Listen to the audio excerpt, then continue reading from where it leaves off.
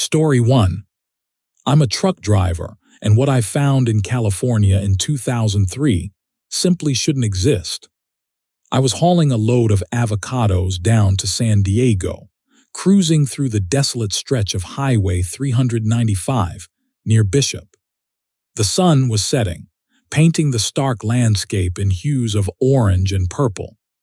I picked up a hitchhiker just outside of town, a skinny guy with a scraggly beard and a nervous twitch. He called himself Cricket. Cricket didn't talk much, which suited me fine. I prefer the quiet hum of the tires and the occasional country tune on the cassette player. We drove for a couple of hours, the twilight deepening into a thick darkness broken only by my headlights. That's when I saw it. At first, it looked like a deer caught in the beams. But as we got closer, I realized it was something else entirely. It was tall, humanoid but grotesquely thin, perched on the edge of a rocky outcrop overlooking the highway. Its eyes, enormous and luminous, reflected the headlights like two burning coals. And then I saw the wings, vast, leathery appendages folded against its back, casting a monstrous shadow. Cricket gasped. "What in God's name?" Before I could answer, the creature unfurled its wings. They spanned the width of the highway, blotting out the stars. A wave of fetid air washed over the cab, smelling like rotting fish and something metallic. The thing let out a shriek, a piercing, ear-splitting cry that made my teeth ache. I slammed on the brakes, the truck skidding on the asphalt. The creature swooped down, its shadow engulfing us. Cricket screamed, a high-pitched, desperate sound. The windshield shattered inward as a clawed hand, impossibly large, smashed through the glass. I ducked, covering my head, shards of glass raining down on me. I heard the sickening crunch of bone, the wet gurgle of blood. The stench intensified, a choking miasma of decay. I peeked through my fingers, my heart pounding against my ribs. The creature was hunched over Cricket, its massive wings still beating, stirring up a cloud of dust and debris. I couldn't see what it was doing, but the sounds. Oh God! The sounds were enough. Terror seized me. I scrambled out of the driver's side door, stumbling onto the asphalt. The creature didn't seem to notice me. It was completely engrossed in its gruesome feast. I ran until my lungs burned and my legs felt like lead. I didn't look back. I don't know how long I ran. I eventually stumbled onto a dirt road and flagged down a passing car. The driver, an elderly woman with a rosary dangling from the rearview mirror, took me to the nearest town. I told the police what I saw, but they looked at me like I was crazy. They searched the area but found nothing. No sign of Cricket, no sign of the thing. They chalked it up to a mountain lion attack, a hallucination brought on by exhaustion. But I knew what I saw. That night, I saw its eyes in every shadow, heard its shriek in every gust of wind. I couldn't sleep. Every time I closed my eyes, I saw Cricket's terrified face, heard the sickening crunch of his bones. I quit trucking soon after. The open road, once my sanctuary, had become a source of constant dread. I took a job stocking shelves at a grocery store, surrounded by the mundane and the familiar, trying to convince myself that what I saw was a nightmare, a figment of my imagination. But it never left me. The memory, the fear, the stench, it clung to me like a shroud. I started seeing therapists, popping pills, anything to escape the recurring nightmares. Nothing worked. Years passed. I moved to a small coastal town, hoping the ocean air would somehow wash away the lingering horror. I tried to build a new life, but the past continued to haunt me. I became a recluse, avoiding social contact, afraid that if I spoke about it, people would think I was insane. Then, a few years ago, I stumbled upon a website dedicated to unexplained phenomena. I scrolled through page after page of grainy photographs and eyewitness accounts, tales of strange creatures and bizarre encounters. And then I saw it, a crude drawing of a winged creature, its eyes burning with an unnatural light. The description underneath sent a chill down my spine. Mothman, I wasn't crazy. Other people had seen it. Other people had encountered this thing. It wasn't a hallucination. It was real. Knowing this didn't bring me peace. It brought a new kind of terror. The realization that this creature, this monstrous aberration, was still out there, lurking in the shadows, waiting to strike again. It confirmed my worst fear. I wasn't safe. None of us are. One clear night I was walking along the beach, the waves crashing against the shore, a pale moon illuminating the water. I saw a flicker of movement in the periphery of my vision. I turned my head, my heart seizing in my chest. Silhouetted against the moonlit sky, perched atop a cliff overlooking the ocean, was the creature. Its enormous wings were spread wide, its eyes burning like embers. It stared at me, its gaze cold and predatory. I froze, paralyzed by fear. Then it let out that shriek, that piercing, ear-splitting cry that had haunted my nightmares for so long. The sound reverberated through the night, chilling me to the bone. I knew, with a certainty that defied logic, that it had found me. It had come for me. And this time, there would be no escape. Story 2. The California sun beat down on my neck, baking the cab of my rig. I was hauling a load of avocados down to San Diego, the monotony broken only by the occasional billboard advertising roadside attractions I'd never visit. Somewhere south of Big Sur, on a forgotten stretch of Highway 1, I saw him.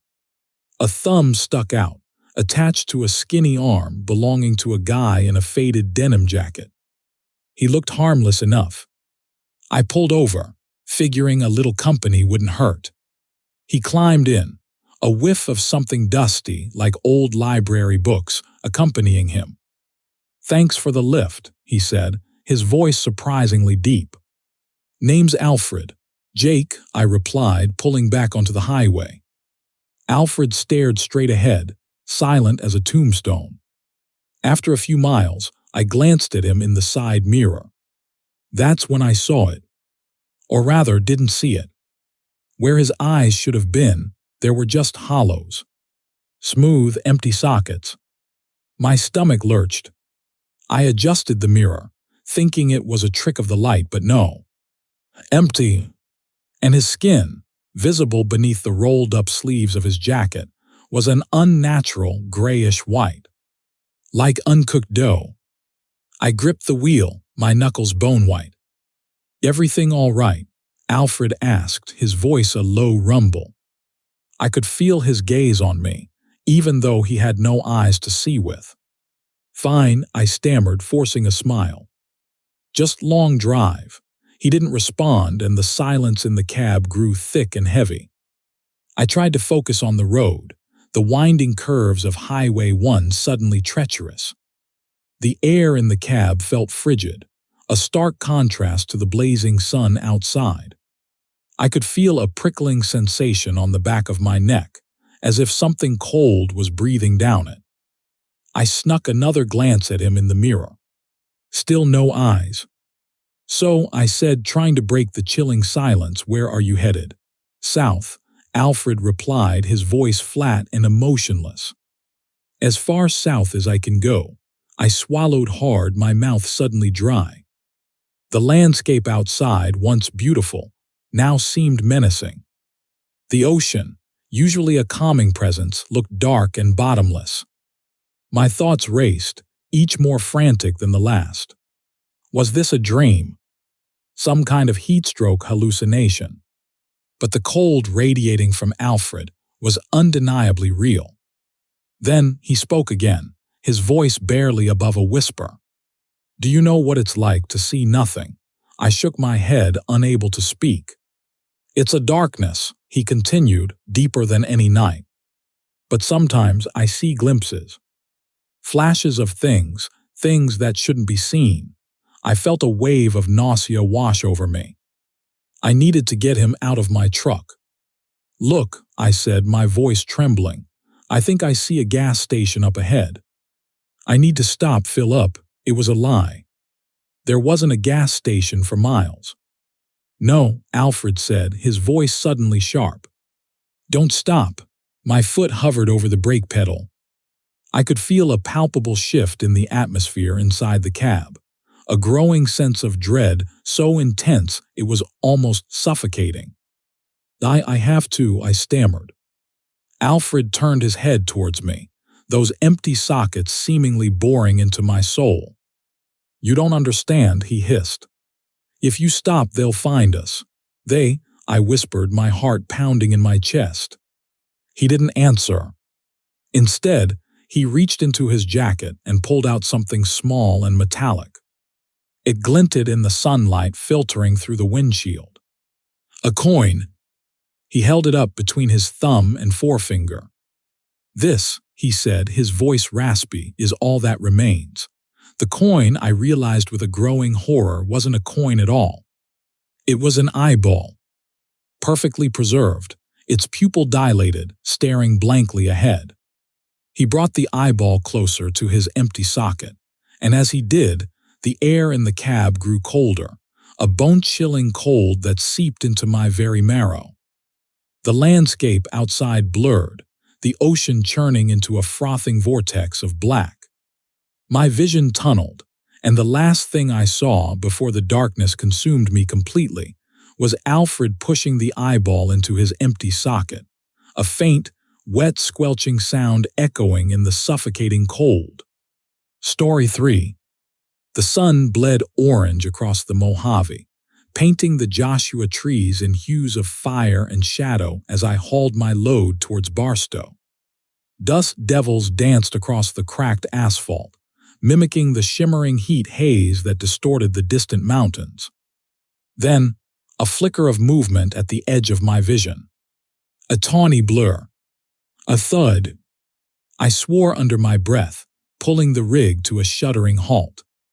Damn coyotes. Insurance wouldn't cover the damage if I just left it. I had to document it. Grabbed my phone and stepped out into the furnace blast of desert air. The carcass lay sprawled a few yards from the front grille, a mangled mess of fur and bone. Except something felt off. The fur seemed too dark, almost black in the waning light. And the limbs too long, jointed at odd angles. I crouched down for a closer look, phone camera activated. That's when it moved. The coyote twitched. Its broken limbs twisted, snapping back into place with a sickening series of pops and clicks. The fur rippled, darkening to an oily black. Then the head lifted. 2 points of crimson light ignited in the shadows where its eyes should be.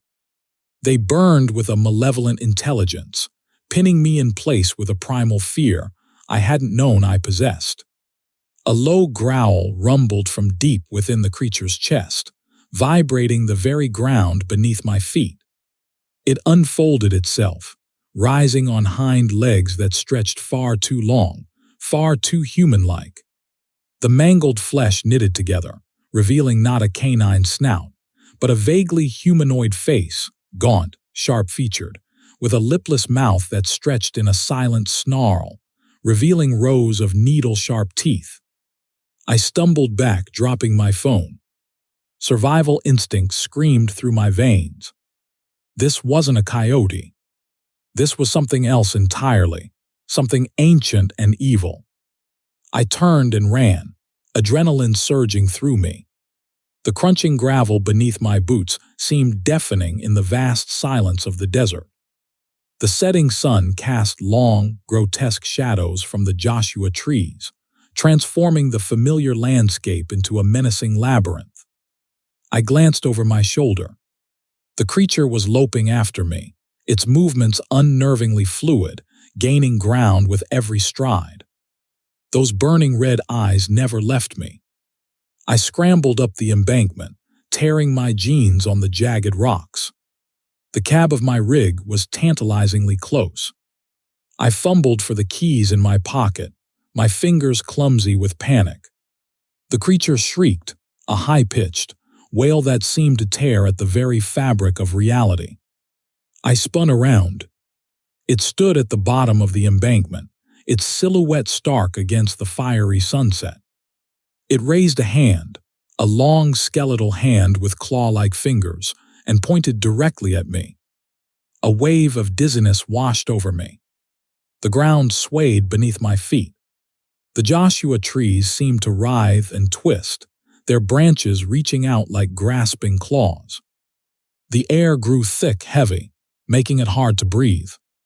I stumbled towards the cab, the keys slipping from my grasp. I lunged for them, scraping my knuckles on the gravel. The creature began to climb the embankment, its movements no longer loping, but something far more sinister, something that defied the laws of physics. It seemed to glide, to float, as if propelled by an unseen force. I grabbed the keys, jamming them into the lock. The door swung open. I threw myself inside, slamming the door shut and fumbling for the ignition. The creature slammed against the cab, its impact shaking the entire rig. The glass in the driver's side window spiderwebbed. Those red eyes burned through the cracks, inches from my face. I twisted the key. The engine roared to life. I slammed the rig into gear and floored the accelerator, tires spitting gravel as I lurched forward. In the rearview mirror, I saw the creature standing on the embankment, bathed in the fading light of the desert sunset. It watched me go, those burning red eyes fixed on me, a silent promise of a future encounter. I didn't stop driving until I reached Barstow. I didn't tell anyone what I saw. Who would believe me? But I know what I saw. And I know it's still out there, waiting in the shadows of the Joshua trees, waiting for its next victim. Story 4. The neon glow of the XXX diner reflected in my greasy burger. I wiped my mouth with a napkin. The image of the app's cryptic route still burned into my mind. The Detour app, a hushed whisper on the dark web forums, promised faster routes, bypassing traffic with uncanny accuracy. Tonight, it was sending me on a path even seasoned truckers like me avoided, a desolate shortcut through the Mojave's heart. But the promise of shaving 2 hours off my delivery time to Vegas was too tempting to resist. I swallowed the last bite of my burger, the metallic tang of cheap ketchup lingering. The diner's fluorescent lights buzzed overhead, the only sound besides the gentle whir of the ceiling fan. Outside, the desert night pressed against the windows, a vast expanse of blackness. I felt a prickle of unease. The app's projected route took me perilously close to the Nevada test and training range. Whispers and rumors swirled about that place, strange lights, unexplained disappearances, and the ever-present shadow of Area 52. 2 hours later, I was regretting my decision. The asphalt had long since given way to a rutted dirt track, barely wide enough for my rig. The Detour app's soothing, computerized voice continued to guide me, each turn taking me deeper into the suffocating darkness. Finally, it directed me towards a deserted rest stop, a single flickering sodium lamp casting an eerie yellow glow over cracked concrete and crumbling picnic tables. The sign read, "Stargazer's Rest," ironic, considering the cloud cover obscured every inch of the sky. As I pulled in, a wave of cold washed over me, despite the desert heat. There wasn't another vehicle in sight. The silence was unnerving, broken only by the low hum of my engine. I climbed out of the cab, stretching my stiff legs. The air was thick with the smell of sagebrush and something else, something acrid and metallic, like burnt copper. Then I saw it. hunched over one of the picnic tables, a figure bathed in the sodium light. It was vaguely humanoid, but twisted and wrong. Its skin was a patchwork of gray and sickly green, and its limbs were too long, too thin, jointed at unnatural angles. And its eyes, large, multifaceted, insect-like eyes that shimmered with an unnerving intelligence. It turned its head slowly, its gaze locking onto mine. A chittering sound escaped its lips, a dry, clicking noise that sent a shiver down my spine. Fear, raw and primal, surged through me. I stumbled back towards my truck, fumbling for the keys. The creature lunged. It moved with impossible speed, its elongated limbs propelling it across the ground. I scrambled into the cab and slammed the door, the lock clicking shut just as the creature's hand, tipped with sharp, chitinous claws, slammed against the window. The Detour app's calm voice broke through the terror. Recalculating route. Proceed north, north. North led directly into the wilderness. I slammed my fist on the dashboard. The app was trapping me. It had lured me here. I floored the accelerator, tires spitting gravel as I sped away from the rest stop. The creature pursued me, its movements unnaturally fluid, almost as if it anticipated my every turn. The Detour app, the sinister architect of this nightmare, continued to issue directions, each turn leading me deeper into the clutches of this monstrous hunter. I drove for what felt like an eternity, the creature always just behind me, a relentless, chittering shadow.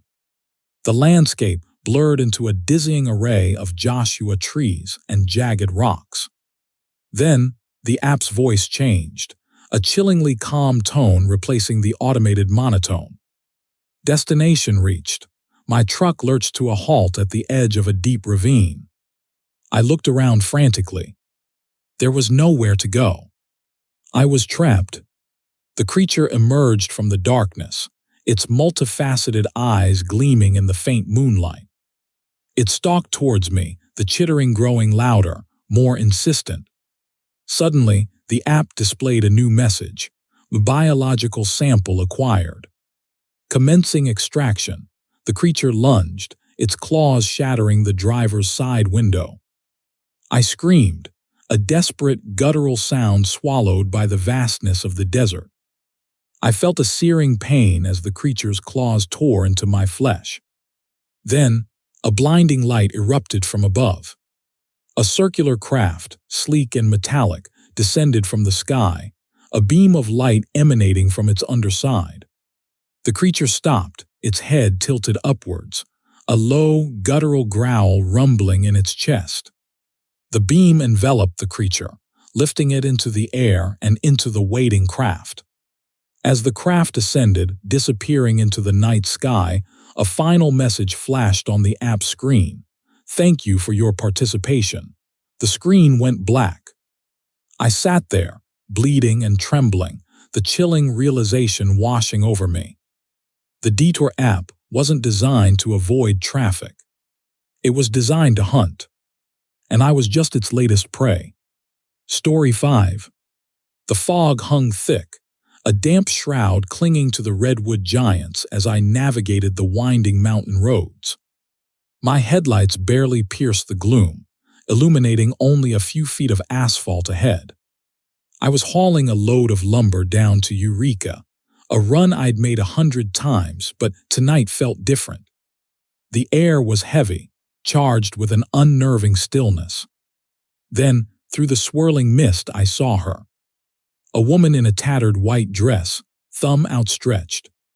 It was a wedding gown, ripped and stained, and she stood by the roadside like a phantom rising from the forest floor. Against my better judgment, I slowed. The woman's face was obscured by shadow, but I could hear a faint, high-pitched whistling coming from her direction. A mournful, unsettling melody that seemed to burrow into my skull. I pulled over, the brakes groaning in protest. As she approached, the whistling intensified. The woman's face was pale, gaunt in her eyes, wide and dark, seemed to swallow the meager light. She climbed into the cab without a word, the hem of her ruined dress trailing across the dirty floor mats. The whistling stopped abruptly. The silence that followed was somehow more unnerving. "Where you headed?" I finally managed to ask, my voice raspy. "Briar Creek," she whispered, her breath cold against my ear. Her voice was like rustling leaves, barely audible above the thrum of the engine. Briar Creek. The name stirred a dim memory, a half-forgotten tale of a logging town swallowed by the earth decades ago, a place rumored to be haunted. I shivered, a sudden chill coursing through me despite the warmth of the cab. "There's no Briar Creek anymore," I said, trying to keep my voice steady. "Not on any map." The woman smiled, a slow, unsettling curve of her lips. "It's still there," she whispered, waiting. As we drove deeper into the forest, the trees seemed to press closer, their gnarled branches clawing at the sky. Twisted faces appeared in the shadows, watching us with silent malice. The fog thickened, swirling around the truck like grasping hands. The woman continued to whisper, her voice a haunting murmur, telling me stories of Briar Creek. Tales of sudden disappearances, of strange lights in the woods, of a vengeful spirit who roamed the lost town, searching for a groom. My hands tightened on the steering wheel, slick with sweat. The air in the cab grew frigid, and the sweet, cloying scent of decaying flowers filled my nostrils.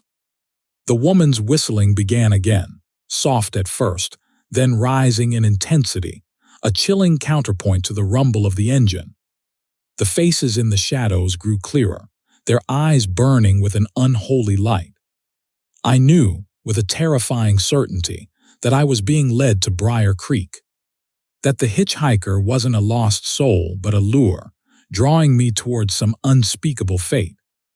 The town wasn't just swallowed by the earth. It was pulled into some other dimension, some pocket of darkness hidden within the forest. And the vengeful spirit wasn't just a legend, it was real, and it was waiting. The road narrowed, becoming little more than a dirt track winding through the dense undergrowth. The trees parted, and in the distance I saw it. Briar Creek.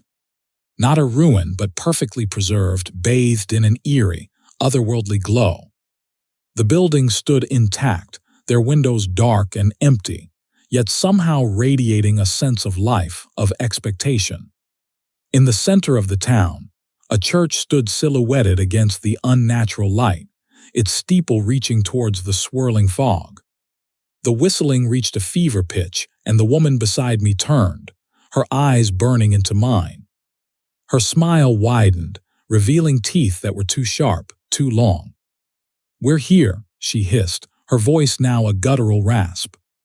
"The ceremony is about to begin." The truck lurched to a stop in front of the church. The doors swung open, revealing an aisle lined with shadowy figures. At the far end, a spectral form in a shimmering white gown awaited. The vengeful spirit. The bride. The hitchhiker pushed me out of the cab, her grip surprisingly strong. I stumbled towards the church, my legs leaden, my mind numb with terror. The shadowy figures closed in, their cold hands guiding me towards the waiting bride.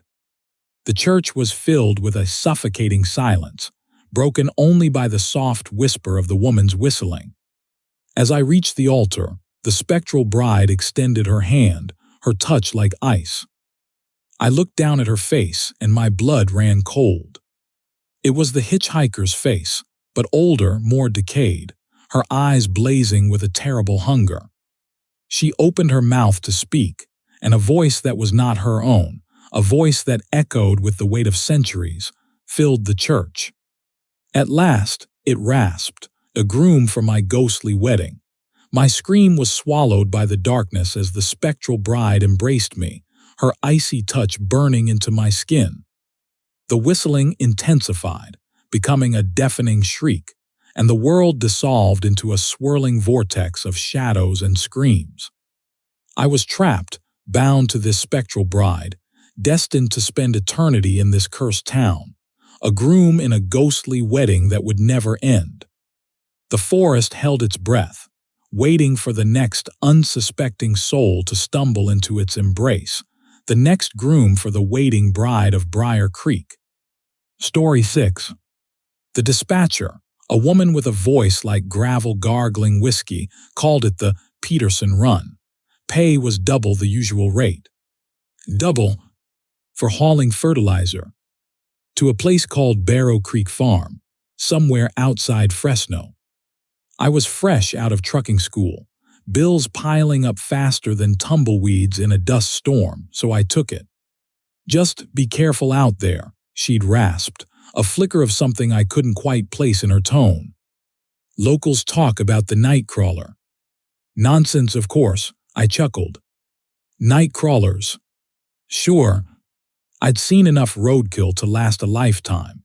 A spooky story wasn't going to scare me. Barrow Creek Farm was a collection of dilapidated buildings huddled together like frightened children. The stench of manure hit me before I even saw the place. A gaunt man with eyes like sunken marbles met me. No handshake, just a grunt and a wave towards the unloading dock. I worked quickly, eager to be gone. As the sun dipped below the horizon, painting the sky in hues of bruised purple and sickly green, I finished. The farmer pointed towards a small shack. "Stay the night if you want." "Long drive back." I declined, wanting nothing more than to put distance between myself and this God-forsaken place. But as I pulled onto the main road, a thick fog rolled in, swallowing the landscape whole. Visibility dropped to near zero. Cursing, I pulled over, deciding to wait it out in the cab. I must have dozed off. I awoke to an unsettling scratching sound against the truck. Peering through the fog-smeared window, I saw them. Silhouetted against the moonlight, several figures shuffled towards the truck. They were naked from the waist down, their legs moving with a disconcerting, jerky motion. They seemed to drag themselves forward, their torsos twisting unnaturally. It was then I noticed the long, thin, worm-like creatures writhing beneath their skin, pulsing with a faint luminescence. I slammed the lock on the door, heart hammering against my ribs. They pressed against the truck, their faces pale and vacant, mouths gaping open in silent screams. The scratching grew more insistent, more frantic. I squeezed my eyes shut, praying for the dawn. When I finally dared to look again, they were gone. The fog had retreated, revealing a landscape bathed in the pale light of early morning. I drove away, the memory of those figures seared into my mind. Over the next few days, I felt different. An itching deep beneath my skin. A strange, gnawing hunger, not for food, but for something I couldn't define. My gait changed. I found myself shuffling, my legs moving with the same unsettling jerkiness I'd witnessed in the figures by the truck. The hunger grew. I couldn't focus on anything else. One night, I found myself digging in the garden, clawing at the earth with my bare hands. I didn't understand why. I just knew I needed something. My reflection in the bathroom mirror horrified me. My skin was pale, stretched taut over my bones. My eyes were sunken, lifeless. And beneath the surface, I could see them. The worms. Pulsing, writhing. The transformation was complete. I was one of them. A night crawler. I returned to Barrow Creek Farm. The farmer, that gaunt man with the marble eyes, greeted me with a chilling familiarity. He didn't seem surprised to see me. He simply nodded and gestured towards the other figures emerging from the farmhouse. They were all naked from the waist down, their skin pale and translucent, the worms visible beneath. He led us to the fields, where rows of freshly tilled earth awaited. He handed each of us a burlap sack filled with seeds. Not plant seeds. Something else. something fleshy. We began to sow. The farmer watched, a thin smile playing on his lips. He explained that the seeds needed a host, a living host, and that Fresno County, with its vast farmlands and transient workforce, provided an endless supply. The cycle continues. The night crawlers spread, sowing their parasitic offspring, transforming more victims into their grotesque image. And I, the rookie trucker desperate for work, am now part of this horrifying harvest, forever bound to the Fresno crawler's curse. Story 7. The towering redwoods swallowed the last of the twilight, leaving me shrouded in a darkness so complete it felt like velvet pressing against my eyelids. I swore I'd taken the 101, but this twisted, overgrown track was definitely not the highway. My GPS blinked uselessly, displaying nothing but a blank screen. Then, through the whispering pines, a melody drifted, a haunting waltz played on a distant piano. I pulled my rig to a shuddering halt, the silence that followed broken only by the creaking of the ancient trees. Curiosity, that age-old curse, propelled me forward. Beyond a bend in the overgrown road, a wrought iron gate, rusted and groaning, stood ajar. A sign, barely legible, read Whispering Pines Sanitarium. The music, clearer now, seemed to emanate from the main building, a dilapidated Victorian monstrosity with boarded-up windows that resembled vacant eyes.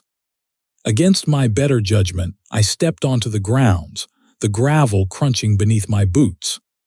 The front doors were unlocked, swinging open with a mournful groan. The waltz music filled the vast, decaying lobby. Dust motes danced in the slivers of moonlight that pierced through cracks in the boarded windows.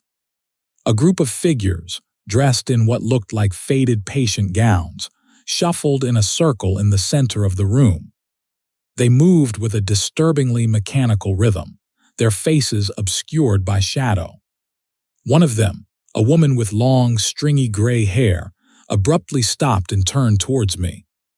Her eyes, wide and vacant, seemed to bore into my soul. "Welcome back," she rasped, her voice like dry leaves skittering across pavement.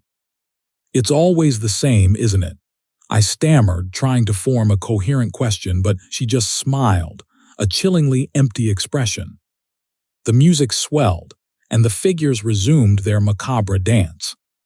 I spent the next few hours wandering the echoing corridors, piecing together fragments of the sanitarium's history from scraps of paper, faded medical charts, and the increasingly unsettling ramblings of the patients.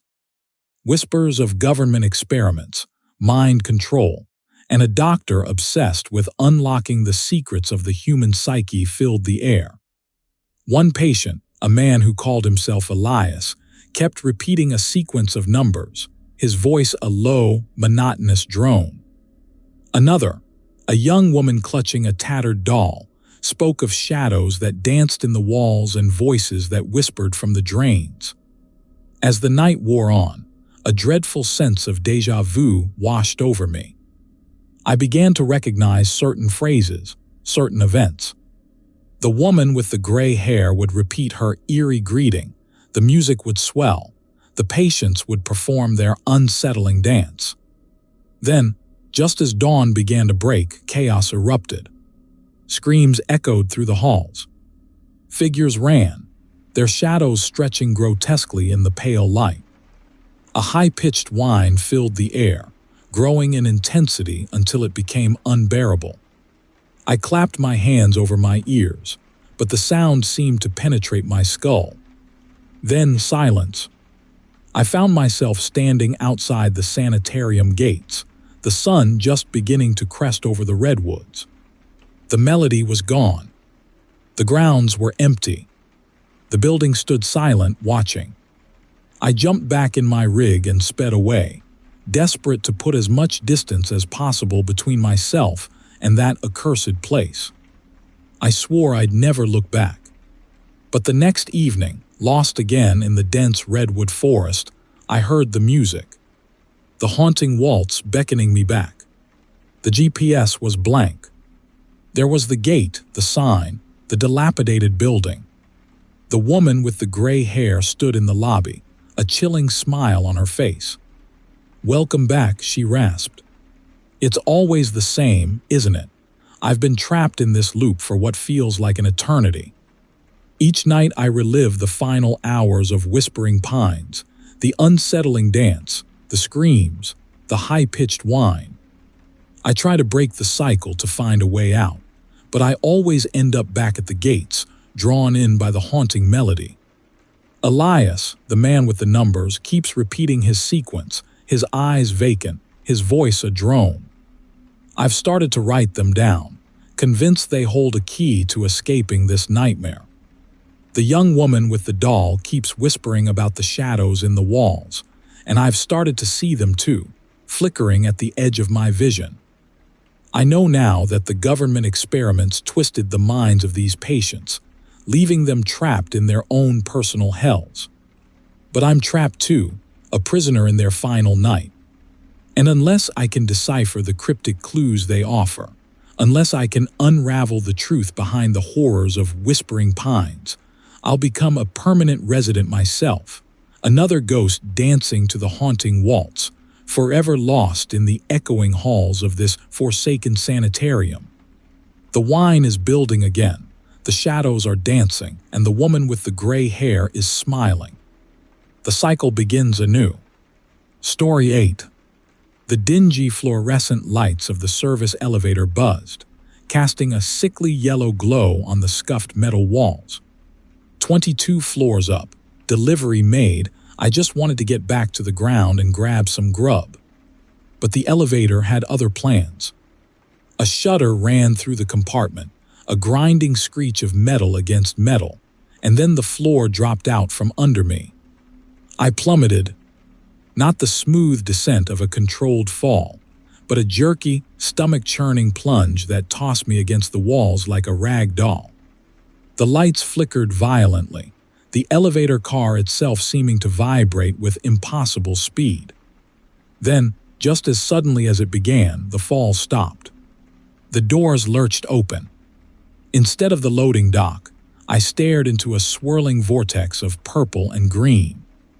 The air was thick with a metallic tang, and a low hum vibrated through the floor. Stepping out, I found myself in a vast cavern, the walls pulsating with veins of light. Twisted, humanoid shapes shuffled across the uneven floor, their limbs too long, their joints bending at unnatural angles. They paid me no mind, their milky eyes fixed on some distant, unknowable point. The elevator doors slammed shut behind me, then vanished completely. Panic clawed at my throat. I took a tentative step forward, my boots crunching on something that felt unnervingly like bone. The elevator reappeared a few yards away, its doors now glowing a malevolent red. I hesitated, my gut screaming at me to stay away, but the cavern offered no other escape. Inside, the elevator was no longer metal and grime. The walls were now covered in pulsating flesh, throbbing with a sickening rhythm. The air reeked of decay. This time, the descent was agonizingly slow, each creak and groan of the organic elevator amplifying my dread. The doors opened onto a desolate cityscape of crumbling obsidian towers, the sky a perpetual twilight. Grotesque, winged creatures wheeled overhead, their cries like the screech of tortured metal. One landed before me, its eyes burning with cold intelligence. It was humanoid in form, but its skin was rough, reptilian, and its hands ended in wickedly sharp talons. It spoke, not with a voice, but with a direct intrusion into my mind, cold and sharp as shattered glass. Lost, little morsel. I scrambled back into the fleshy elevator, jamming the button for any other floor. It lurched into motion, the fleshy walls contracting around me like a giant heart. This time, it opened onto a forest of gigantic bioluminescent fungi, their caps casting an eerie green light. Among the fungi, something moved. Large, hunched figures with antlers made of twisted bone stalked through the phosphorescent undergrowth. I recognized them from campfire stories whispered by other truckers, skinwalkers. One, larger than the rest, turned its head, its eyes burning with a malevolent light. It moved toward the elevator, a low growl rumbling from its throat. I could feel its hunger, its desire to consume not just my flesh but my very essence. I frantically pressed buttons, desperate for escape. The elevator shuddered and jumped between realities. A library filled with books bound in human skin. A desert of swirling sand where faces screamed from the dunes. A room filled with clocks all ticking at different, maddening speeds. Finally, I arrived on a floor that resembled, almost, reality. It was the loading dock, but warped, twisted. The concrete floor was cracked, pulsing with a faint, sickly green light. The skinwalker from the forest stepped out of the elevator behind me, its eyes locked on mine. It circled me, a predatory grace in its movements. I reached into my pocket, my hand closing around the one object I carried with me. A smooth, polished stone my daughter had given me. A worry stone meant to bring luck. It was cool against my palm, a small anchor in the swirling madness. The skinwalker lunged, its talons outstretched. As it reached for me, I thrust the stone towards it. The stone flared with an unexpected light, a blinding white radiance that filled the distorted loading dock. The skinwalker recoiled, a howl of pain ripping from its throat. The light intensified, consuming the creature, the dock, and then me. When I opened my eyes, I was back in the original service elevator, the dingy fluorescent lights buzzing overhead. The doors opened onto the familiar loading dock. Everything seemed normal, yet I could still feel the cold gaze of the skinwalker on the back of my neck, its hunger a phantom limb I couldn't shake. I stumbled out of the elevator, the smooth stone clutched tightly in my hand. No longer a worry stone, but a constant, chilling reminder of the horrors that lurked just beyond the veil of reality. Story 9. The biting Sierra air nipped at my exposed skin as I finished securing the load. Another cross-country haul, another night sleeping in the cab. I stretched, my back popping like bubble wrap, and decided a quick walk would do me good. The setting sun painted the pines a fiery orange, a stark contrast to the deepening shadows creeping across the forest floor. That's when I saw it. Nestled at the base of a giant sequoia, half hidden by fallen branches, lay a backpack. It was a vibrant, almost obnoxious shade of teal, a jarring splash of color against the earthy tones of the forest. What drew my eye, though, was the dark, viscous stain soaking its lower half. Blood. A lot of it. A wave of unease washed over me.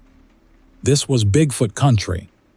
Campfire legends and blurry photographs were the stuff of local lore, but out here, alone, the stories felt less like folklore and more like a premonition. I should have climbed back into my rig, locked the doors, and driven away. But the nagging pull of curiosity, that primal human need to know, proved stronger than my better judgment. I approached cautiously, the scent of pine needles and damp earth battling with the coppery tang of blood. The backpack was heavier than it looked, the canvas stiff with dried gore. My fingers fumbled with the zipper, a strange reluctance building within me. I finally wrestled it open. Inside, crammed amongst crumpled granola bar wrappers and a half-empty bottle of water, were bones. Human bones. Small ones. A child's skull, its delicate features marred by a jagged fracture, stared blankly up at me. My stomach lurched. I stumbled back, dropping the backpack as if it were a venomous snake. My mind raced, trying to reconcile the idyllic beauty of the mountains with the horrific contents of the bag. A guttural roar ripped through the silence, shattering the tranquility of the twilight. The ground trembled beneath my feet. I spun around, my heart hammering against my ribs. Towering above me, silhouetted against the last vestiges of the setting sun, was a creature of immense size and power. It was covered in thick, matted dark hair, its eyes burning with an unnerving intelligence. Bigfoot. Terror seized me. I turned and ran, adrenaline coursing through my veins. I scrambled over fallen logs and through thick underbrush, the creature's heavy footfalls echoing behind me. I could feel its hot breath on my neck, the stench of wet fur and something else, something acrid and metallic, filling the air. I stumbled and fell, my ankle twisting beneath me. Pain shot up my leg. I looked back. The creature was closing in, its massive hand reaching out, claws extended.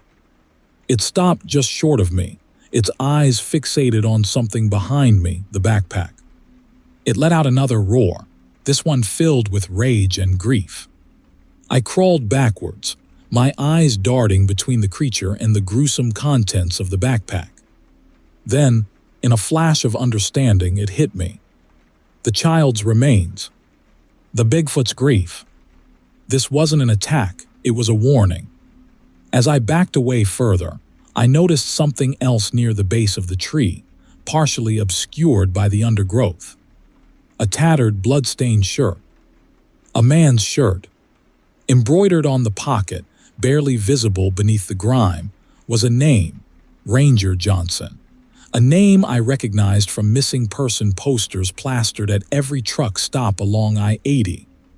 Johnson, a park ranger, had vanished months ago, presumed lost in the wilderness. He was also the prime suspect in the disappearance of several children who had vanished from the same area. The Bigfoot nudged the backpack with its foot, its eyes fixed on me, a strange mixture of sorrow and warning in their depths. It was protecting its territory, yes, but also something else. It was guarding a grim secret, a dark truth hidden within the heart of the mountains. The Bigfoot hadn't killed the children, it had avenged them. The creature let out one final roar, a bone-chilling sound that echoed through the trees, before turning and disappearing into the deepening shadows. I limped back to my rig, the image of the Bigfoot and the horrifying contents of the backpack seared into my memory. I climbed inside, locked the doors, and started the engine. As I drove away, I glanced back at the spot where I had encountered the creature. The backpack was gone.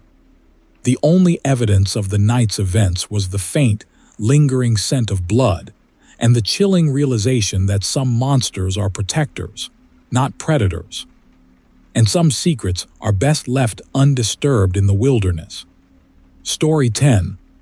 The biting desert wind whipped around my rig as I pulled into the Dogman's Rest stop. Never heard of it before, but the name, painted in faded, peeling letters on a rust-eaten sign, was enough to pique my interest. My bladder was screaming, and caffeine had long since lost its battle against exhaustion. The place was deserted, save for a lone figure huddled near the vending machines, a small fire flickering at her feet. She looked ancient, draped in layers of threadbare blankets, her face etched with a network of wrinkles that seemed to map 1,000 forgotten stories. As I approached, she raised her head, her eyes, surprisingly bright and alert, fixed on me. "Not safe here after nightfall," she rasped, her voice surprisingly strong despite her frail appearance. "Dogman walks these woods," I chuckled, chalking it up to local folklore. "Every stretch of lonely highway has its monster. Appreciate the heads up, ma'am." "I'll be quick." She simply shook her head, a slow, deliberate movement that spoke of ages of wisdom or perhaps just the weariness of a long life. "He craves the taste of truckers." "Strong bones," she says. I questioned, curious despite myself. The old woman didn't answer. Instead, she stared past me towards the tree line, a strange, vacant expression on her face. Then I heard it, a low, guttural growl, resonating from deep within the forest. It was unlike any animal I'd ever heard, filled with a malevolence that chilled me to the bone. My earlier amusement evaporated. "Just a coyote," I mumbled, more to convince myself than the old woman. I hurried into the restroom, the image of the woman's vacant stare and that unnerving growl sticking with me. Inside, the stale air hung heavy with the stench of disinfectant and something else, something faintly sweet and metallic that made my stomach churn. I splashed water on my face, trying to shake off the creeping unease. As I dried my hands, the growl returned, closer this time, followed by a series of snapping branches. Someone or something was moving through the undergrowth. I peered out the grimy window. The small fire the woman had built was gone. She was gone. A wave of genuine fear washed over me. I just wanted to get back in my rig and leave this forsaken place. As I stepped back out into the night, the growling intensified. It was accompanied now by a heavy, rhythmic thumping, like a gigantic heart beating in the earth itself. The ground seemed to vibrate beneath my feet. Then, 2 points of crimson light appeared at the edge of the forest, burning through the darkness like embers. My breath hitched in my throat. They were eyes, large and predatory, and they were moving closer. The thumping grew stronger, the growling louder. A hulking shape began to emerge from the shadows, a bipedal canine, its fur the color of midnight, its muscles rippling beneath its skin. The dogman. Terror lent speed to my legs. I scrambled for my truck, fumbling with the keys, dropping them in my panic. The metallic clang echoed in the silence, seeming to draw the creature's attention. I snatched up the keys and jammed them into the ignition, the engine roaring to life just as the dogman lunged. I floored it, tires spitting gravel as I sped out of the rest stop, the horrific image of the creature, its teeth bared in a terrifying snarl, seared into my mind. In my rearview mirror, I saw the red eyes disappear back into the woods, but the thumping continued, a constant, rhythmic reminder of my close encounter.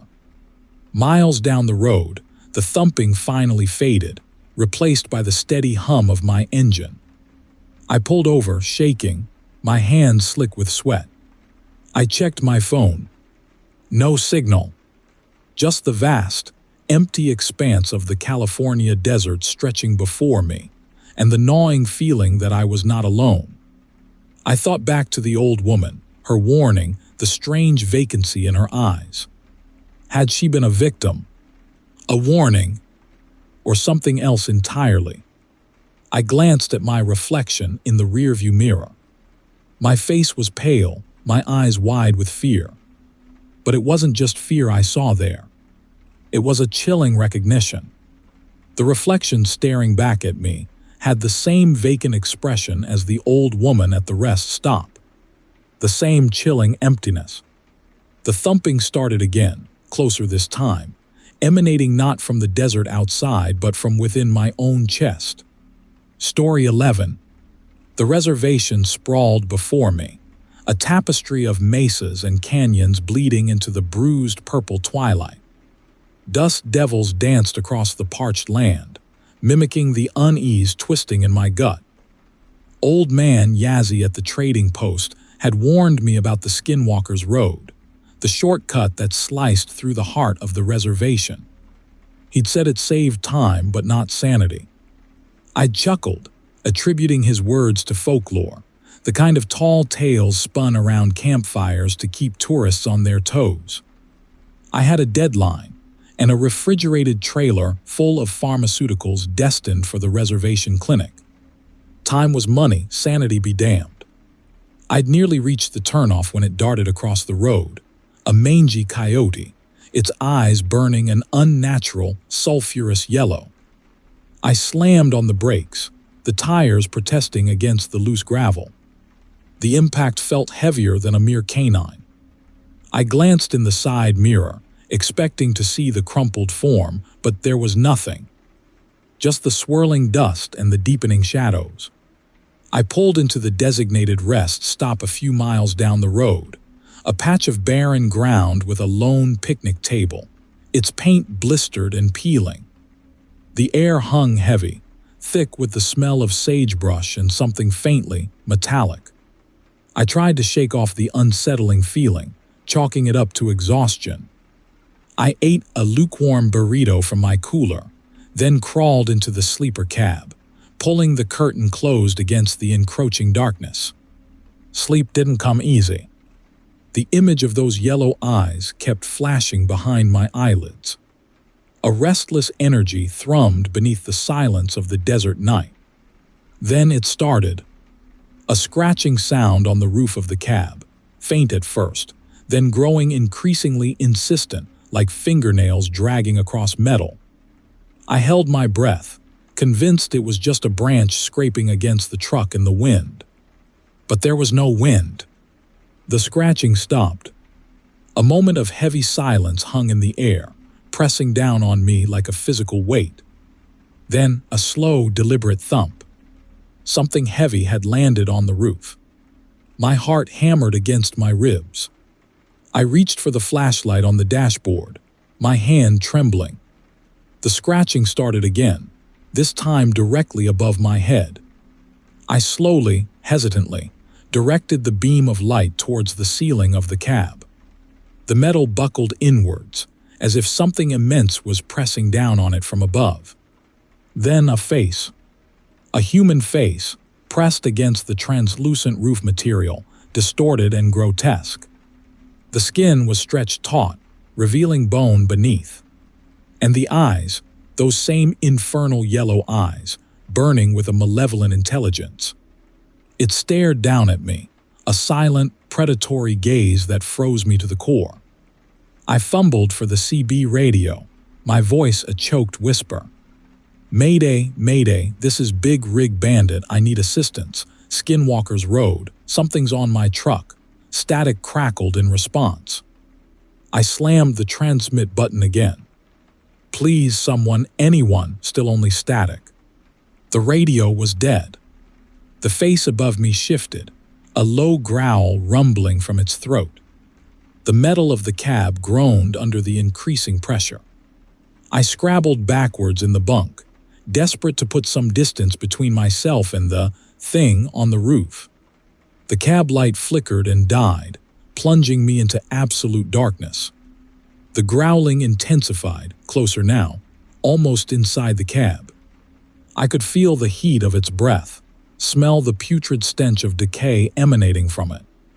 The metal above me shrieked as claws, long and wickedly sharp, tore through the roof. Terror lent me a strength I didn't know I possessed. I kicked out blindly, my foot connecting with something solid. A shriek of pain echoed through the cab, followed by a heavy thud as the thing rolled off the roof and landed on the ground outside. I didn't hesitate. Scrambling out of the sleeper cab, I stumbled towards the driver's seat, fumbling with the ignition. The engine roared to life, a welcome sound in the oppressive silence.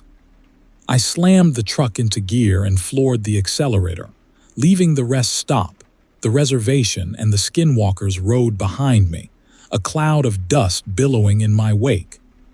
I drove through the night, fueled by adrenaline and raw fear. I didn't stop until I reached the first truck stop outside of Flagstaff, its fluorescent lights a beacon of sanity in the pre-dawn gloom. I haven't been back to the reservation since. I quit trucking shortly after. The memory of that face, those eyes, haunts my sleep. And sometimes, in the quiet of the night, I hear it, the scratching on my roof. Story 12.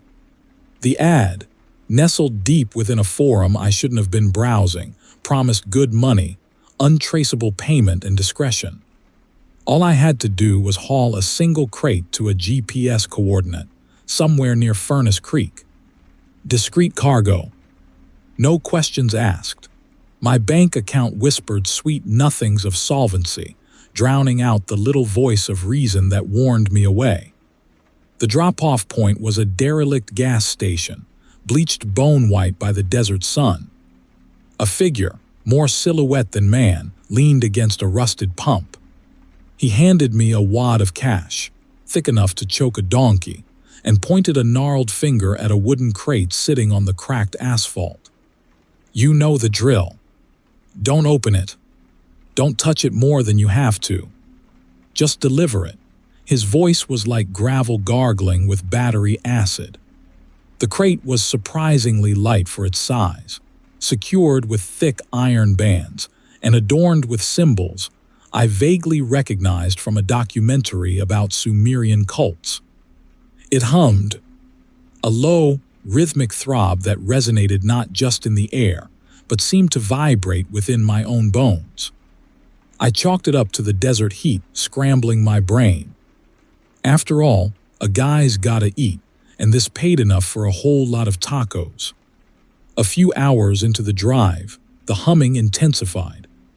It felt like the crate was trying to communicate, tapping a Morse code message directly into my nervous system. Then the itching started. A prickly, crawling sensation under my skin, like 1,000 ants staging a rave. I glanced at my arm and almost swerved off the road.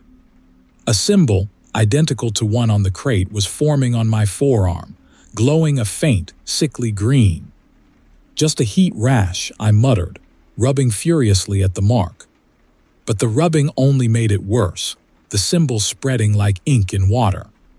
More marks appeared, intricate patterns snaking up my arms and across my chest. They burned, not with heat but with a cold internal fire.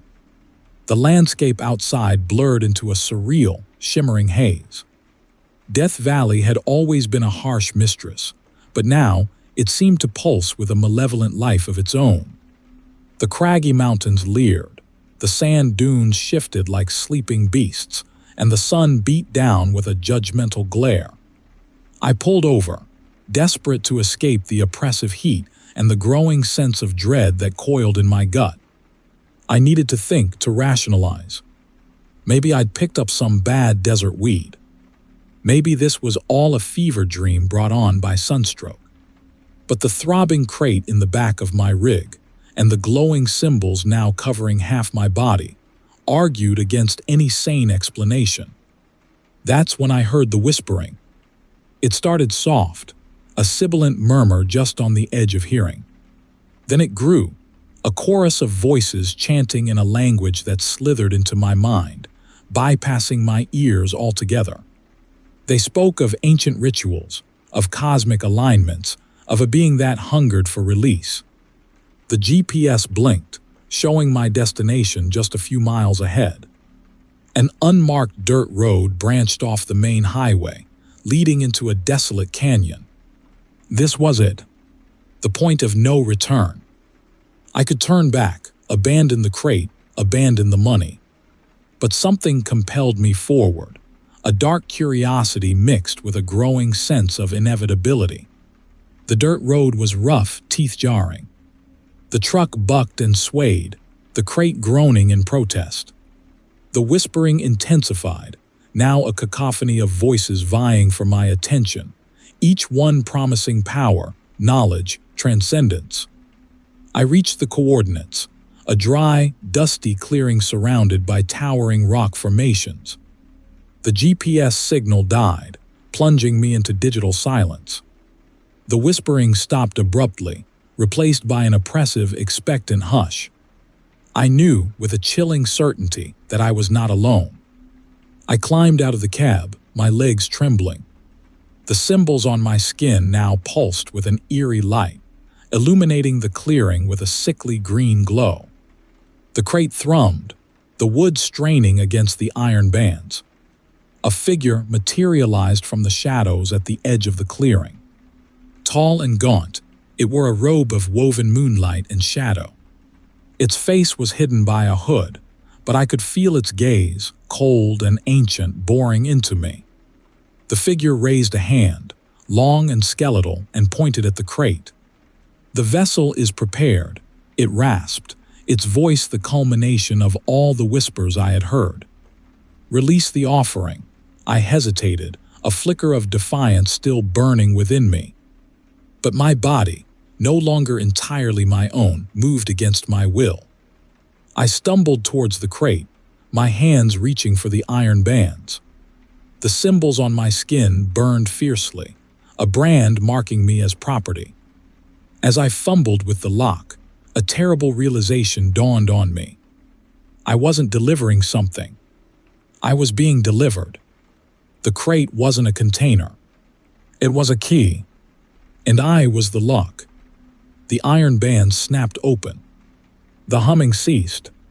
A wave of pure, otherworldly energy erupted from the crate, engulfing me in a blinding green light. My scream was swallowed by the desert, a final, futile protest against the cosmic horror that claimed me as its own. Story 13. The sun beat down on the cab of my rig, baking the vinyl seats. My back ached, my legs cramped. I needed a break, a stretch, anything to shake off the monotony of Interstate 5.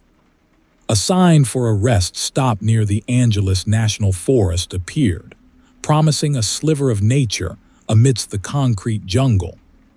I pulled off, grateful for the reprieve. I wasn't much of a hiker, but the thought of some fresh air and exercise appealed to me more than stale coffee and greasy diner food. A trailhead near the rest area beckoned, promising a short, scenic loop. I grabbed my water bottle and set off, the crunch of dry leaves under my boots a welcome change from the drone of the highway. Deeper into the woods, the air grew cooler, the sunlight dappled through the trees. Then, I stumbled upon a clearing unlike any I'd seen before. Flat stones formed a rough circle, and in the center, a fire pit filled with ash. An odd assortment of objects lay scattered around, feathers, bones, and pieces of what looked like dried plants. A strange energy permeated the area, a heavy stillness that prickled my skin. Suddenly, a guttural chant erupted from the trees surrounding the clearing. Figures emerged, their faces painted with ochre and charcoal, their bodies adorned with animal skins. They moved with a primal grace, their movements synchronized with the rhythmic chanting. I froze, realizing I'd intruded on something private, something sacred. One of the figures, taller than the rest and wearing a headdress of feathers, stopped chanting and fixed me with a piercing gaze. His eyes, dark and intense, seemed to burn into me. He raised a gnarled hand and pointed at me, a stream of words flowing from his lips. I didn't understand the language, but the venom in his tone was unmistakable. I backed away slowly, a chilling fear creeping up my spine. I turned and ran, scrambling back down the trail, the chanting echoing behind me. I didn't stop until I reached the safety of my truck, my heart pounding in my chest. Back on the road, the initial fear subsided, replaced by a nagging unease. I tried to dismiss the encounter as a bizarre coincidence, a local tribe practicing some ancient tradition. But as dusk settled, a sense of dread began to build.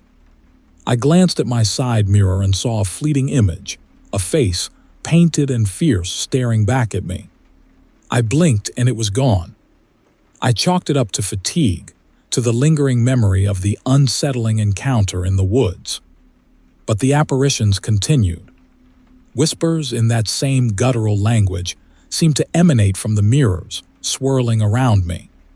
The faces appeared more frequently, their expressions shifting from anger to something colder, more malevolent. They seemed to be drawing closer, their eyes locking onto mine with an unnerving intensity. My mind raced, trying to make sense of what was happening. Was I hallucinating? Was this some kind of delayed stress reaction? The Bushman's curse, the thought echoed in my mind. I dismissed it as superstition, but now, the possibility that it was real, that I'd been marked by some ancient, vengeful force, became terrifyingly plausible. The whispers intensified, morphing into a chorus of voices, pulling me towards something, somewhere I didn't want to go. The landscape outside the window seemed to warp and distort, the familiar highway transforming into a twisting, unfamiliar path.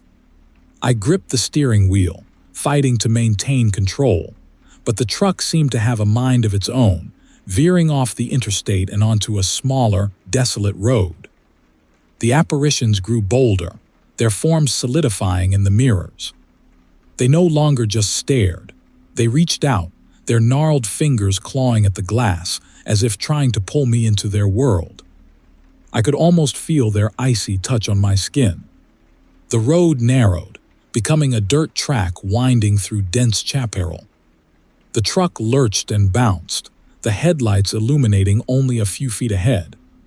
I knew I should stop, turn back, but the whispers, the faces, compelled me forward. Finally, the road ended at a precipice overlooking a deep canyon. The truck slowed to a stop, the engine sputtering and dying. The whispers reached a crescendo, the faces in the mirrors now mere inches from my own. The taller figure, the one who had cursed me, materialized in the passenger seat beside me. His eyes, burning with an ancient rage, locked onto mine. He spoke, his voice a low growl, the words finally clear, no longer gibberish but chillingly understandable. "You disturbed our sacred ground," he said, his voice resonating with power. "Now, you will join us." The faces in the mirrors pressed against the glass, their features contorted in grotesque smiles. The truck began to roll forward, inching towards the edge of the precipice. I screamed, a desperate, futile protest against the inevitable. The truck tipped over the edge, plunging into the darkness of the canyon below. The last thing I saw were the faces in the mirrors, their smiles widening as the world dissolved into black. Story 14. The two-lane blacktop ribboned through the Nevada desert, shimmering under the relentless sun.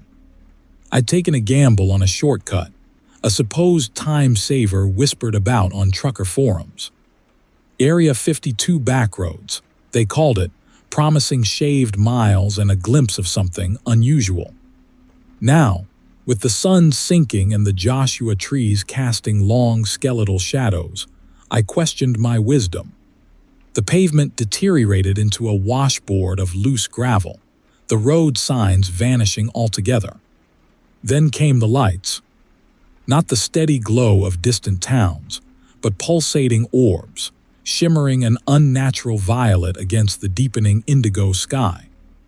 They danced just beyond the horizon, a silent, hypnotic ballet. I pulled over, engine idling, mesmerized by the spectacle. That's when the rearview mirror filled with black. A sleek, obsidian SUV, devoid of markings or plates, cruised silently out of the gloom. It didn't accelerate, just maintained a steady, menacing pace, its presence somehow heavier, more substantial than mere metal and glass. A prickle of fear, cold and sharp, ran down my spine. I slammed the truck into gear and floored it. The dirt track became a blur, my rig bouncing violently, threatening to tear itself apart. The SUV, unnervingly silent, clung to my tail, its headlights boring into my back. I pushed the truck harder, ignoring the protesting groans of the chassis, my eyes fixed on the rapidly approaching fork in the road. I took it blind, tires screaming, and careened down a narrow, overgrown path. The black SUV vanished. I drove for another mile, my heart a frantic drum against my ribs before finally pulling over. Silence. Utter, oppressive silence. I cut the engine, the ensuing quiet amplifying the blood rushing in my ears. I had to get out to breathe, to confirm the silence wasn't some sinister trick of the desert. As I climbed from the cab, a faint metallic click echoed from the back. My stomach twisted. I'd locked the trailer. Slowly, cautiously, I approached the rear doors. The click came again, sharper this time, followed by a low, guttural whimper. I gripped the handle, my hands slick with sweat, and yanked the doors open. Crouched amidst my cargo, shrouded in shadows, was a small, gray humanoid. Its skin was smooth, almost translucent, its large black eyes fixed on me with unnerving intelligence. It didn't move, didn't blink. It just sat there, radiating a silent, chilling aura. Then, a voice, not spoken aloud but resonating directly within my skull. "They are watching," it said. "They experiment. They manipulate. Do not speak of this. Your life depends on it." The words, though soundless, struck me with the force of a physical blow. My mind reeled, struggling to comprehend. This thing, this alien, was communicating telepathically. And it was warning me. "They use the lights," the voice continued, a chilling cadence to its silent speech. "They lure. They capture. They alter." Images, vivid and disturbing, flooded my mind. Blinding flashes of violet light, human figures strapped to metal tables, their eyes glazed over, their bodies contorted into unnatural shapes. The sheer terror of those visions nearly buckled my knees. I stammered, my voice barely a whisper. Who are they?" The gray humanoid tilted its head, a subtle, unsettling movement. "The ones who control the shadows," it replied. "The ones who hide in the desert. The ones who will silence you." I wanted to scream, to run, to deny the reality unfolding before me. But I was paralyzed, trapped in the gaze of those fathomless black eyes. "You must go," the voice urged. "Forget the lights. Forget this road. Forget me." The humanoid then unfurled its hand, revealing a small, metallic device. It pulsed with a faint violet light, mirroring the unearthly glow on the horizon. "Take this," it instructed. "It will shield your thoughts. But be warned, even this cannot protect you forever." I reached out, my hand trembling, and took the device. It was cool to the touch, smooth and strangely weightless. As I closed my fingers around it, a wave of dizziness washed over me. The desert spun, the Joshua trees blurring into grotesque, dancing figures. Then darkness. I woke up slumped against the steering wheel, the rising sun painting the eastern sky in fiery hues. The trailer doors were closed, the lock secure. The desert stretched before me, silent and serene. Had it all been a dream? A hallucination induced by exhaustion and desert heat? I looked down at my hand. The metallic device, small and violet, rested in my palm. It pulsed with a faint, steady light. The memory of the gray humanoid, its chilling warning, surged back with terrifying clarity. It was no dream. I glanced towards the horizon, towards the place where the violet lights had danced. They were gone, but the fear, the chilling certainty that I was being watched, remained. I started the engine, my hand shaking so violently I could barely grip the key. I had to get out of there. I had to forget. But deep down, I knew I never would. The shadows, the lights, the silent voice in my head, they were a part of me now. A terrifying, unshakable truth that would forever haunt the long, lonely stretches of the open road. And as I drove, a single, terrifying thought echoed through my mind. They were watching. They are always watching. Story 15. The biting Sierra Nevada wind whipped across my face as I wrestled the 18-wheeler around a hairpin bend on Donner Pass. Twilight painted the snow-covered peaks in hues of bruised violet and blood orange. I was late, hauling a load of prefab housing units destined for Reno, and the gnawing worry about missing my delivery window kept me wired. Then I saw it. A fleeting glimpse of something large and dark moving amongst the pines.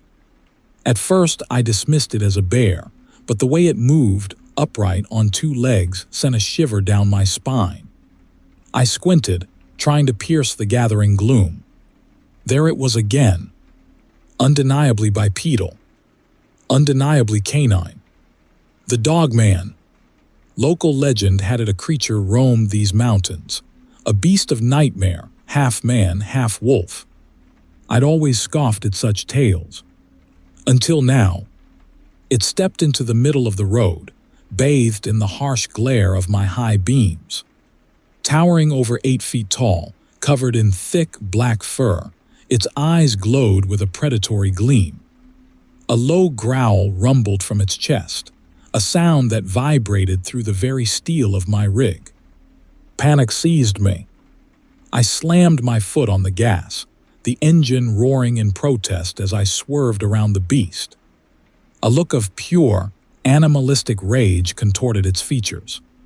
It let out a howl that echoed through the desolate landscape, a sound that will forever be etched into my memory. It chased me. The pursuit was a blur of snow and terror. The Dogman was impossibly fast, keeping pace with my speeding truck.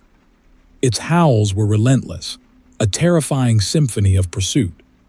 I gripped the steering wheel, my knuckles white, my heart hammering against my ribs. Ahead, through the swirling snow, I saw a small cabin nestled amongst the trees. Abandoned, judging by its dilapidated state. My only hope. I veered off the road, bouncing over snowdrifts and frozen ground, and screeched to a halt near the cabin's porch. I fumbled with the door handle, the metal cold against my trembling hand. The door swung inwards with a creak. Inside, the air was stale and cold, thick with the scent of dust and decay. A single room, furnished with a rickety table and 2 chairs. A fireplace, long cold, dominated one wall. A faded photograph lay on the table, depicting a family, their faces obscured by age and grime. A strange symbol was etched into the back. It looked vaguely familiar, though I couldn't place it. A thump against the cabin wall sent me spinning around. The Dogman. It circled the cabin, its heavy paws crunching in the snow. I scrambled back, knocking over a chair in my panic. I needed a weapon. Anything. My eyes fell upon a heavy iron poker leaning against the fireplace. I snatched it up, my hands slick with sweat. The Dogman slammed against the door again, the wood splintering. I braced myself, the poker raised. The door burst open and the beast lunged. I swung the poker, connecting with its snout. A sickening crunch. The Dogman recoiled, a high-pitched whine escaping its throat. Blood, black as ink, stained the snow. But it wasn't enough. It lunged again, its eyes burning with fury. I stumbled back, tripping over the table, and landed hard on the floor. The photograph slid across the wooden planks, stopping near the fireplace. I noticed something I hadn't seen before. Scrawled on the back, beneath the strange symbol, were words. A single sentence written in a shaky hand. It feeds on fear, fear. That's what it wanted. My fear was fueling its rage. I had to control it. I had to fight. I took a deep breath, forcing myself to calm down. I looked at the Dogman, standing over me, its jaws dripping with blood and saliva. I met its gaze, my fear replaced by a cold, hard resolve. "You want fear," I whispered, my voice surprisingly steady. "I'll give you fear." I grabbed a burning log from the remnants of the fire, the heat searing my hand. I lunged forward, thrusting the burning wood towards the creature's face. It shrieked, a sound of pure, unadulterated agony. It staggered back, its fur ablaze. It turned and fled, its howls fading into the night. I slumped against the wall, my body shaking with exhaustion and adrenaline. I looked at the photograph, the strange symbol now clear in the flickering firelight. It was the same symbol branded on the side of my truck. The same symbol I'd seen tattooed on the arm of the dispatcher back at the depot. A chilling realization dawned on me. This wasn't random. I was chosen. Lured. I glanced at the scrawled message again. It feeds on fear. Beneath it, another sentence, barely legible, now visible in the flickering light, and it always comes back. Story 16. The listing on the hidden forum was simply titled, Discreet Delivery. High pay. Desperate times called for desperate measures, and my bank account was echoing louder than a foghorn. So I bit. The client, a jumble of encrypted messages and untraceable cryptocurrency, wanted a single, unmarked crate transported to a remote location in the Sierra Nevada. No questions asked. The crate itself was unnervingly cold to the touch, radiating an unnatural chill that seeped into my gloves. It hummed with a low, rhythmic throb, like a giant, dormant insect. The drive up the mountain was tense. Twisted pines clawed at the darkening sky, their silhouettes resembling skeletal fingers against the bruised canvas of twilight. The cabin, when I finally found it nestled in a shadowy hollow, looked like something out of a forgotten fairy tale. It wasn't simply old. It felt ancient, as if carved from the mountain itself. The wood was dark and gnarled, the windows black and vacant. A single, flickering kerosene lamp in the window provided the only illumination, casting long, dancing shadows that writhed across the weathered porch. As instructed, I placed the crate inside the cabin. The moment it crossed the threshold, the temperature plummeted. The lamp sputtered and died, plunging the cabin into absolute darkness. Then, the humming from the crate intensified, resonating with the very structure of the cabin itself. A voice, cold and disembodied, echoed from the corners of the room. The conduit is open. Commence the sequence. My heart hammered against my ribs. I wanted to run, to flee back down the mountain, but an unseen force held me rooted to the spot. The air crackled with an unseen energy, a palpable sense of wrongness. The floorboards beneath my feet vibrated as the humming grew louder, transforming into a deep, guttural chant. From the shadows, figures began to coalesce. They weren't human, not entirely. Twisted mockeries of human form, their limbs elongated and contorted, their skin a sickly, phosphorescent green. Their eyes burned with an unholy light, devoid of any trace of humanity.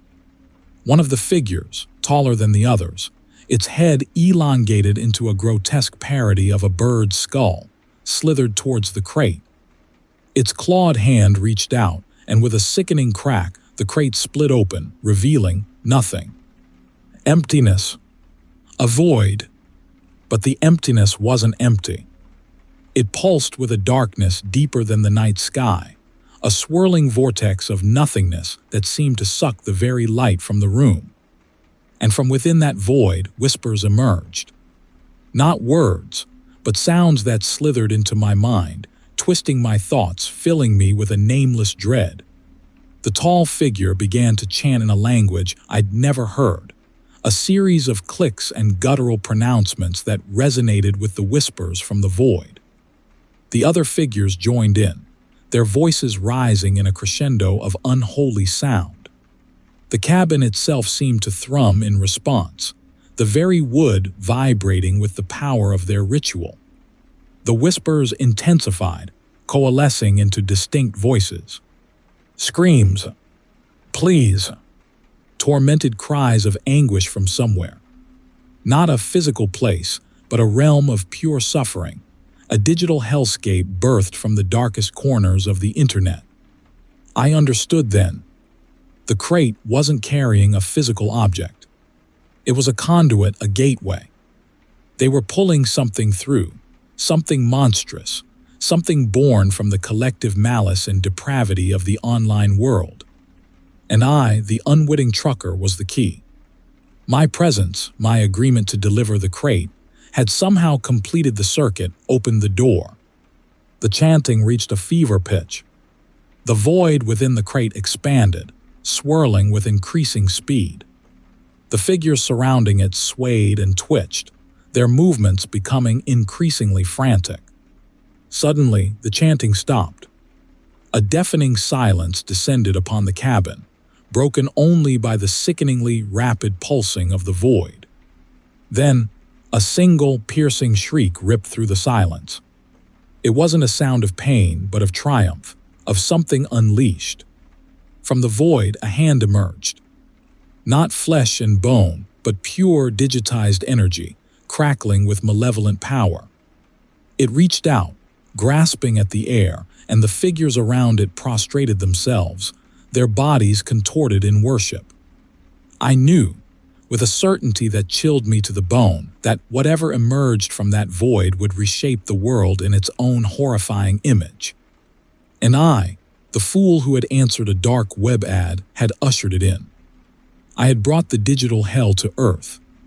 My last memory is of the hand reaching for me, its digital fingers crackling with an unholy energy, ready to drag me into the abyss. Story 17.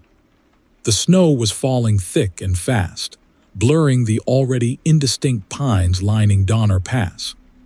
I gripped the wheel of my rig, knuckles white, the wipers fighting a losing battle against the accumulating snow.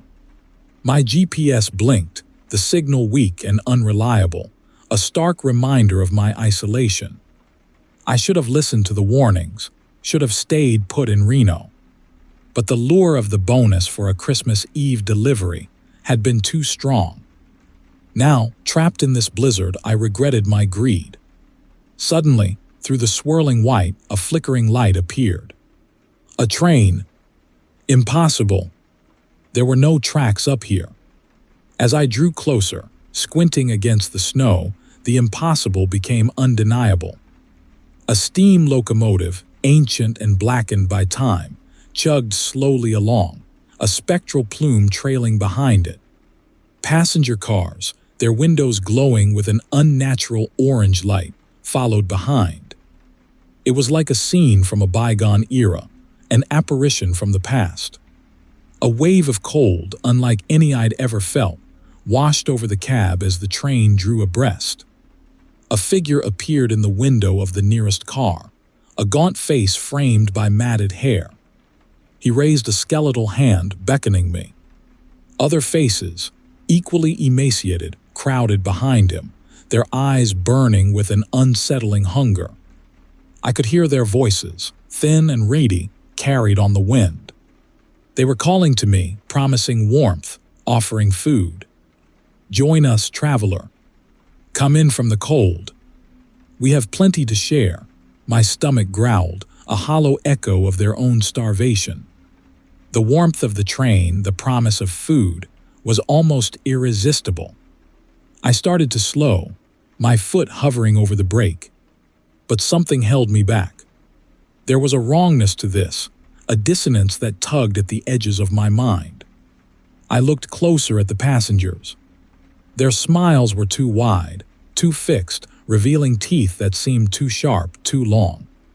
Their skin was stretched taut over their bones, a grotesque parody of life. And then I saw it, a flicker of movement in the last car.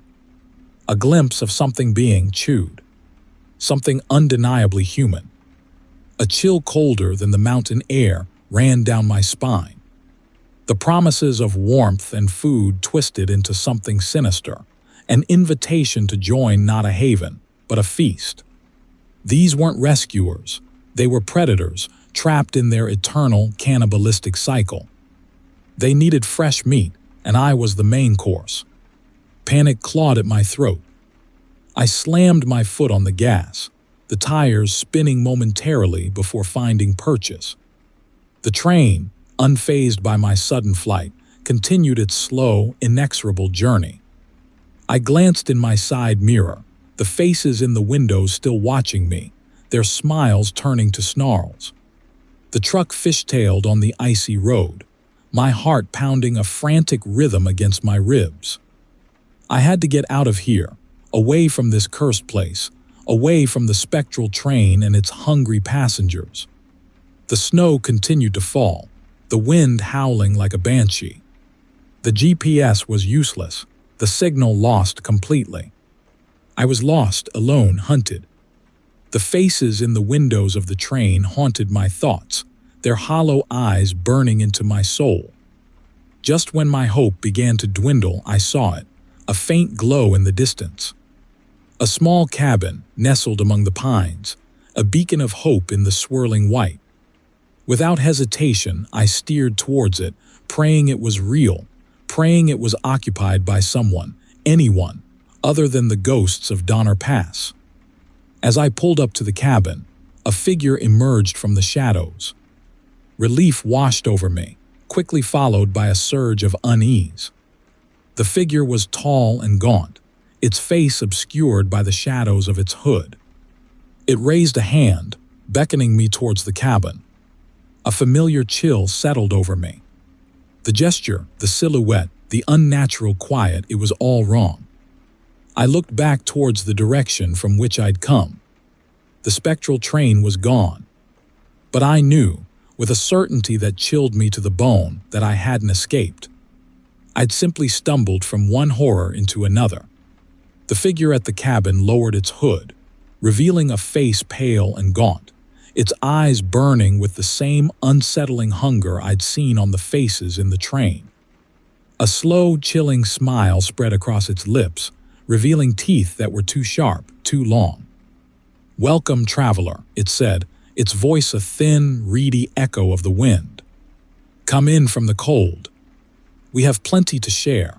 I knew in that moment that my journey was over. The bonus, the Christmas delivery, the blizzard, it was all meaningless now. I was trapped, destined to become another ghost of Donner Pass, forever bound to this frozen wasteland, forever part of the tragic, cannibalistic history it held. Story 18. The fading sunlight painted the redwood trunks a bloody orange as I pulled my rig off the 15 and onto a fire road. I'd been pushing hard all day, hauling a load of avocados down to LA, and exhaustion had settled in my bones like a deep ache. A night in the woods, away from the drone of the highway, sounded like heaven. I found a clearing about a mile in, a flat patch of dirt nestled amongst the giants. The air was thick with the scent of pine and damp earth, a welcome change from the diesel fumes I'd been breathing all day. I set about making camp, unfurling my sleeping bag in the back of the truck and brewing some coffee on my little propane stove. As darkness fell, a primal uneasiness settled over me. The woods became a different place, alive with unseen things rustling in the undergrowth. Every snap of a twig, every hoot of an owl, sent a jolt of adrenaline through me. I tried to rationalize it away, blaming my fatigue, but the feeling persisted, growing stronger with every passing hour. Then I heard it. A low growl, deep and resonant, vibrating through the very ground beneath me. It wasn't a sound I recognized, not a mountain lion or a bear. This was something else, something bigger. I grabbed my flashlight, its beam cutting a thin swath through the blackness. The growl came again, closer this time, accompanied by the distinct sound of something large moving through the underbrush. My heart hammered against my ribs, a frantic drumbeat in the sudden silence. I climbed into the cab of my truck, locking the doors and peering out into the darkness. The beam of my flashlight caught something moving amongst the trees, a fleeting glimpse of something tall and dark, moving on two legs. It was gone as quickly as it appeared, leaving me with a chilling image seared into my mind, eyes that glowed an unnatural yellow in the darkness.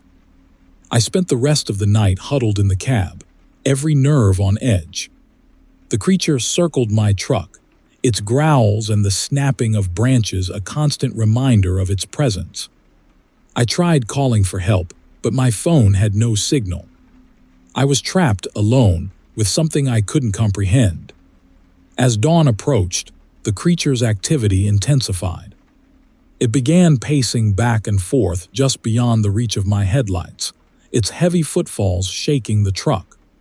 I could hear it snuffling around the perimeter of my makeshift camp. Then, a terrifying new sound joined the chorus of the night, a high-pitched, almost chattering sound like teeth clicking together. It was a sound that spoke of anticipation, of hunger. Just as the first rays of sunlight began to filter through the trees, I saw it. Standing in a clearing, bathed in the pale morning light, was a creature unlike anything I could have imagined. It was tall, easily 7 feet, with a powerful canine-like body covered in thick, dark fur. Its head was a grotesque blend of wolf and human, with a long snout filled with razor-sharp teeth. Its eyes, those terrifying yellow eyes, were fixed on me, burning with a predatory intensity. The creature took a step towards the truck, its massive frame moving with surprising agility. I fumbled for something, anything, to defend myself. My hand closed around a heavy wrench I kept under the seat. It wasn't much, but it was all I had. As the creature lunged towards the truck, I braced myself for the impact. But the impact never came. Instead, a deafening horn blared, shattering the morning silence. Another trucker, an older woman with a weathered face and kind eyes, had pulled up behind me, her headlights illuminating the clearing. The creature, startled by the sudden intrusion, hesitated, its eyes darting between me and the newcomer. The woman, seeing the terror in my eyes and the monstrous figure before us, didn't hesitate. She laid on the horn again, a long, sustained blast that echoed through the trees. The creature, seemingly unnerved by the noise and the presence of another human, turned and disappeared back into the woods with an almost inhuman speed. The woman climbed down from her cab, her face etched with concern. "You all right, hon?" she asked, her voice a soothing balm to my frayed nerves. I could only nod, still trembling from the ordeal.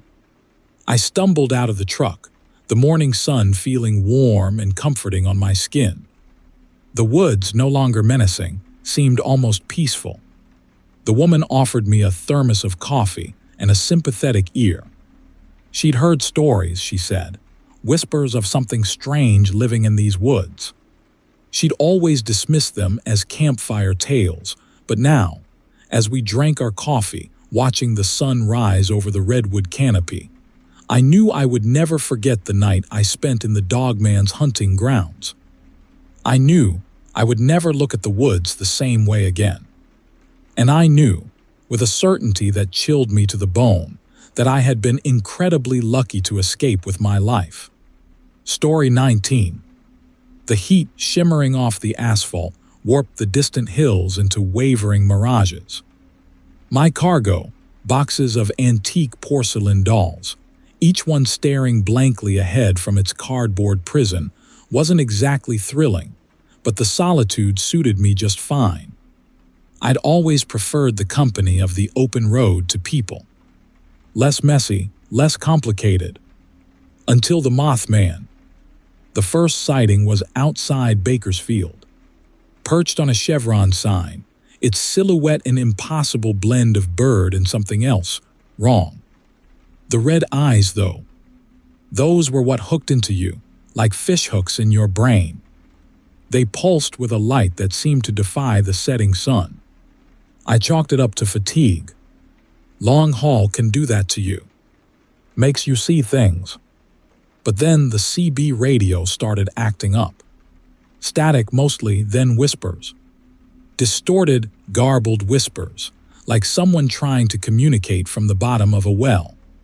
Sometimes clear as a bell, a single word would cut through the static. Turn. Soon. Beware. My unease grew with every mile.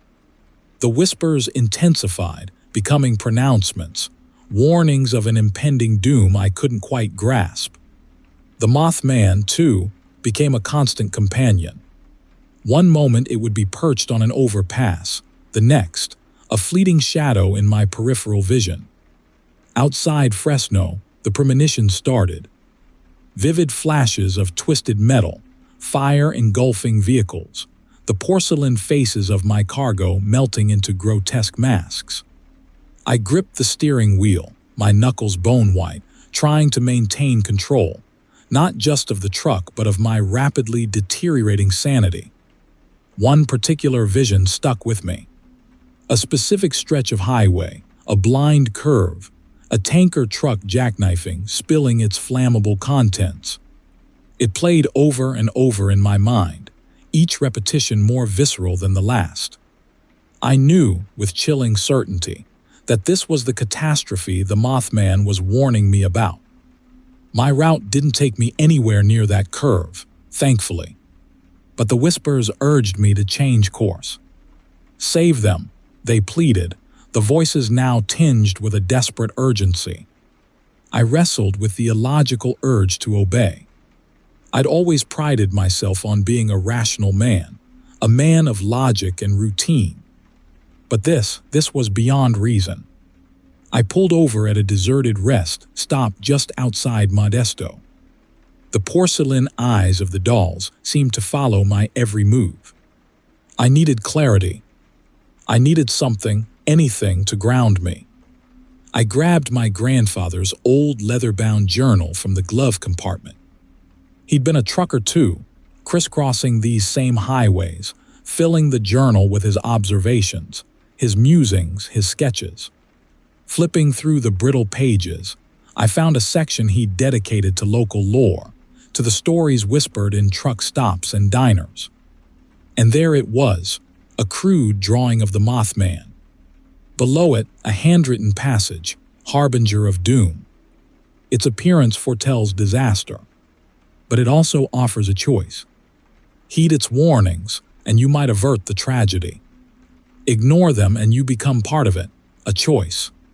That's what this was about. The Mothman wasn't causing the disaster, it was trying to prevent it.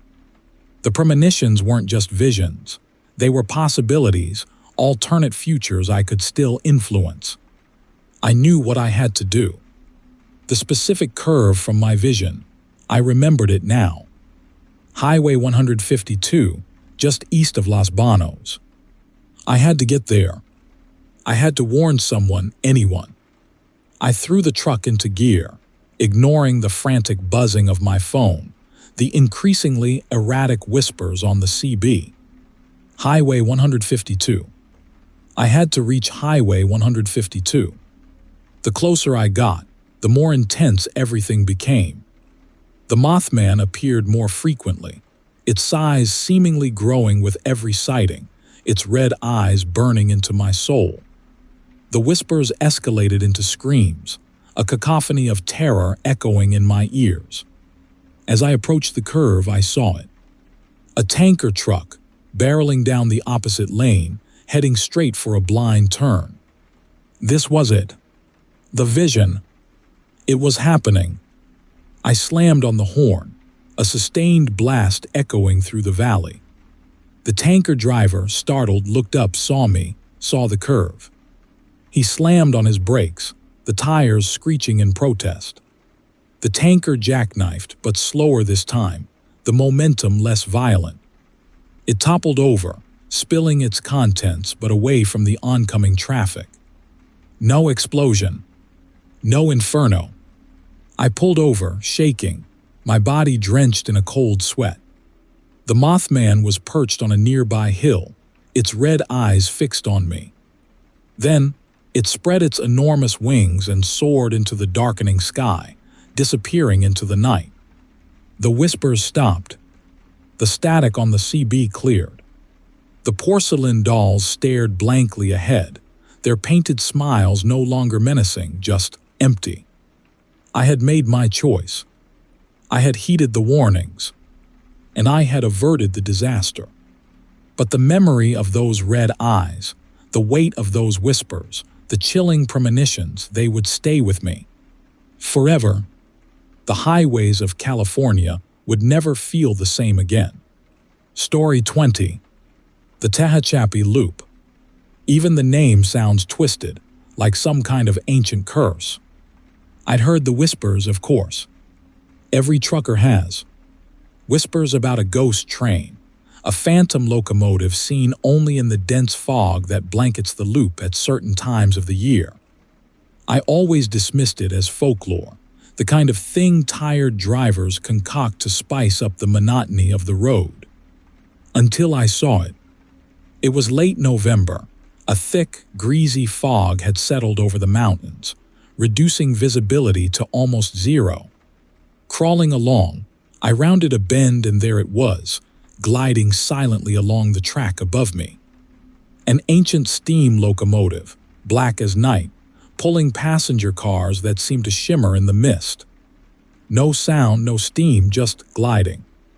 It vanished around the bend as quickly as it appeared. That's when the obsession started.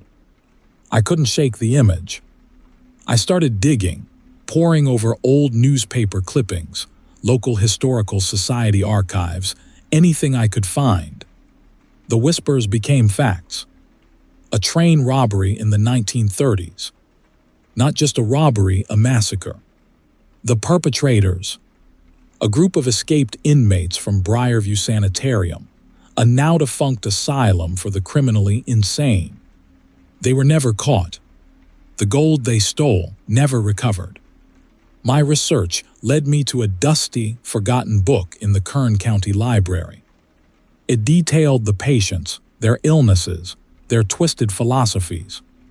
They believed the gold empowered them, made them more than human. The book described strange rituals they performed, chanting in a forgotten language, drawing symbols with blood. Symbols that matched the graffiti I started noticing near the loop. Fresh graffiti, impossibly so, considering the location. One night, parked near the loop, shrouded in fog, I saw it again.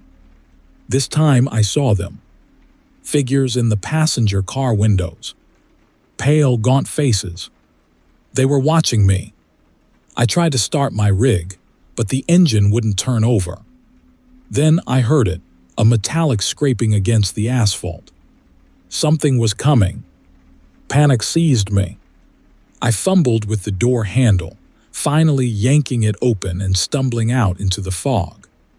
The scraping grew louder, closer. I ran. I didn't know where, just away. The fog swallowed the sound of my own footsteps, amplifying the approaching scrape. I glanced back. Silhouetted against the spectral glow of the train, I saw them. Not human anymore. Twisted, elongated figures, their limbs impossibly long, their faces stretched into grotesque smiles. They moved with an unnatural grace, gliding across the ground, their elongated fingers brushing the asphalt. I could hear them now, a low, guttural chanting, the same words described in the book. The forgotten language. It burrowed into my mind, a sickeningly sweet melody that seemed to claw at my sanity. I stumbled, falling to the gravel. They were upon me. I smelled their decay, felt their cold touch. Their laughter, a chilling counterpoint to their chanting, filled the fog. One of them reached down, its fingers, impossibly long, wrapped around my ankle.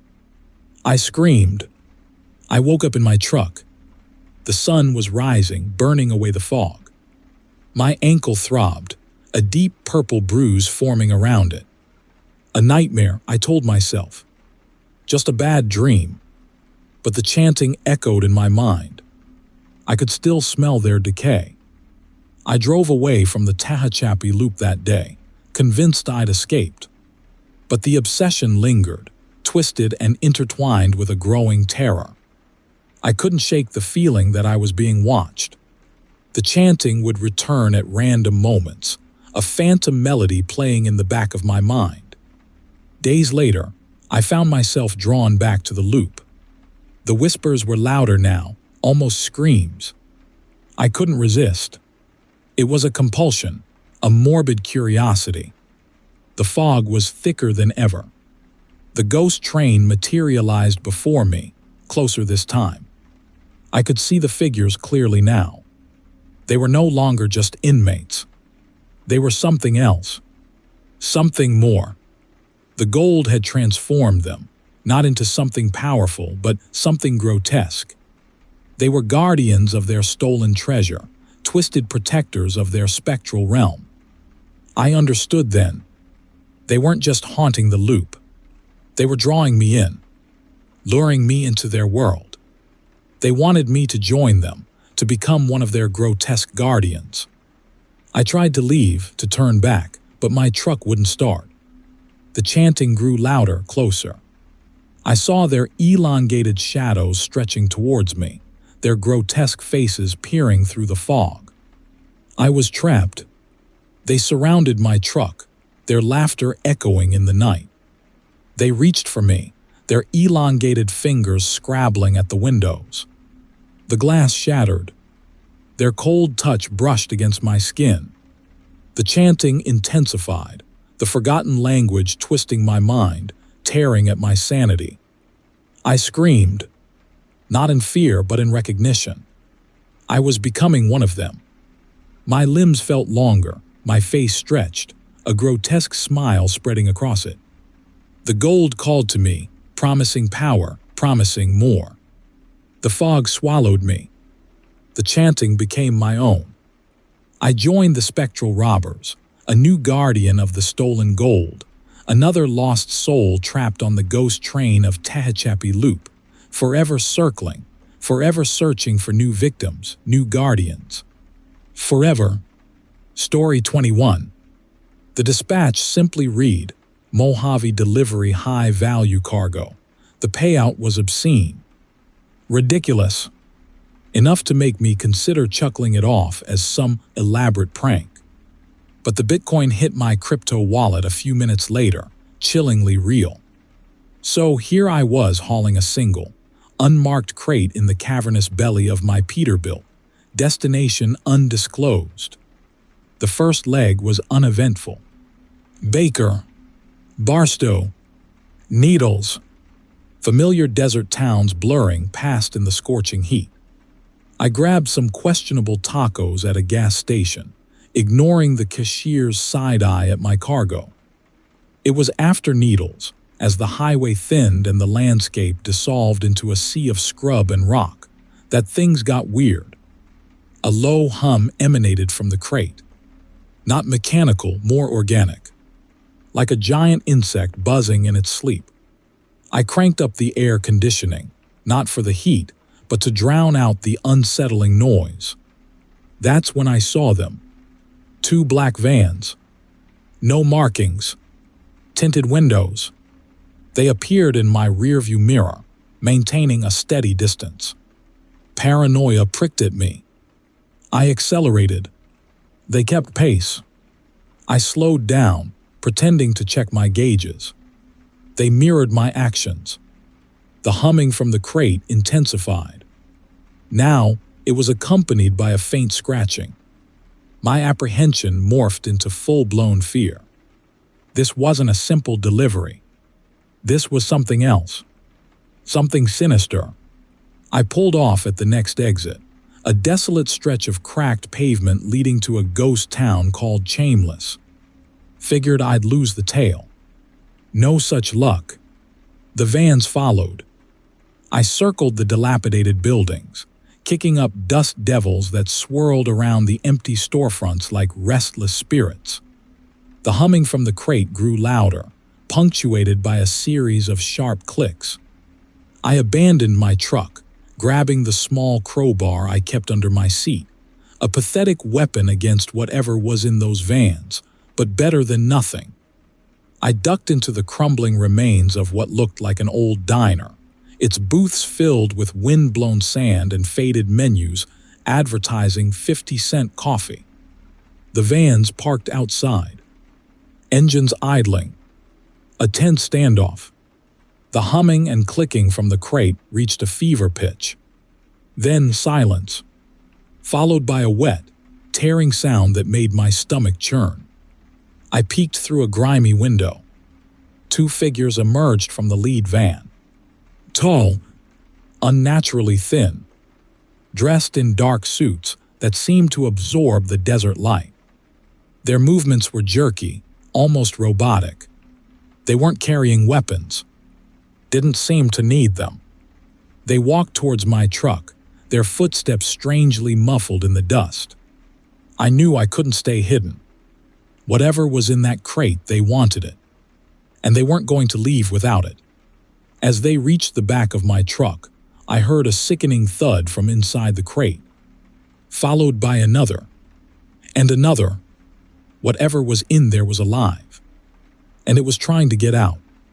I burst out of the diner, crowbar raised. The suited figures turned. Their faces were obscured by the shadows of their wide-brimmed hats. But I saw enough. Their eyes, empty, soulless, like polished obsidian. One of them made a gesture, a flick of the wrist, and the back doors of my truck swung open. I saw the crate, splintered, broken, and inside nothing. Empty, except for a viscous, shimmering fluid that pulsed with a faint, ethereal glow. The humming and clicking started again, louder than before. But it wasn't coming from the crate. It was coming from behind me. I turned. A figure stood in the doorway of the diner, bathed in the strange, luminous fluid. It was vaguely humanoid, but elongated, distorted. Its limbs were too long, its joints bent at unnatural angles. Its head was small, almost vestigial, perched atop a spindly neck. And its eyes, those same empty obsidian eyes, stared directly at me. The creature opened its mouth. Not a human mouth. More of a gaping maw filled with rows of needle-sharp teeth. A high-pitched shriek erupted from it, a sound that seemed to vibrate the very air around me, a sound that resonated deep within my bones. I swung the crowbar. A pathetically futile gesture. The creature didn't flinch. It simply reached out one of its impossibly long arms and touched me. Not a grab. Not a strike. Just a touch. On my shoulder. And then everything went black. I woke up hours later. The sun was setting, painting the desert sky in shades of blood orange and bruised purple. My truck was gone. The vans were gone. The creature was gone. The only evidence of the nightmarish encounter was the shattered remnants of the crate and the faint, lingering smell of something otherworldly. I walked for hours until I stumbled upon a lonely highway.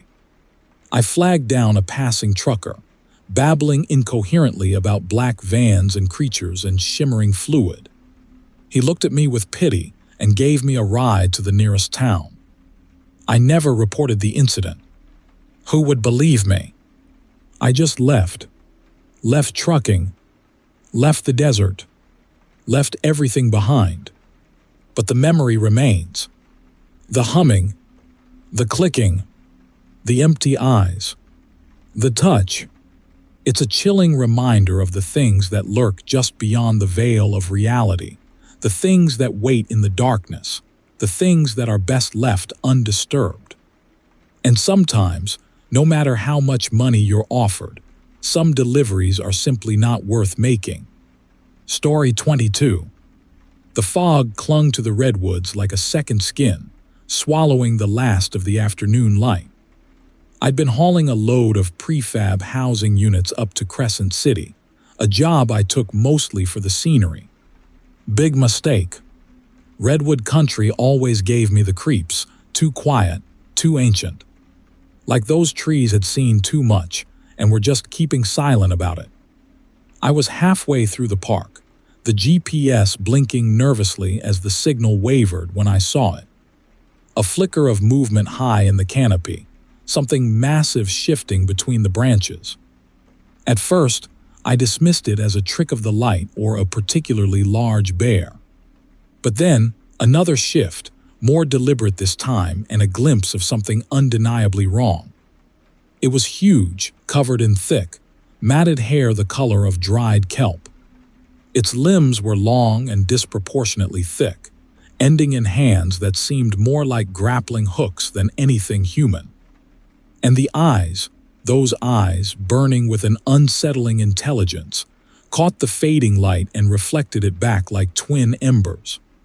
It swung effortlessly through the branches, its movements both fluid and impossibly powerful, as if gravity itself held no sway over it. I gripped the steering wheel, a chill snaking down my spine. My foot instinctively pressed harder on the gas pedal, urging the rig forward. The Bushman, that's what the locals called it. A legend whispered around campfires, dismissed as folklore by park rangers. I'd always thought it was just a story, a way to scare tourists. Now I wasn't so sure. The next few miles were a blur of twisting roads and towering trees. I kept my eyes fixed on the road ahead, trying to convince myself it was just my imagination, a product of too much caffeine and too little sleep. But the image of that creature, swinging through the trees like some grotesque pendulum, wouldn't leave my mind. As dusk bled into night, the fog thickened, reducing visibility to near zero. The air grew heavy, almost oppressive, and a strange, sweet odor like overripe fruit began to permeate the cab. I rolled up the windows, trying to shut out the smell, but it seemed to seep in through the vents, clinging to the upholstery. Then the tapping started. A soft, rhythmic tapping against the roof of the trailer. At first, I thought it was branches scraping against the metal, but the rhythm was too regular, too deliberate. It increased in intensity, becoming a steady drumming that resonated through the entire rig. I glanced in the mirror, but the fog was too thick to see anything behind me. The tapping stopped abruptly, replaced by a low, guttural growl that seemed to emanate from the very trees themselves. The hairs on the back of my neck stood on end. I pushed the accelerator to the floor, the engine roaring in protest as I navigated the winding roads. Suddenly, a massive shape dropped from the trees ahead, landing directly in the path of the truck. I slammed on the brakes, the tires screeching against the asphalt as the rig swerved violently. The shape vanished as quickly as it appeared, leaving me staring at an empty stretch of road. Had I imagined it? Or was it playing games? My heart hammered against my ribs as I slowly eased the truck forward. The fog seemed to press in on me, suffocating, claustrophobic. I needed to get out of the park, to reach the relative safety of the coastal highway. But I was too late. A series of ear-splitting shrieks tore through the night, followed by the sound of something heavy slamming against the side of the trailer. The rig rocked violently, throwing me against the steering wheel. I looked in the mirror again, and this time I saw it. The Bushman, clinging to the side of the trailer, its massive claws digging into the metal. Its face, illuminated by the taillights, was a mask of feral rage, its eyes burning with a hunger that seemed to transcend mere sustenance. It was climbing onto the trailer, its enormous bulk shaking the entire rig. Panic seized me. I grabbed the CB microphone, my voice trembling as I called for help. But static was the only response. I was alone. The creature reached the cab, its massive hand slamming against the passenger side window. The glass spiderwebbed, then shattered, showering me with shards. The stench of rotting vegetation and something else, something sickeningly sweet, filled the cab. It reached inside, its clawed hand grasping for me. I ducked, scrambling across the seat, trying to escape its reach. But there was nowhere to go. The creature's face, inches from mine, was a grotesque caricature of humanity. Its eyes, now mere slits of predatory malice, seemed to bore into my soul. Then, with a final deafening roar, it lunged. The world exploded in a cacophony of sound and fury. I felt a searing pain, a crushing weight, and then nothing. The last thing I saw, before the darkness consumed me, was the Bushman, its face contorted in a triumphant snarl, its eyes gleaming with the primal satisfaction of a hunt well ended. Story 23. The stench hit me first. Not diesel, not rotting food, but something else. Sickly sweet, like overripe fruit mixed with something distinctly canine. I coughed, spitting onto the cracked asphalt of the deserted rest stop somewhere south of Needles. The fluorescent lights above flickered erratically, casting long, grotesque shadows. My hand instinctively went to the small crowbar tucked under my seat, a pathetic weapon against whatever lurked in this desolate place, but a comfort nonetheless. That's when I saw it. Perched atop the restroom building, like some grotesque gargoyle, was the thing from my nightmares. It was enormous, easily 8 feet tall, with wings that spanned the entire width of the building. Grayish-white, with leathery appendages folded against its sides, almost vestigial. But the eyes, those burning red eyes, fixed on me with an unsettling intelligence. They seemed to bore into me, stripping away layers of sanity with every passing second. Now, I'm huddled in the cab of my Kenworth, engine off, praying this thing can't see through the tinted glass. Every rustle of the wind, every cricket chirp, sounds like the prelude to my demise. How did I get here? It started innocently enough, a simple Mojave delivery. I should have stayed on the 5, but I took a shortcut through the back roads, lured by the promise of a quicker route and the allure of the desolate beauty of the desert. The sun had been setting, painting the Joshua trees in hues of burnt umber, when I spotted the rest stop. My bladder was full, and I hadn't seen another vehicle for hours. The place looked deserted, the faded turquoise paint peeling from the walls of the building. The only sign of life was a single flickering light above the restroom entrance. As I pulled in, a prickling sensation crawled up my spine. The silence was almost oppressive, broken only by the occasional burst of static from my CB. The air thrummed with a low-frequency vibration, something I could feel rather than hear. A place folks whisper about, I thought. A place where strange things happen. I should have turned back then. After relieving myself, I stepped back out into the growing darkness. That's when I smelled it, that sickeningly sweet stench. And then I saw it, silhouetted against the dying light. My heart hammered against my ribs, a frantic drumbeat against the silence. I stumbled back towards my truck, fumbling for the keys. The creature unfolded its wings, a vast expanse of grayish-white membrane, and let out a horrific shriek. A sound unlike anything I'd ever heard, a chilling symphony of canine snarl and something else. Something ancient, something alien. I threw myself inside the cab, locking the doors. The creature swooped down from the roof, landing directly in front of my truck. Its head was disproportionately small for its body, with a vaguely canine snout and empty sockets where eyes should have been. Luminous fluid dripped from its lipless mouth, splashing onto the hood of my truck. I slammed the truck into reverse, tires spitting gravel, but it was too late.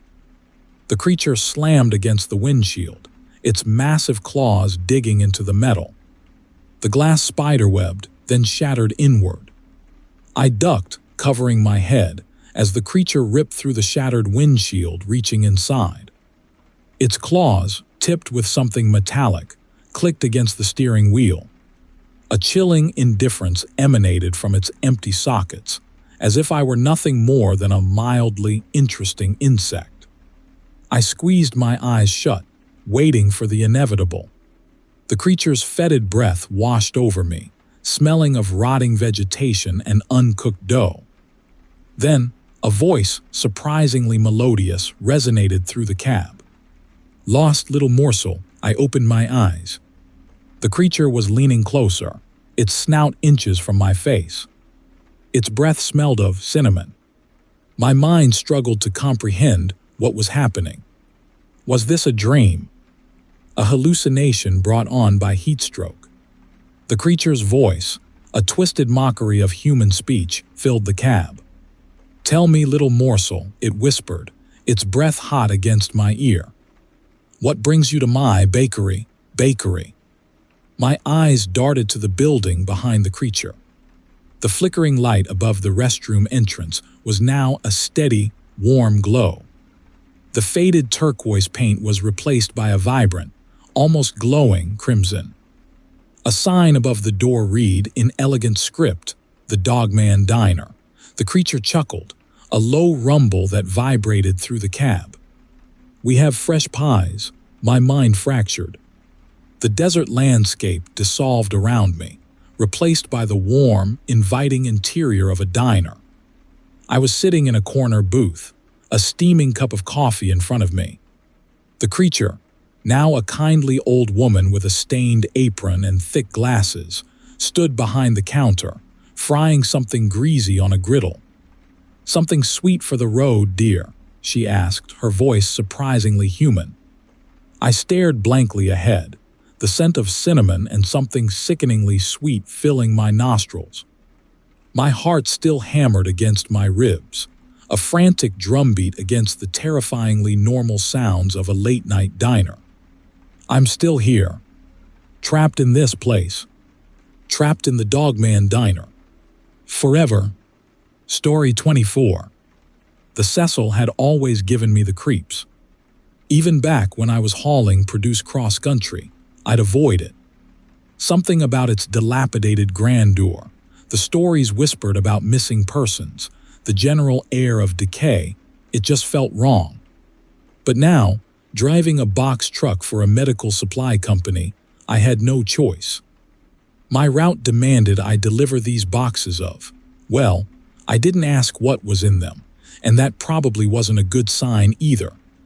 The loading dock attendant, a gaunt man with sunken eyes and a nicotine-stained mustache, barely grunted as he pointed towards the service elevator. "Third floor," he rasped, and then retreated back into the shadows of the loading dock, leaving me alone with the unsettling silence of the place. The elevator itself was ancient, its brass cage tarnished and etched with graffiti. The air inside tasted faintly of stale cigarette smoke and something else, something acrid and metallic that I couldn't quite place. I pressed the button for the third floor and the doors groaned shut, the cage lurching upward with a shuddering groan.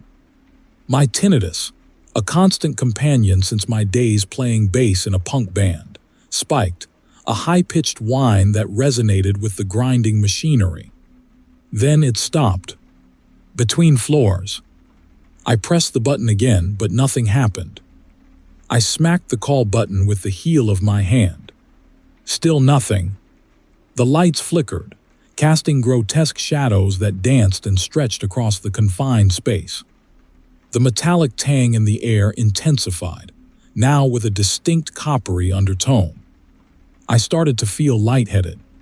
Suddenly, the elevator began to move. Not up but down. Fast. My stomach lurched into my throat. The lights went out completely, plunging me into absolute darkness. The temperature plummeted, a cold unlike anything I'd ever experienced seeping into my bones. Then, just as suddenly, it stopped. The doors creaked open. I wasn't on a floor. I was in a long, dimly lit corridor. The walls were covered in peeling wallpaper, patterned with a repeating motif of stylized eyes. They seemed to follow me as I hesitantly stepped out of the elevator. A low hum vibrated through the corridor, punctuated by distant, muffled screams. A figure appeared at the far end of the hallway. A woman in a tattered blue dress, her face obscured by long, dark hair. She was sobbing, her shoulders shaking. As she drew closer, I realized her hair wasn't just long. It was matted and soaked, plastered to her face. She reached out a pale, skeletal hand towards me. I recoiled, stumbling back into the elevator. The doors slammed shut.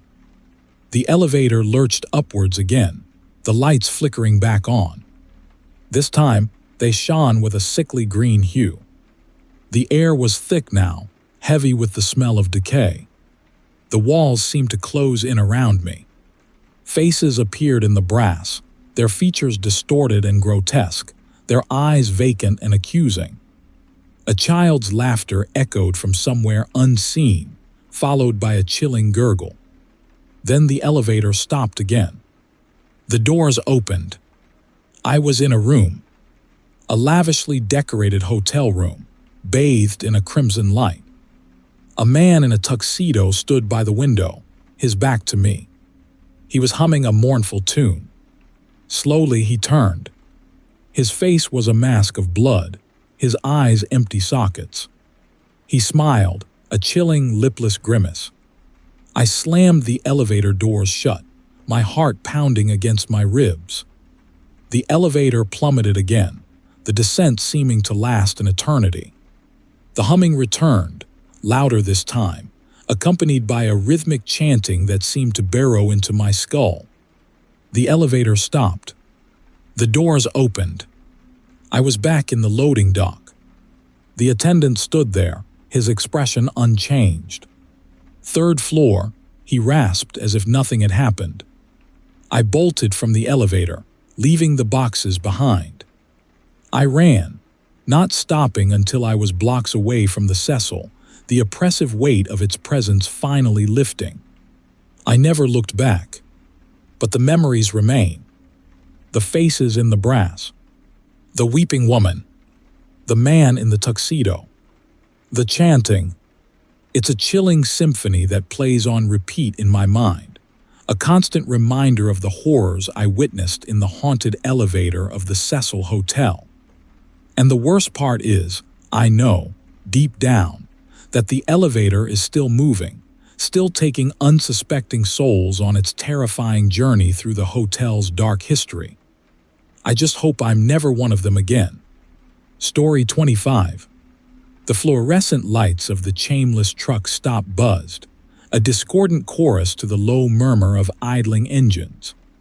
I'd pulled in late, hauling a load of prefab housing units down to Bakersfield, and the promise of a hot shower and a lukewarm microwave burrito was enough to drag me from the cab of my dusty Kenworth. The attendant, a woman with a name tag that read Darlene, and a face that suggested she'd seen too much of the Mojave, barely grunted when I paid for a shower. After relieving myself and wolfing down a questionable burrito, I felt marginally human again. Back in the cab, I drifted off quickly, lulled by the rhythmic whoosh of passing semis. I woke to a feeling of intense pressure, like an invisible hand squeezing my chest. The cab was bathed in an unsettling violet light, and the air crackled with an energy that made the hairs on my arms stand on end. Floating above me, shimmering and indistinct, were three figures. They weren't human. Their forms shifted and pulsed, defying easy description, but the overwhelming impression was one of immense age and chilling indifference. Panic clawed at me, but my body was unresponsive, locked in some unseen force field. The figures descended, and I felt a sharp prick in my arm, followed by a wave of dizziness. The last thing I saw before darkness swallowed me was their faces, or what I perceived as faces swirling vortexes of violet light, devoid of any discernible features. I woke again, disoriented and shivering, my clothes damp with a strange, oily residue. The violet light was gone. The truck stop was silent and empty, the pre-dawn sky a bruised purple. My watch read 4:30 a.m., yet I had the unsettling conviction that hours, maybe days, had vanished. The journey to Bakersfield was a blur. I felt detached, like a passenger in my own body. The usual sights of the Central Valley, the endless fields of almonds and grapes, the oil derricks nodding like skeletal giants, seemed alien and threatening. My mind replayed fragmented images of sterile rooms, unintelligible symbols flashing on screens, and a feeling of probing, invasive examination. I delivered the housing units, signed the paperwork with a hand that trembled uncontrollably, and headed back north. The missing time gnawed at me. I tried to dismiss it as a bad dream, a hallucination brought on by exhaustion and too much coffee, but a deep, primal fear whispered that something far more sinister had occurred. I stopped at a diner in Tehachapi, hoping a greasy breakfast and strong coffee would settle my nerves. The waitress, a young woman with a rosary dangling from her apron, gave me a curious look. "You all right, hon?" she asked. "You look like you've seen a ghost." I shrugged, forcing a weak smile. "Just a long haul," I mumbled. But as I ate, I noticed a small, circular mark on my forearm, a bruise the color of overripe plums. I touched it gingerly. It was painless, but the skin beneath felt strangely numb. The drive north was torture. Every shadow seemed menacing. Every rustle in the brush alongside the highway sent a jolt of fear through me. I felt watched, scrutinized by unseen eyes. I started taking detours, avoiding truck stops and opting for desolate rest areas, convinced that I was being followed. A few weeks later, I found myself hauling a load of medical equipment to a small, forgotten clinic somewhere south of Bishop. As I navigated the winding roads of the Sierra Nevada, a familiar pressure began to build behind my eyes, accompanied by a faint, high-pitched whine. The temperature inside the cab plummeted, and a sickeningly sweet stench, like overripe peaches mixed with formaldehyde, filled the air. The violet light returned, bathing the interior in an eerie glow. Terror seized me. I slammed on the brakes, the truck skidding on the asphalt. The whine intensified, morphing into a rhythmic drumming. The figures appeared again, their forms even more indistinct, their presence more oppressive. I fumbled for my phone, desperately trying to capture them on camera, but the screen went black, the device buzzing uselessly in my hand. The figures descended, and I knew with a chilling certainty that resistance was futile.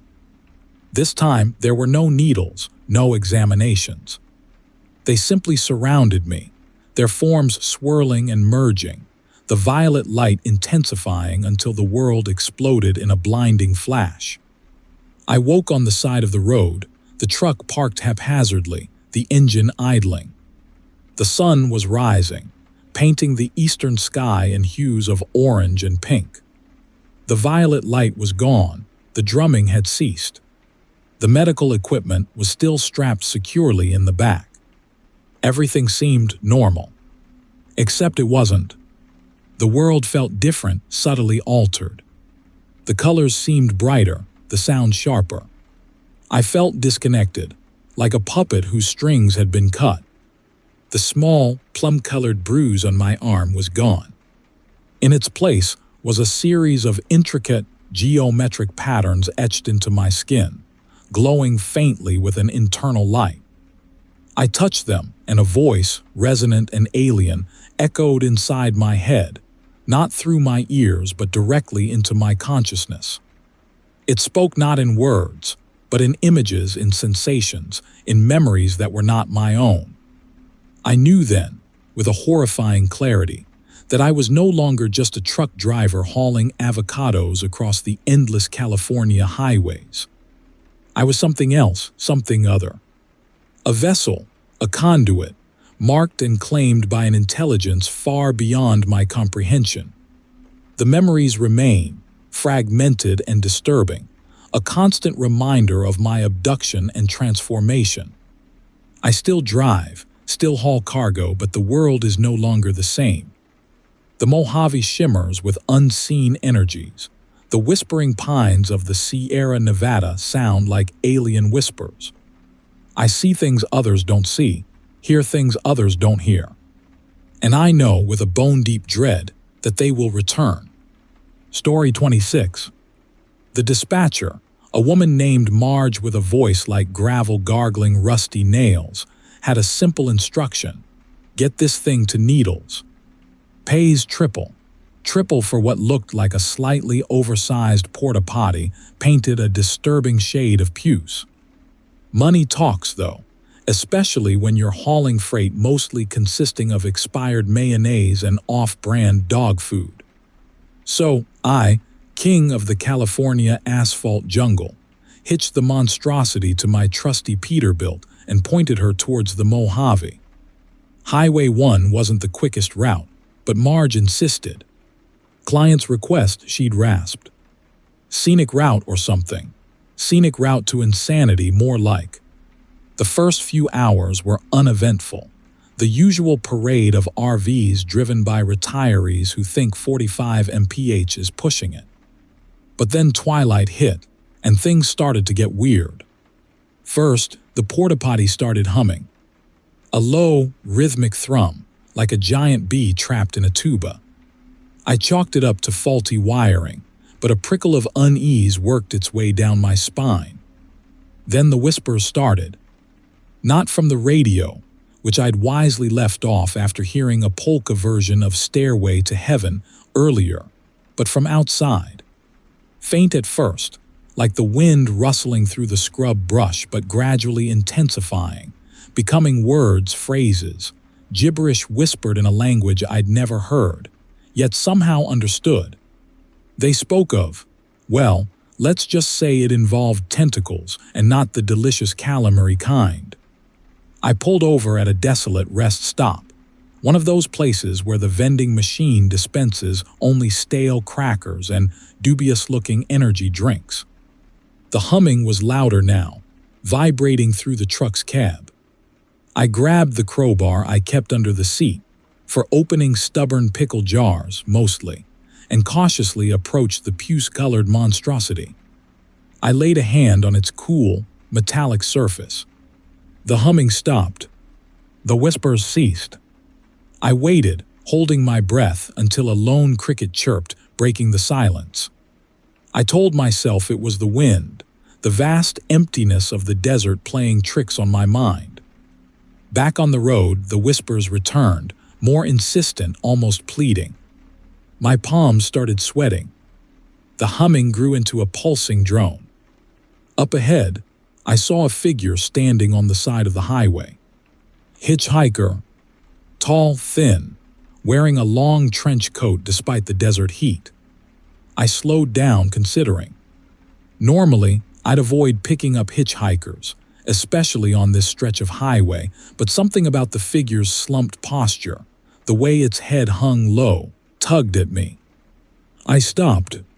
The figure shuffled towards the truck, its face hidden by the shadows of its wide-brimmed hat. It climbed in, settling into the passenger seat with a sigh that seemed to rustle dead leaves. Needles, it mumbled, its voice a dry rasp. "That's where I'm headed," I replied, my voice a little higher than usual. The figure didn't answer. It just sat there, perfectly still, its hands clasped tightly in its lap. The humming from the porta potty intensified, the whispers growing louder, swirling around me like a vortex of madness. I glanced at the figure. Its head was slowly turning towards me. The brim of its hat finally lifted, revealing nothing. No face, just a smooth, featureless expanse of skin. I slammed on the brakes, the truck screeching to a halt. The faceless figure didn't move. It just sat there, staring at me with its non-existent eyes, its empty face contorted into what I could only describe as a silent scream. The porta potty behind me began to shake violently. The humming reached a deafening crescendo. The whispers became a cacophony of unearthly voices, chanting, screaming, promising unimaginable delights and unspeakable horrors. The puce paint on the porta potty began to peel away, revealing a pulsating, organic membrane beneath. I scrambled out of the truck, crowbar clutched in my hand, and ran. I ran until my lungs burned and my legs ached, not stopping until I reached a brightly lit gas station, a beacon of sanity in the vast, desolate landscape. I didn't look back. I never saw the faceless man again, never heard the whispers again, never saw another puce-colored porta-potty. But the humming, that low, rhythmic thrum, sometimes echoes in my dreams, a chilling reminder of my terrifying journey along Highway 1 and the cargo I left behind. Story 27. The whispering started subtle, like the rustling of dry leaves under my tires, a sound I usually ignored hauling avocados down I-5. But this time it felt different, like the whispers were inside the cab, weaving through the air vents. I chalked it up to fatigue. 30 hours straight from Oxnard to Reading will do that to a man. Especially a man who collects vintage Viewmasters. The blizzard hit just south of Mount Shasta. Visibility went from bad to zero in the time it took to switch Viewmaster reels from San Francisco cable cars to Hawaiian luau. Snow piled on the highway faster than Caltrans could clear it, and pretty soon I was sliding around like a greased pig on ice skates. I pulled off the road, seeking refuge amongst the towering pines, the whispers now a constant buzz in my ears. A narrow dirt track, barely visible beneath the snow, promised shelter. I followed it, my trusty Kenworth groaning in protest, until I reached a clearing. There it stood, a dilapidated cabin, more shadow than structure, barely illuminated by the truck's headlights. The whispers intensified, buzzing with an almost ecstatic energy. The cabin door creaked open at my touch, revealing an interior shrouded in darkness. The smell hit me first, overripe bananas and something metallic like blood. I pulled out my maglite, the beam slicing through the gloom, illuminating dust motes dancing in the frigid air. The whispers coalesced into a single voice, raspy and close. "Welcome, traveler. We've been expecting you." I froze, my hand tightening on the maglite. "Who's there?" I called out, my voice trembling slightly. No response. Only the whispers, now laced with a chilling laughter that seemed to vibrate the very floorboards beneath my feet. I stepped further inside, the beam of my maglite revealing a single room, sparsely furnished with a decaying armchair and a table piled with dusty Viewmaster reels. My heart pounded in my chest. These reels weren't like any I'd seen before. They depicted grotesque scenes of distorted landscapes and shadowy figures, their images disturbingly familiar. I picked up one reel, my fingers brushing against its cool, smooth surface.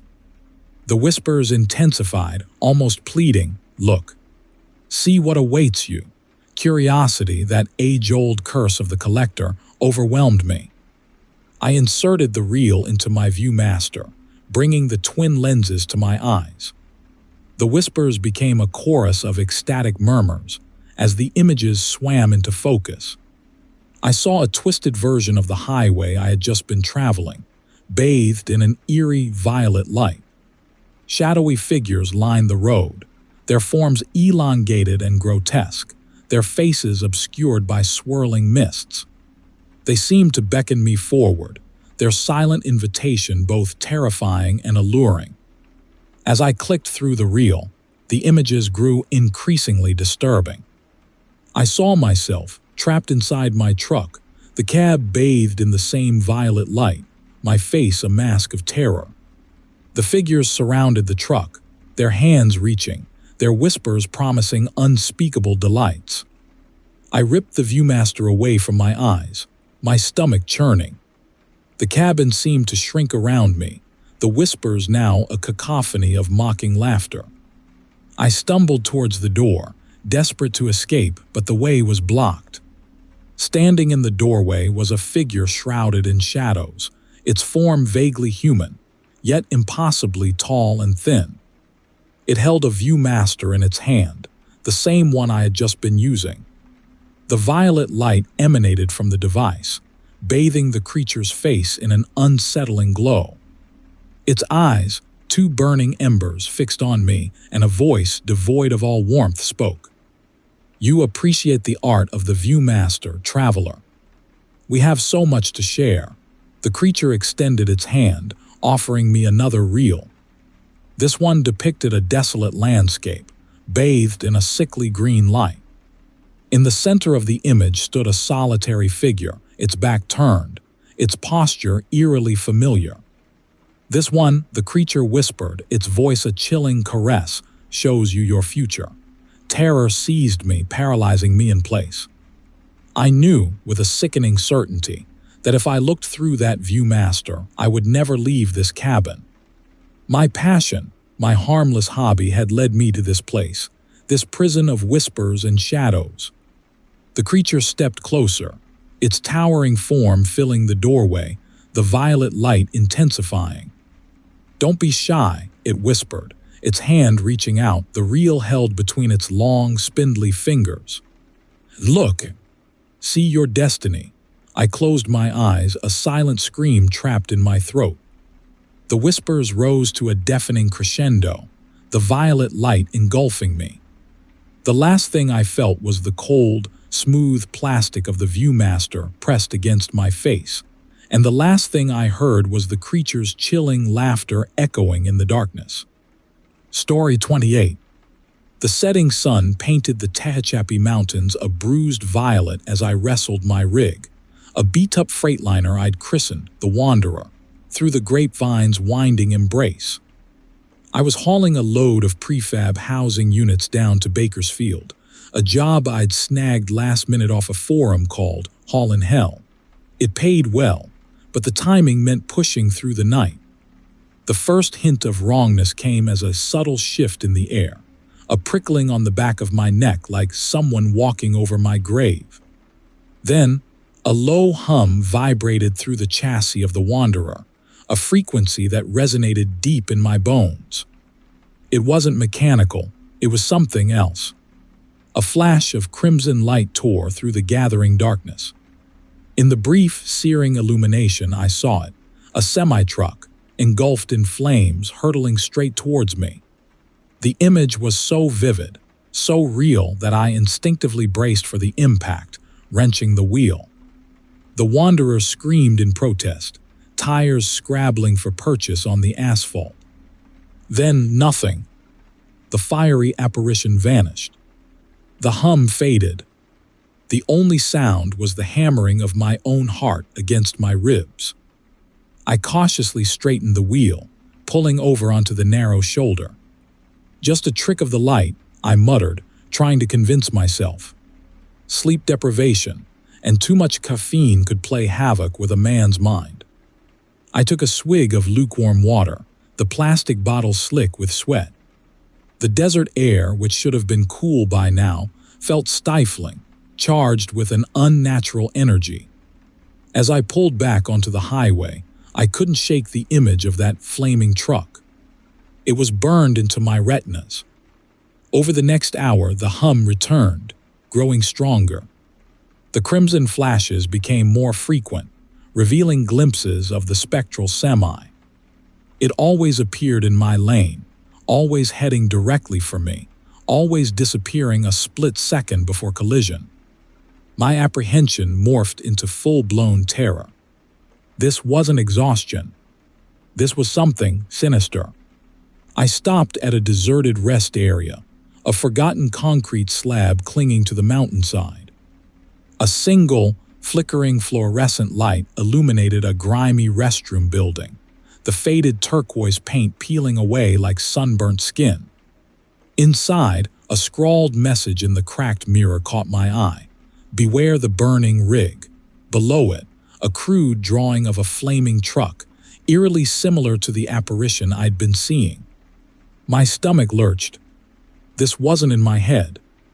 Back in the Wanderer, I locked the doors, suddenly grateful for the small crowbar I kept tucked under the seat. It was a pathetic defense against whatever was out there, but it was something.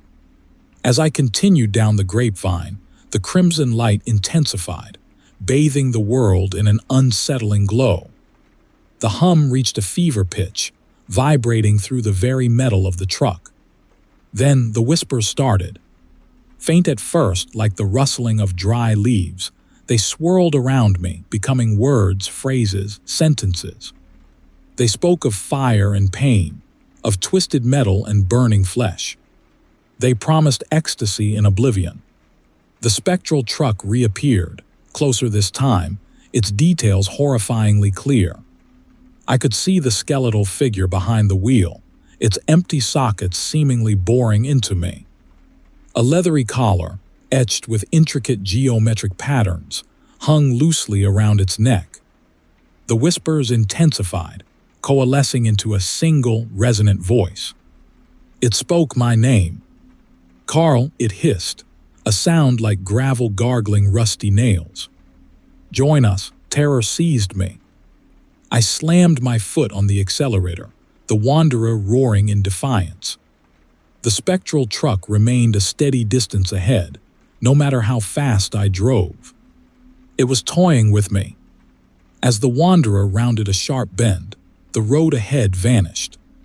In its place, a chasm extended across the entire width of the highway, impossibly wide, impossibly deep. The spectral truck, now just yards away, didn't slow down. It plunged into the abyss, the crimson light fading as it descended into the darkness. I slammed on the brakes, tires screeching against the asphalt. The Wanderer skidded to a halt inches from the edge. I could feel the heat rising from the chasm, smell the acrid stench of burning rubber and something sickeningly sweet. Peering into the darkness, I saw nothing. The whispers had stopped. The humming was gone. The world was silent. Shaking uncontrollably, I backed the Wanderer away from the edge, turning around and driving back up the grapevine, away from the chasm, away from the whispers, away from the burning rig. I didn't stop until I reached the relative safety of a truck stop, bathed in the harsh fluorescent glow of civilization. I never hauled another load through the grapevine. I never spoke about what I saw that night, fearing ridicule, fearing that no one would believe me. But the memory remains, a chilling reminder of the horrors that lurk in the shadows of those twisting roads, a testament to the phantom truck of the grapevine, still taking unsuspecting souls into its fiery embrace. Story 29. The dispatch call came in just before sunset. Special delivery bill. Need you to run something sensitive out to Needles. Pays triple. Needles was a desolate armpit, but triple meant I could finally replace that busted fridge back home. I didn't ask questions. Money talks, especially in this business. The loading dock was eerily quiet. Usually a hive of activity, tonight it felt abandoned. A single flickering fluorescent light illuminated the loading bay, casting long, distorted shadows. The cargo, a single, unmarked crate, sat on the platform, wrapped in thick plastic sheeting. Its weight was unsettling, almost unnatural. The foreman, a guy I'd never seen before, just grunted and gestured me towards it. No paperwork, no explanation. Just a simple nod and Needles. Before sunrise, the desert at night is a thing of stark beauty. But tonight it felt different. Menacing. Every Joshua tree seemed like a twisted, skeletal finger pointing towards a hidden danger. I kept glancing at the crate in my side mirror, a nagging feeling growing in my gut. Somewhere outside Barstow, I saw it. A flicker of violet light on the horizon. I told myself it was a mirage, heat playing tricks on my eyes. But the violet light grew stronger, pulsing rhythmically against the blackness. Curiosity, or maybe something more primal, compelled me to veer off the highway, following a barely there dirt track toward the light. The track led me to a remote compound, surrounded by a high, barbed wire fence. The violet light emanated from within. I could hear faint chanting, a low, rhythmic drone that vibrated through the floorboards of my truck. I cautiously approached the gate, a small crowbar I kept under my seat clutched in my hand. The gate was unlocked. I pushed it open, the metal groaning in protest, and stepped inside. The compound was a collection of ramshackle buildings, their faded turquoise paint peeling under the desert sun. The chanting grew louder, interwoven with a strange metallic clicking. I saw figures moving between the buildings, their shadows distorted and elongated in the violet glow. One of the buildings had a crudely painted sign above the door, "Sanctuary." I approached it slowly, my heart pounding in my chest. Through a grimy window, I could see the figures inside. They were dressed in tattered hospital gowns, their heads shaved, their faces obscured by thick, round glasses. They swayed rhythmically, chanting in unison, their bodies convulsing. In the center of the room, bathed in the violet light, was a large, obsidian monolith. The metallic clicking seemed to be coming from it. I watched in horrified fascination as one of the figures stepped forward, a young woman with a vacant stare. Two other figures grabbed her arms, dragging her towards the monolith. The chanting reached a fever pitch. The woman screamed, a high-pitched, desperate wail. And then I saw it. The skin on her arms began to ripple, to shift. Her bones seemed to reshape themselves, her limbs contorting at unnatural angles. Her screams morphed into a guttural growl, something inhuman. The transformation was rapid, horrifying.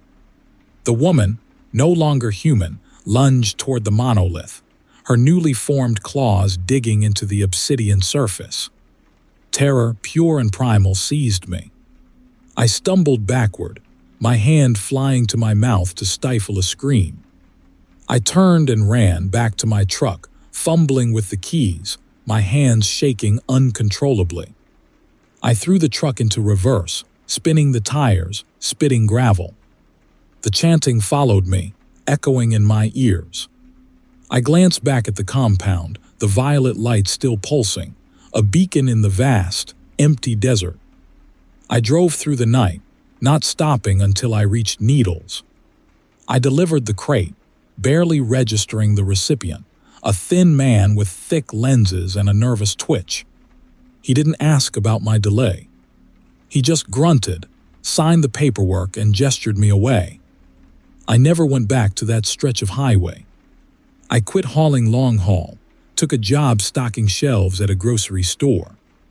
The memory of that night, the chanting, the violet light, the transformation, it still haunts me. I see those distorted figures in my nightmares, their elongated heads tilted, their eyes hidden behind those thick glasses, their whispers promising ecstasy, their touch promising something far more terrifying. Sometimes, in the quiet hours of the night, I hear the clicking again. A metallic sound, sharp and precise, like bones reshaping themselves. And I know with a chilling certainty that somewhere out there in the desert, the violet light still pulses, the chanting still echoes, and the skinwalkers are still waiting for their next victim. Story 30.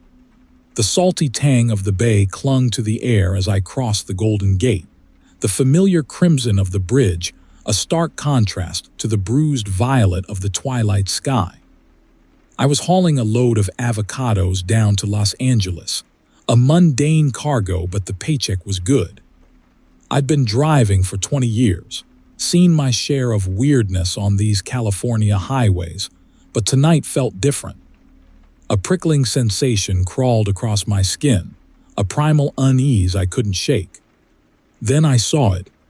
High above the bridge, silhouetted against the darkening sky, a massive shape unfolded itself. At first, I thought it was a trick of the light, a cloud formation, but as it descended, the details became horrifyingly clear. Enormous wings, impossibly powerful, beat the air, and a humanoid body, far too large to be human, hung beneath them. The creature's head was strangely elongated, almost insect-like, and two glowing red eyes burned into me from the distance. The Mothman. I'd heard the stories, dismissed them as campfire tales, but here it was, real as the steering wheel in my hands. My gut twisted. The Mothman wasn't just a creepy cryptid. It was an omen, a harbinger of disaster. Every hair on my body stood on end as a horrifying thought echoed in my mind. Earthquake. I gripped the wheel tighter, my knuckles white. The Bay Area was overdue for the big one, and this felt like confirmation. I punched the accelerator, needing to get off that bridge, away from the creature looming above. As I hit the city streets, a low hum began to vibrate through the truck. I glanced nervously at the dashboard, checking the gauges. Everything looked normal, but the humming intensified, resonating deep in my bones. The city lights around me flickered erratically, casting dancing shadows that seemed to writhe and reshape themselves. I pulled over, heart hammering against my ribs, convinced I was losing my mind. But when I stepped out of the cab, the ground beneath my feet confirmed my fears. It was trembling, a subtle vibration at first, then growing stronger, shaking the very foundations of the city.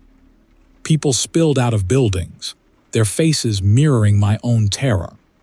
Screams erupted, a discordant chorus against the backdrop of the humming, which had now reached a fever pitch. The creature in the sky, the Mothman, was still there, circling above the chaos, a silent conductor of this terrifying symphony. The tremors escalated, the ground bucking and heaving. Buildings began to crumble, their facades peeling away like rotten fruit. The air filled with dust and debris, and the screams intensified. I stumbled back into the cab, desperate to escape, but the streets were gridlocked, a chaotic jumble of twisted metal and panicked faces. Then the humming stopped. A sudden, deafening silence descended upon the city, broken only by the sounds of crumbling concrete and the whimpers of the injured. I looked up, searching for the Mothman, but it was gone. Vanished. But the silence was a prelude, not an end. The ground beneath me lurched violently, throwing me against the dashboard. A deafening roar filled the air as the earth opened beneath the city, a gaping chasm extending across the entire width of the street. I watched in horrified fascination as cars and people plunged into the abyss, their screams swallowed by the darkness. My truck began to slide, pulled inexorably towards the widening fissure. I slammed my foot on the brake, a pathetically futile gesture. The truck tipped forward, teetering precariously on the edge. I closed my eyes, bracing for the inevitable.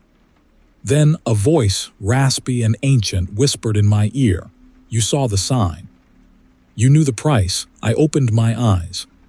Standing directly behind me, silhouetted against the fiery glow of the chasm, was the Mothman. Its glowing red eyes bored into me, filled with a chilling indifference that transcended human comprehension. Its elongated head tilted, its lipless mouth forming a grotesque grimace. The truck plunged into the darkness. As the earth consumed me, a final, terrifying thought echoed in my mind. The Mothman hadn't caused the earthquake. It had simply known it was coming. It had come to witness. And I, the unfortunate witness to the Mothman, had become a witness to the end. Story 31. The sun dipped below the horizon, painting the San Joaquin Valley in hues of bruised plum and sickly orange. I pulled my rig into a diner nestled between a boarded-up gas station and a field of withered sunflowers. Darlene's Delicious Delights, the sign proclaimed in peeling script. My stomach rumbled, demanding something other than the lukewarm energy drink that had been my companion for the last 100 miles. Darlene's was eerily quiet for a dinner rush. A handful of patrons sat hunched in booths, their faces obscured by shadow. A lone waitress, her face etched with a weariness that transcended exhaustion, shuffled between tables. I slid into a cracked vinyl booth and picked up a menu. The plastic was slick with an unidentifiable grime. The food selection was strangely limited: meatloaf surprise, chef's special stew, and Darlene's delightful dessert. I opted for the stew, figuring it was the least likely to contain anything unexpectedly crunchy. The waitress reappeared, her eyes magnified by thick Coke bottle lenses. "Stew it is, hon," she rasped, her voice like gravel gargling rusty nails. She shuffled off towards the kitchen, a swinging door with a small, grimy window. Through that window, I caught a glimpse of something that sent a prickle of unease down my spine. It was quick, just a flash of movement, but I could have sworn I saw figures in robes, their heads obscured by hoods, moving in a rhythmic, almost ritualistic way. I shook my head, chalking it up to fatigue. I'd been driving for far too long. My stew arrived, a steaming bowl of brown, lumpy gruel. It smelled vaguely of cinnamon and something else, something faintly metallic. My stomach churned, but hunger won out. I took a tentative bite. The texture was unexpectedly smooth, almost fleshy. I swallowed hard, pushing down the rising nausea. The unsettling feeling in my gut intensified. The hushed conversations around me seemed to carry a strange undercurrent, a low, rhythmic chanting that was just below the threshold of audibility. I glanced around again, noticing for the first time the strange symbols etched into the walls. They looked vaguely familiar, like something I'd seen in a dusty anthropology textbook years ago. My unease blossomed into full-blown dread. I needed to leave. I pushed away my half-eaten stew and fumbled for my wallet. As I stood, I caught another glimpse through the kitchen window. This time, there was no mistaking it. The hooded figures were gathered around a table, their chanting growing louder. In the center of the table, illuminated by flickering candlelight, lay something long and pale. My blood ran cold. I tossed a few crumpled bills onto the table and made for the exit, my heart hammering against my ribs. "Leaving so soon, hon?" The waitress's voice rasped behind me. Her hand clamped down on my shoulder, surprisingly strong. I flinched and spun around. Her eyes, magnified by those thick lenses, seemed to bore into me. Just finished," I stammered, trying to pull away. Her grip tightened. "You haven't tried Darlene's delightful dessert yet," she said, a disturbing smile spreading across her face. She gestured towards the kitchen. "It's freshly prepared." The chanting from the back room reached a crescendo. A high-pitched shriek pierced the air, followed by a sickening thud. Terror lent me a burst of strength. I wrenched myself free from the waitress's grip and stumbled towards the exit. The other patrons, their faces now illuminated by the flickering candlelight spilling from the kitchen, turned to watch me, their eyes gleaming with an unsettling hunger. I burst through the doors and into the cool night air, the stench of cinnamon and metal clinging to my clothes. I scrambled into my truck, fumbling with the keys, my hands shaking uncontrollably. The engine roared to life, and I slammed the truck into reverse, tires spitting gravel as I sped away from Darlene's delicious delights. As I drove, I glanced in my side mirror. The diner, bathed in the eerie glow of the setting sun, seemed to shrink into the distance. But the image of those hooded figures, their chanting echoing in my mind, remained. And the unsettling question, what exactly was Darlene's delightful dessert? I never stopped at another roadside diner after that. Every time I saw one, nestled between gas stations and fields of sunflowers, a shiver would run down my spine. And sometimes, late at night, when the miles stretched out before me like an endless black ribbon, I could almost hear the faintest whisper of chanting, carried on the wind from some forgotten diner in the San Joaquin Valley. Story 32. The fading sunlight painted the Sierra Nevada in hues of bruised purple and blood orange. I gripped the wheel of my rig, the endless ribbon of Highway 80 stretching before me like a concrete promise. Donner Pass. Even the name sent a shiver down my spine, a cold finger tracing the stories whispered by generations of truckers. I'd heard the tales, of course, about the Donna Reed party, trapped by an early blizzard, driven to unspeakable acts to survive. I'd always dismissed them as campfire fodder, exaggerated narratives meant to scare rookies. But tonight, with the twilight deepening and the pines whispering secrets older than the highway, a genuine unease settled in my gut. I hauled medical equipment mostly. Nothing exciting, just the usual parade of syringes, Roman IV bags and bandages destined for hospitals and clinics scattered across the state. This particular load was bound for a small, forgotten clinic somewhere south of Reno.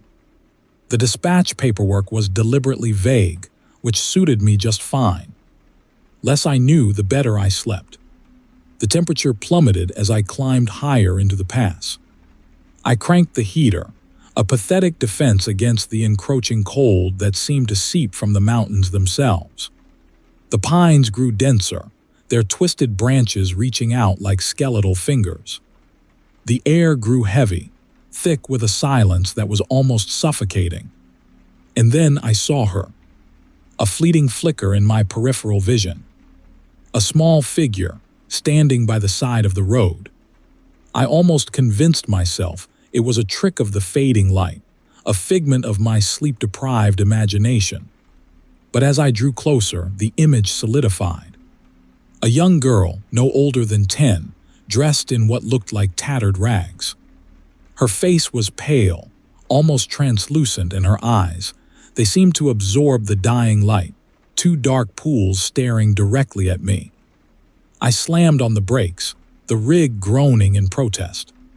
The girl didn't flinch. She simply stood there, her small, bare feet planted firmly on the frozen ground. A terrifying thought echoed in my mind. There shouldn't be anyone out here, not in this weather, not at this hour. I cautiously lowered the driver's side window, the frigid air stinging my face. "Hey there," I called out, my voice trembling slightly. "You lost, sweetie." The girl didn't respond. She just kept staring, her eyes fixed on me with an unsettling intensity. The silence stretched, broken only by the whisper of the wind through the pines.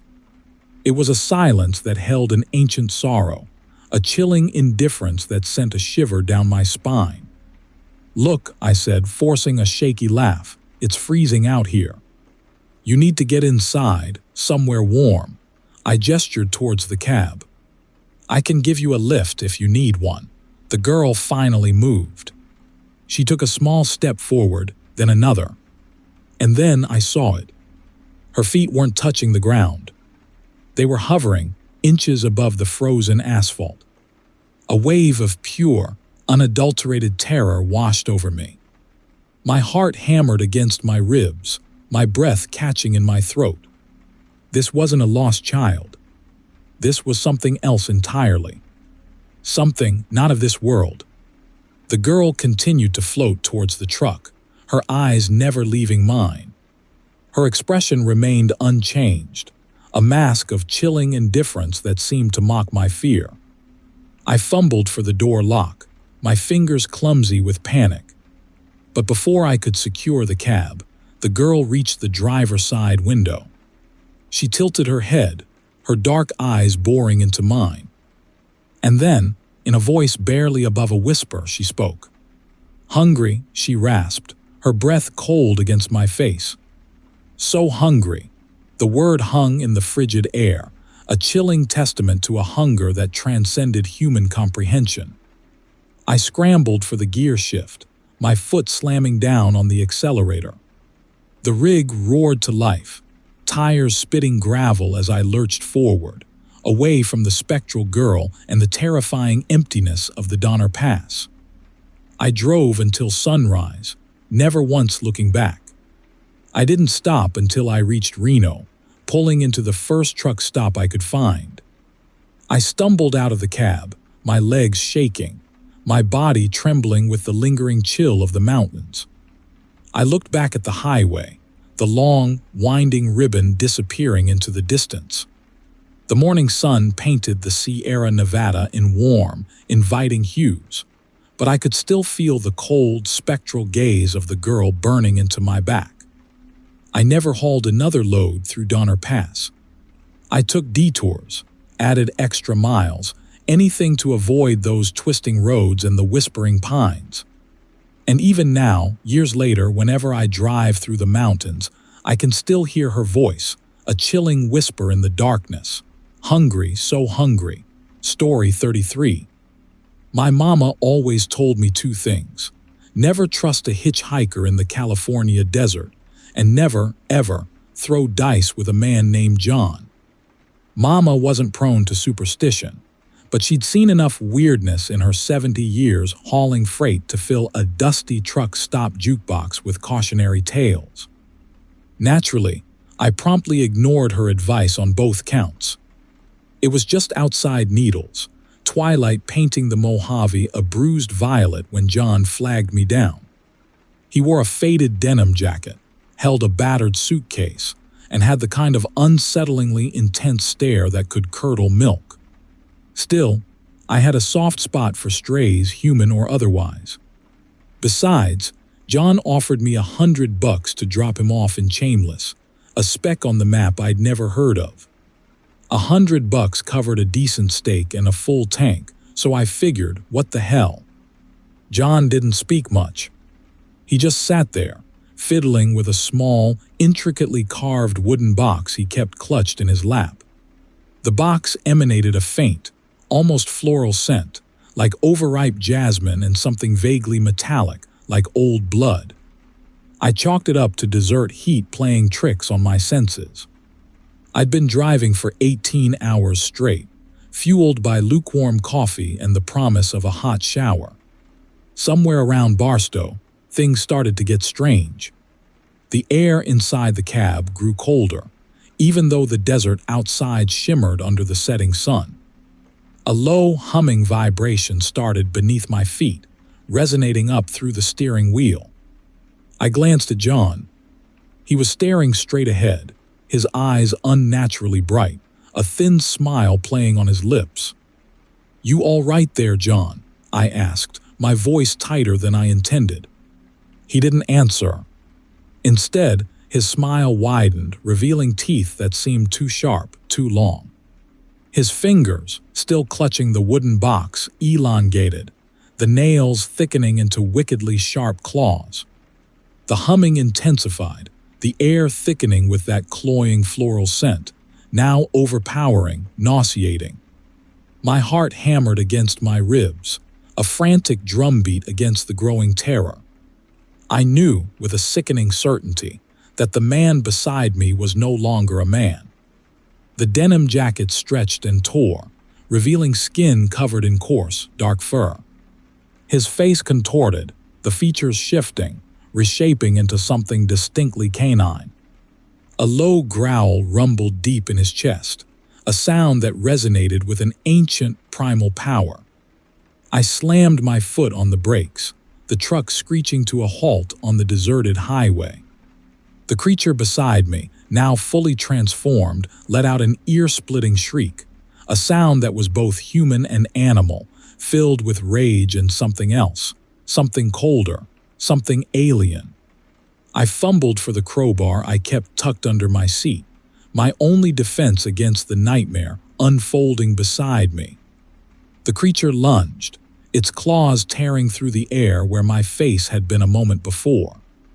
I ducked, scrambled out of the cab, and stumbled onto the scorching asphalt. The creature followed, its movements unnervingly fluid, its eyes burning with an unholy light. It circled me, a predator toying with its prey. The desert, once beautiful and vast, now felt like a menacing labyrinth closing in around me. I swung the crowbar, a pathetically futile gesture. The creature swatted it aside like a twig, the metal bending under the force of the blow. It stalked closer, the humming intensifying, a physical pressure pushing against me, squeezing the air from my lungs. Just when I thought it was over, a blinding white light erupted from the wooden box the creature had dropped on the floor of the cab. The light intensified, engulfing the creature, the truck, the desert itself. The humming ceased. The pressure lifted. Silence. Then, just as suddenly, the light vanished. The creature was gone. The truck stood there, seemingly unharmed, except for the lingering scent of jasmine and blood. I stood there, trembling, bathed in the cold desert night, the silence amplifying the pounding of my heart. I never saw John again. I never went back for the truck. I never spoke about what happened that night, not even to Mama. Some things are best left buried in the vast, silent emptiness of the desert. But sometimes, in the quiet hours before dawn, I still hear that low humming, feel that chilling presence, and I remember the night I threw dice with John and lost more than just $100. I lost a piece of my sanity, a piece of my soul on a lonely stretch of California highway, somewhere outside Needles, in a place where the lines between man and beast, between reality and nightmare, blur under the indifferent gaze of the desert moon. Story 34. The flickering neon sign of the desert Rose Diner buzzed intermittently, a lonely beacon in the vast, empty expanse of the California desert. Inside, a waitress with a name tag that read Darlene shuffled between the empty booths, her face a mask of bored indifference. I sat in a cracked vinyl booth, nursing a lukewarm cup of coffee, the bitter taste a stark contrast to the saccharine sweetness that clung to everything in this forgotten corner of the world. It started with a message on a trucking forum, a place where independent haulers like myself traded tips on routes, loads, and the best places to find a decent cup of joe. The message was simple: need discreet driver. High pay. No questions asked. Usually, discreet meant triple the going rate and triple the risk. But money talks, and my bank account hadn't been this quiet in months. The pickup point was a nondescript warehouse tucked away in the industrial sprawl of Bakersfield. The cargo, a single unmarked crate wrapped in thick plastic sheeting. The recipient, a street address in Chambers, California. A quick search yielded nothing. No town, no zip code, nothing. Just a blank spot on the map. A shiver went down my spine. This wasn't right. The drive was uneventful, at least for the first few hundred miles. The usual parade of truck stops, fast food joints, and endless fields of alfalfa. But as I veered off the interstate and onto a narrow, two-lane blacktop, the landscape began to change. The familiar desert scrub gave way to something else. Twisted, gnarled trees clawed at the sky, their branches reaching towards the road like skeletal fingers. The air grew thick with an unnatural stillness, broken only by the occasional rustle of unseen things in the undergrowth. The GPS led me deeper into this alien landscape, the signal wavering, the digital map on my phone dissolving into a chaotic jumble of lines and symbols. Then I saw it. A sign, barely visible in the fading twilight, Chambers. Pop it. Unknown. The town itself was a collection of ramshackle buildings huddled around a dusty main street. The few residents I saw were unsettlingly still, their faces obscured by shadows, their movements slow and deliberate, as if they were puppets whose strings were being pulled by some unseen force. I found the address, a dilapidated Victorian house with boarded-up windows and a porch swing creaking rhythmically in the breeze. As I backed the truck up to the loading dock, a figure emerged from the shadows. He was tall and thin, with long, spindly fingers and a face hidden beneath a wide-brimmed hat. He didn't speak, just gestured towards the crate. As I lowered the crate onto the dock, a strange humming sound began to emanate from within. It grew steadily louder, vibrating through the floorboards, up my legs, into my chest. I felt a prickling sensation on my skin, a growing unease that morphed into full-blown terror. Something was wrong. Horribly wrong. I scrambled back into the cab, my hands shaking, my heart pounding against my ribs. As I slammed the door shut, I saw them. Figures, dozens of them, emerging from the shadows, their bodies elongated and distorted, their faces pale and gaunt. They moved with an unnatural grace, their footsteps strangely muffled, as if they were gliding across the ground rather than walking. I hit the gas, the engine roaring to life, the tires spitting gravel as I sped away from the house, from the town, from whatever unholy thing I had unknowingly delivered. But they followed. I could see them in my rearview mirror, their forms flickering and shifting in the twilight, their silent pursuit a chilling reminder of the nightmare I had stumbled into. I drove for hours, the landscape outside a blur of twisted trees and desolate fields. The humming sound persisted, a constant presence, vibrating through the cab, through my bones, through my very being. I tried to rationalize it, to convince myself it was all in my head, a product of sleep deprivation and an overactive imagination. But deep down, I knew the truth. I had stumbled into something ancient, something dark, something that would forever haunt the lonely stretches of California highway. The sun began to rise, painting the sky in hues of blood orange and bruised violet. I thought I had outrun them. I thought I was safe. But as I glanced in the rearview mirror one last time, I saw it. A single figure, standing in the middle of the road, its form silhouetted against the rising sun, its long, spindly finger pointing directly at me. Then, the world dissolved into a blinding white light, and the humming reached a deafening crescendo. Story 35. My Kenworth, or what was left of it, hung precariously over the chasm, the cab a mangled parody of chrome and steel. Below, the swirling green vortex pulsed, hungry for the final piece of the offering. My offering. It had started innocently enough. A simple transport gig, hauling a sealed container from Fresno to some forgotten clinic south of Needles. Dispatch paperwork was deliberately vague, which usually meant triple the payout. Money talks, even if it whispers in a language older than the roads I drive. Somewhere around Barstow, I needed a potty break. I pulled into a deserted stretch, a single, flickering fluorescent light illuminating a grimy restroom building. Crude drawings were taped to the cracked porcelain stall latch. Stick-figure trucks, grotesque figures with elongated limbs and disproportionately small heads, and swirling vortexes. Campfire fodder for rookies, I thought. One drawing, though, caught my eye. A stick-figure truck beside a jagged fissure snaked across the earth. A stick figure beside it, arms outstretched towards the fissure. Beneath it, shaky handwriting, "Chameless truck stop." Never heard of it. I considered it a bored trucker's elaborate prank, finished my business, and climbed back into my rig.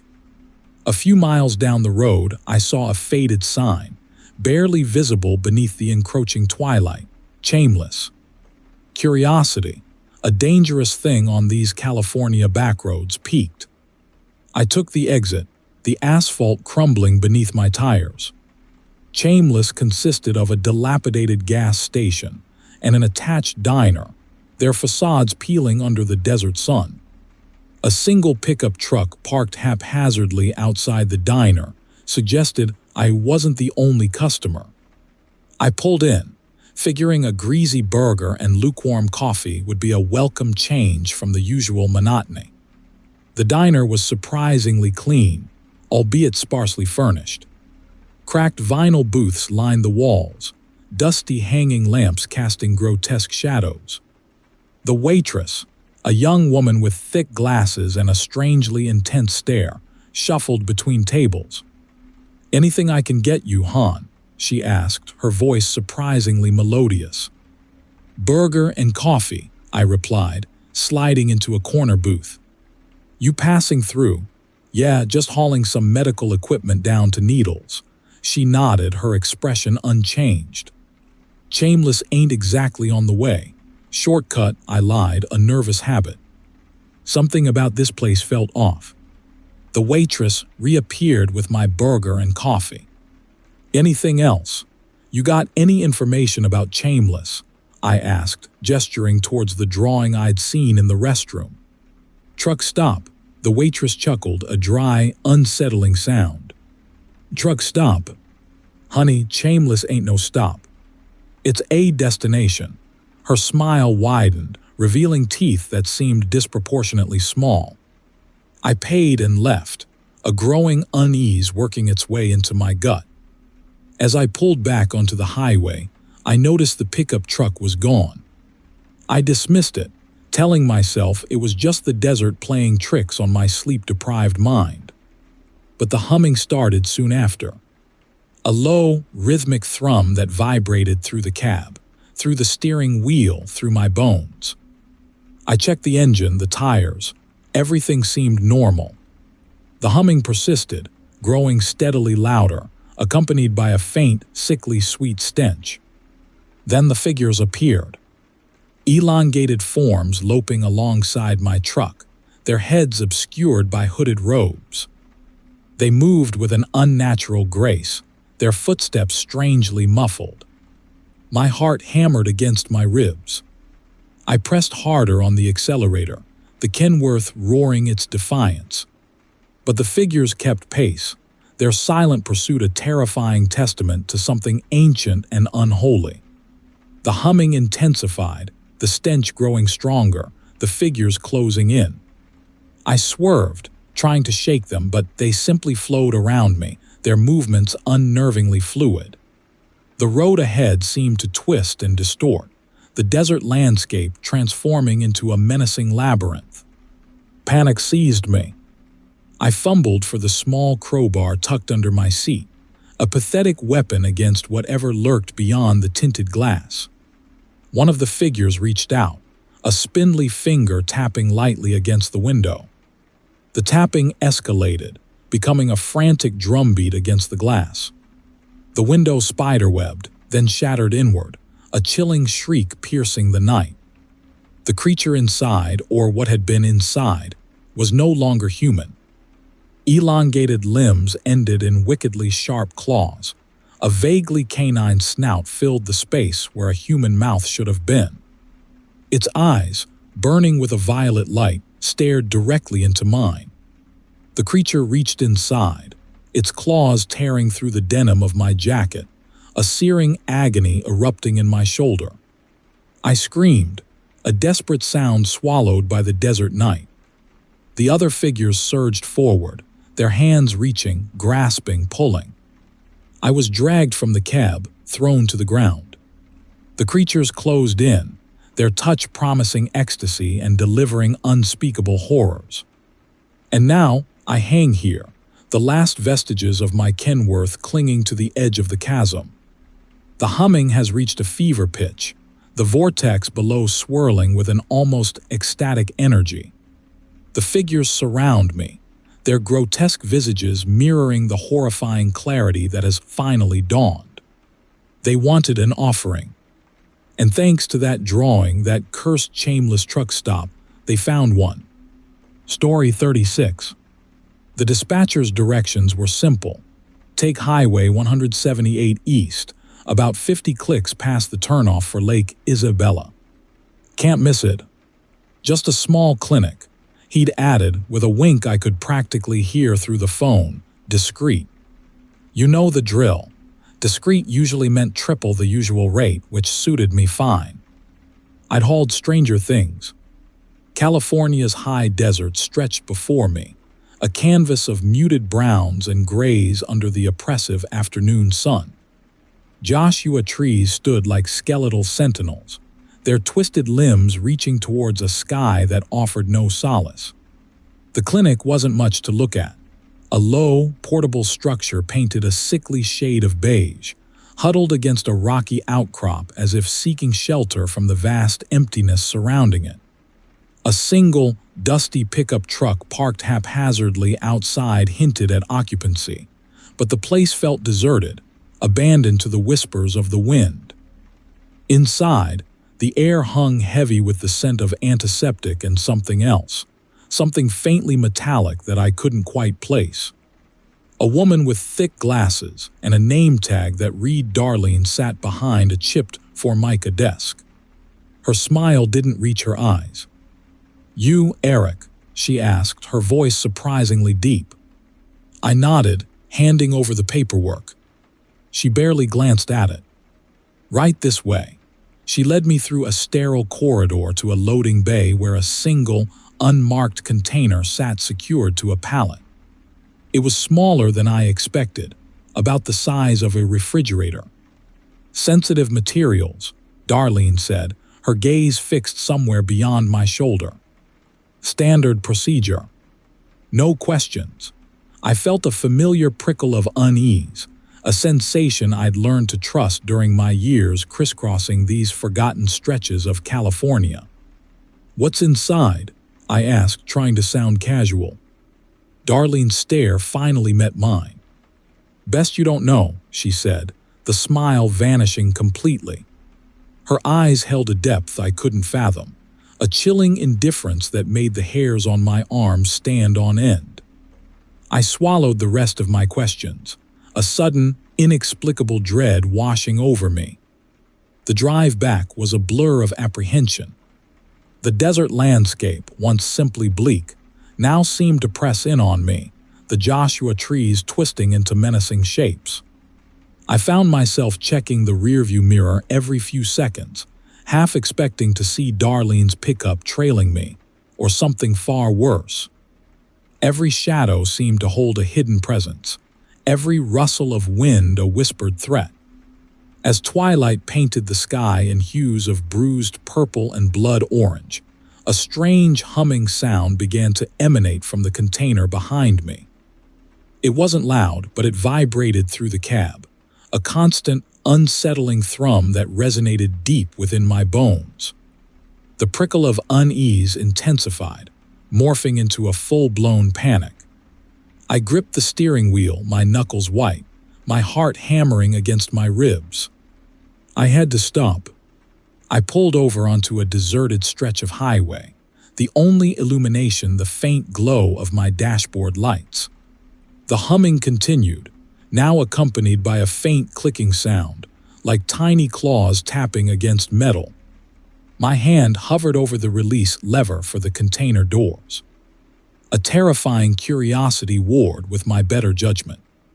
Whatever was inside, it was alive. I could feel it. Suddenly, the clicking stopped. A silence descended, heavier than the desert night, amplifying every sound. I heard my own breath, ragged and shallow, and the frantic thumping of my heart. Then a voice. It came from behind me, from inside the container, a voice that was both smooth and chillingly inhuman. It spoke a language I didn't understand, a series of clicks and guttural pronouncements that sent shivers down my spine. Yet somehow I understood the meaning. It was a warning, a territorial claim. A blinding white light erupted from the container, searing my retinas. The truck rocked violently, the ground beneath me trembling. The humming returned, amplified 1,000-fold, a deafening drone that shook the very foundations of reality. I slammed my foot on the accelerator, my tires spitting gravel as I fought to regain control. Through the rearview mirror, I saw the container doors buckle outward, revealing a swirling vortex of green light. The voice intensified, laced with a predatory malice that transcended human comprehension. Something was emerging, something vast and ancient and utterly alien. I glimpsed elongated limbs, obsidian claws, and a pair of eyes that burned with an unholy light. The truck swerved again, nearly jackknifing as the creature within the container unleashed a deafening roar. The chase was on. The creature pursued me with unnatural speed, its roars echoing through the desolate landscape.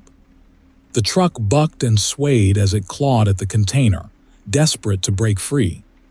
I drove like a madman, pushing my rig to its limits, the terror of being hunted by something beyond my understanding fueling my every move.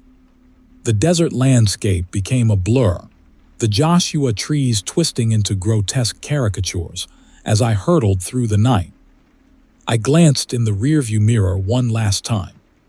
The creature was almost free, its monstrous form silhouetted against the swirling green vortex. Its eyes, burning with a malevolent intelligence, locked onto mine, and I knew with chilling certainty that this was a chase I would never escape. The world dissolved into a kaleidoscope of light and sound. The truck hurtled towards a gaping chasm that seemed to extend across the entire width of the highway. A final, ear-splitting shriek pierced the night, followed by the sickening crunch of metal. Then darkness. Story 37. The desert shimmered, a heat haze blurring the endless asphalt ribbon ahead. I squinted, wiping sweat from my brow. 70 years hauling freight across these California highways, and I'd seen my share of weirdness. But this was different. It started just outside Chambeless, a place most folks avoid. I was hauling a load of pre-packaged meals, destined for some government facility further north, details conveniently omitted from the manifest. As I rounded a bend, there he was, perched on a crumbling billboard advertising long-gone attractions. Wings spread against the setting sun, was the Mothman. Not some crackpot's campfire tale. The real deal. He just stared, those unnerving red eyes fixed on me. Then he pointed a long, spindly finger north, towards where I was heading, and let out a series of clicks, almost like Morse code. It sent a shiver down my spine, colder than any desert night I'd ever known. He didn't fly away, just continued staring as I drove past, the clicking following me, echoing in my ears long after he'd vanished in my rearview. I tried the CB, hoping to reach another soul out there in the vast emptiness, but all I got was static. The next town was Needles, just a gas station and a dusty diner clinging to the edge of the highway. I pulled in, needing a strong cup of something to settle my nerves. Inside, a couple of other truckers were hunched over plates of greasy food, their faces illuminated by the flickering fluorescent lights. I slid into a booth and told them what I'd seen. They laughed. "Mothman, huh? Guess the desert's finally got to you, old-timer." I showed them the cryptic message I'd scribbled down, hoping they could make sense of the clicks.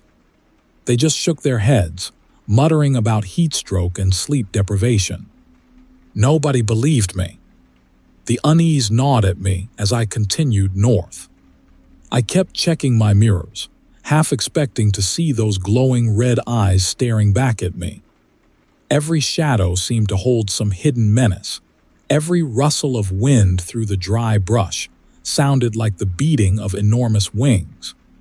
A few hours later, I reached the delivery point, a sprawling complex of factory-made buildings surrounded by a high chain-link fence topped with razor wire. It looked more like a prison camp than a government facility. A guard with a face like granite checked my paperwork, barely grunting before directing me to a loading dock at the back. The place was eerily quiet. No sounds of machinery, no voices, just a low, persistent hum emanating from the buildings themselves. As they unloaded my trailer, I noticed a group of figures standing near the fence, watching me. They were dressed in identical white jumpsuits, their heads shaved, and their faces blank. They didn't move, didn't speak, just stared. The hum intensified, a vibrating pressure building in the air. Then the chanting began.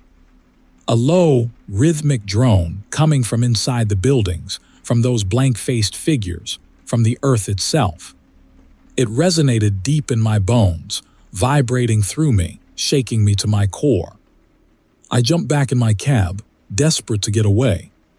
The guard gave me a dismissive wave, his expression unchanged.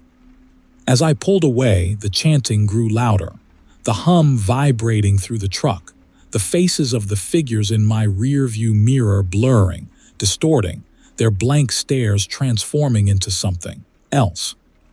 I drove for hours, pushing my rig harder than I should have, desperate to put as much distance as possible between myself and that place. But the humming remained, a constant, throbbing presence in my head. The chanting echoed in my ears, a haunting chorus I couldn't escape. Then the earth began to shake.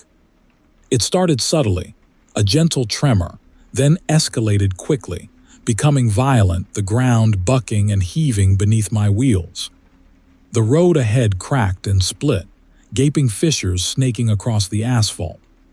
The complex in my rearview mirror was engulfed in dust and debris, the factory-made buildings collapsing like cardboard boxes. The chanting reached a fever pitch, a terrifying cacophony of inhuman voices, and then silence. The shaking stopped. The humming ceased. The world was still. I pulled over, heart hammering against my ribs, trying to catch my breath. The silence was deafening, broken only by the whisper of the wind through the twisted remains of the Joshua trees. The road ahead was impassable, a gaping chasm extending across the entire width of the highway. I was trapped. I looked back. The complex was gone. In its place, a swirling vortex of violet light pulsed and throbbed, a gateway to someplace beyond. The Mothman's warning echoed in my mind, the chilling clicks now horrifyingly clear. He hadn't been warning me about a disaster. He'd been warning me about them. And I, in my ignorance, had delivered them.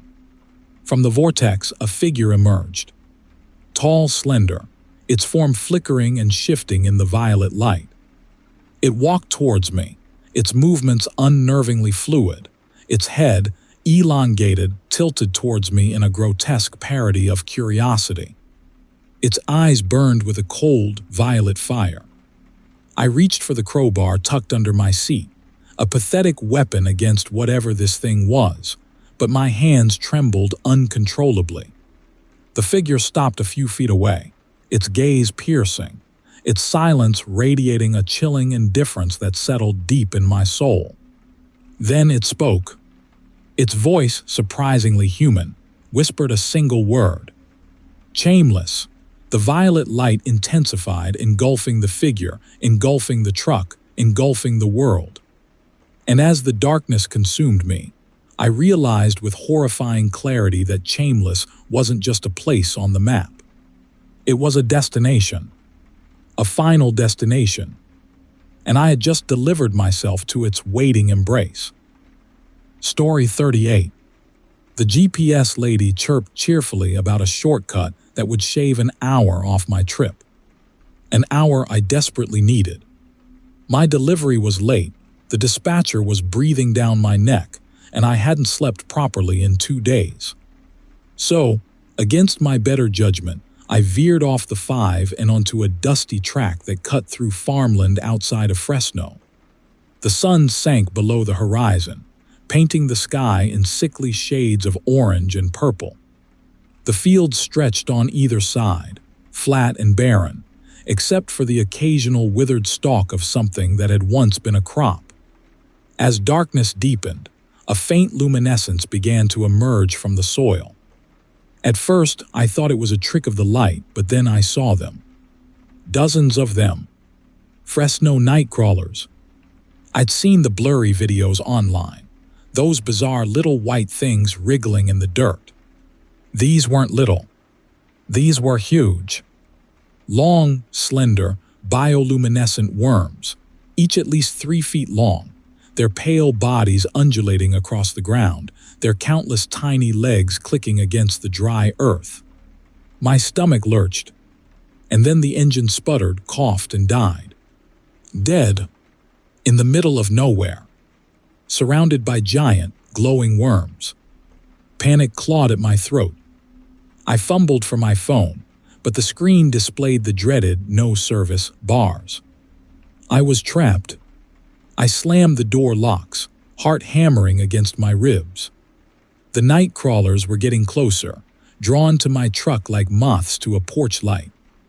Their glow intensified, illuminating the cab in an eerie, pulsating light. I watched in horrified fascination as one of the worms approached the truck. Its head, if you could call it that, was a pointed, fleshy appendage. It raised itself up, its pale body arching, and pressed its head against the window. I recoiled. I could see a cluster of needle-like projections around its mouth. Then I saw the farmer. He was stumbling through the field, waving his arms, shouting something I couldn't hear over the incessant clicking of the worms. He tripped, falling heavily to the ground. The night crawlers swarmed him. I squeezed my eyes shut, unable to watch. The clicking grew louder, closer. A high-pitched whine, like a dentist's drill, filled the air. I heard the farmer scream, a sound abruptly cut short. When I dared to open my eyes again, he was gone. Only the writhing mass of night crawlers remained, their luminescence brighter now, tinged with a sickly green. I understood then. They weren't just eating him. They were something else. One of the worms reached my truck. It reared up, its head pressing against the window. I could see the needle-like projections clearly now. They weren't teeth. They were hollow.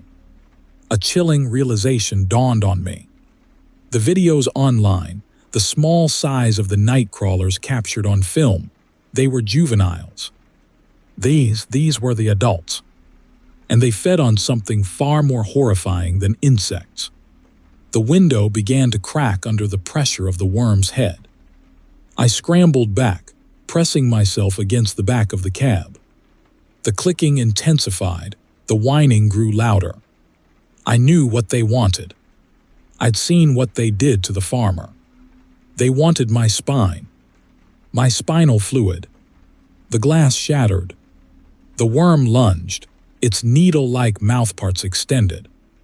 I grabbed the tire iron from under the seat, my only weapon. It was a pathetic defense against this monstrous thing, but I swung it anyway, hitting the worm's fleshy head with a sickening thud. It recoiled, but only for a moment. More worms were pressing against the truck, the metal groaning under their combined weight. Then I saw it. A small, rusted toolbox tucked away in the corner of the cab. Inside, nestled among wrenches and screwdrivers, was a can of brake fluid. A desperate idea sparked in my mind. With shaking hands, I grabbed the can and doused the invading worm. It shrieked, a high-pitched, ear-splitting sound, and thrashed wildly. The other worms recoiled, their luminescence flickering. I realized then that the brake fluid was corrosive to them, burning their flesh. I sprayed another worm, then another, buying myself precious seconds. I knew it wouldn't last. The can was almost empty. I had to make a choice. Stay and be consumed, or I looked out at the writhing mass of worms, their luminescence casting long, grotesque shadows across the field. Then I looked back at the toolbox. There, next to the empty can of brake fluid, was a flare gun. A terrible idea. A suicidal idea. But it was the only idea I had left. I grabbed the flare gun, aimed it at the largest concentration of worms, and pulled the trigger. The flare shot out, a brilliant streak of white light, igniting the dry stalks in the field. The flames spread rapidly, fueled by the dry vegetation. The worms shrieked and writhed as the fire engulfed them. I jumped out of the cab and ran. I ran as fast as I could, away from the burning field, away from the clicking, the whining, the horrifying glow of the Fresno night crawlers. I didn't look back. I didn't stop running until I reached the highway, where I flagged down a passing car. I never told anyone the full story. Who would believe me? But I know what I saw. And I know what I did. I set fire to a field full of creatures that should not exist. And I live with the knowledge that they might still be out there, somewhere, in the darkness, waiting. Story 39. The desiccated claw, tipped with obsidian, traced a line down my cheek, a prelude to the feast. Its touch was surprisingly cold, like the desert night air amplified 1,000-fold.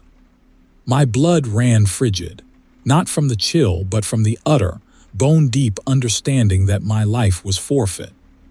The skinwalker, no longer the frail woman I'd foolishly offered a ride, towered over me, a grotesque mockery of humanity. Her face, once weathered and kind, now pulled and stretched into a bestial snarl, revealing rows of needle-sharp teeth. How had I gotten here? Trapped in my own rig, my sanctuary turned abattoir. Just hours ago, the highway stretched before me, an endless ribbon of asphalt under the vast, indifferent sky.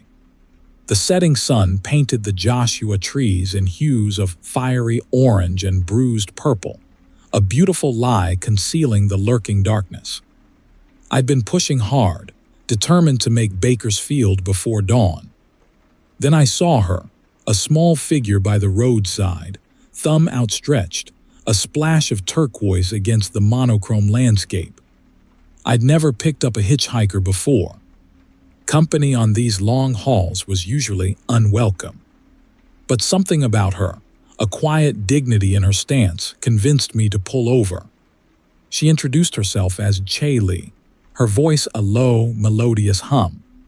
She spoke of Navajo traditions, of the delicate balance between man and nature, of the respect owed to the spirits of the desert. I found myself captivated, drawn in by her stories, a welcome distraction from the miles. As twilight bled into night, her demeanor shifted. Her words grew cryptic. Her eyes, once warm and brown, began to gleam with an unsettling intensity. The turquoise jewelry she wore, a necklace and a single, heavy bracelet, seemed to pulse with a faint, inner light. She started talking about the Yi Naldlushii, beings who could shape-shift, who walked the thin line between the worlds. A cold dread began to seep into my heart. Her tales, once fascinating, now chilled me to the core. "The desert keeps many secrets," she'd whispered, her voice now a rasping growl. Some secrets hunger. Then the transformation began. It was subtle at first, a twitching of the muscles beneath her skin, a lengthening of her fingers. Then, with sickening speed, the shift accelerated. Bones cracked and reformed, flesh rippled and flowed. Her eyes blazed with a predatory, golden light. The turquoise of her jewelry darkened to the color of dried blood. The cab of my truck, my familiar space, became a cage. I slammed my foot on the brake, desperate to escape, but the pedal went limp. The truck, my loyal companion, had betrayed me. It was no longer under my control. It was hers. The skinwalker stalked me, her movements fluid and predatory. She toyed with me, her laughter echoing through the cab, a sound that scraped against my sanity. She used the dark magic Che-Li had spoken of, weaving illusions that targeted my deepest insecurities, my hidden shames. I saw phantoms of my past, failures and regrets that clawed at my mind. The highway, bathed in the harsh glare of my headlights, transformed into a nightmarish landscape of twisted metal and shattered bone. I knew these visions weren't real, but the terror they evoked was utterly consuming. She pinned me against the driver's seat, her hot breath reeking of carrion, her claws digging into my flesh. I could feel the power radiating from her, the raw, untamed energy of the desert itself. I closed my eyes, bracing for the inevitable. But the killing blow didn't come. Instead, she spoke, her voice a guttural whisper, laced with amusement. "You fear death, little rabbit. But death is too easy. I have other plans for you." Then she forced my eyelids open. I stared out at the highway, now a blur of swirling colors and grotesque shapes. A new horror dawned on me, a chilling premonition of a fate far worse than death. She wasn't going to kill me. She was going to break me, piece by agonizing piece, and then she was going to make me one of her own. A twisted, howling creature, condemned to roam the desert, a prisoner of the night, forever hunting under the cold, indifferent gaze of the stars. A tool of her dark magic, a testament to her terrifying power. The obsidian claw traced another line down my cheek, this time drawing blood. A single fat drop welled up, a dark ruby against the pale skin. She leaned in close, her snarl widening, her eyes burning with a predatory glee. I screamed, a sound swallowed by the vast emptiness of the desert.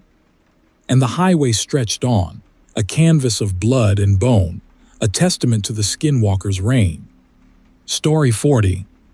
The sun dipped below the horizon, painting the sky in shades of bruised plum and faded apricot. My gut grumbled, a hollow ache echoing the emptiness of the two-lane blacktop beneath my tires. A flicker of neon, an incongruous splash of ruby red in the gathering gloom, caught my eye. "Eats," it proclaimed, the letters chipped and faded, clinging precariously to a weathered sign above a squat, solitary diner. The Whispering Diner. I'd seen its name on a crumbling map I'd picked up at a dusty antique store, a relic from Route 66 glory days. Despite its isolated location, a warmth radiated from the diner, a beacon in the deepening twilight. The aroma of coffee, rich and freshly brewed, tugged me in. Curiosity, or perhaps just plain hunger, overruled caution.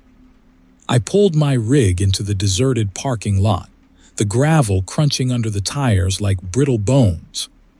Inside, the diner was bathed in a warm, inviting glow. Booths lined the walls, upholstered in faded turquoise vinyl. A long counter, gleaming with an unnatural polish, stretched the length of the room. The air buzzed with a low hum, a subtle vibration that tickled the back of my teeth. And the coffee, it smelled heavenly. Several patrons occupied the booths and stools, their faces obscured by shadow. I hesitated, a prickle of unease running down my spine. Something felt off. There was a stillness to them, an unsettling lack of movement. "Evening," I called out, my voice echoing strangely in the quiet room. No one responded. A woman with hair like spun silver emerged from behind the counter, a smile plastered on her face. "Welcome to the Whispering Diner." "Coffee?" I nodded, drawn to the steaming pot she held. As she poured, I noticed her eyes, vacant and unseeing, fixed on some point beyond me. "Quiet tonight," I remarked, trying to break the unnerving silence. Her smile widened, revealing teeth that were just a little too sharp, a little too pointed. "It's always quiet. They don't talk much anymore." She gestured toward the other patrons, and I finally saw them clearly. Their skin was pale and translucent, their eyes milky white orbs. They were ghosts. Real, honest-to-God ghosts. Terror seized me, a cold grip on my heart. I stumbled back, knocking over my coffee. The brown liquid splashed across the counter, evaporating instantly without a trace. The spectral patrons turned to me, their heads swiveling in an unnatural, jerky motion. A low murmur rippled through the room, a whispering chorus that made my skin crawl. "He's the one," a voice rasped, coming from a shadowy figure in the corner booth. The silver-haired woman glided towards me, her movements eerily fluid. "They are hungry. And you look just like him." "Like who?" I croaked, my throat suddenly dry. "The one who brought them here," she whispered, her breath cold against my ear. The one who fed them. She led me to a booth, the spectral patrons watching with unsettling intensity.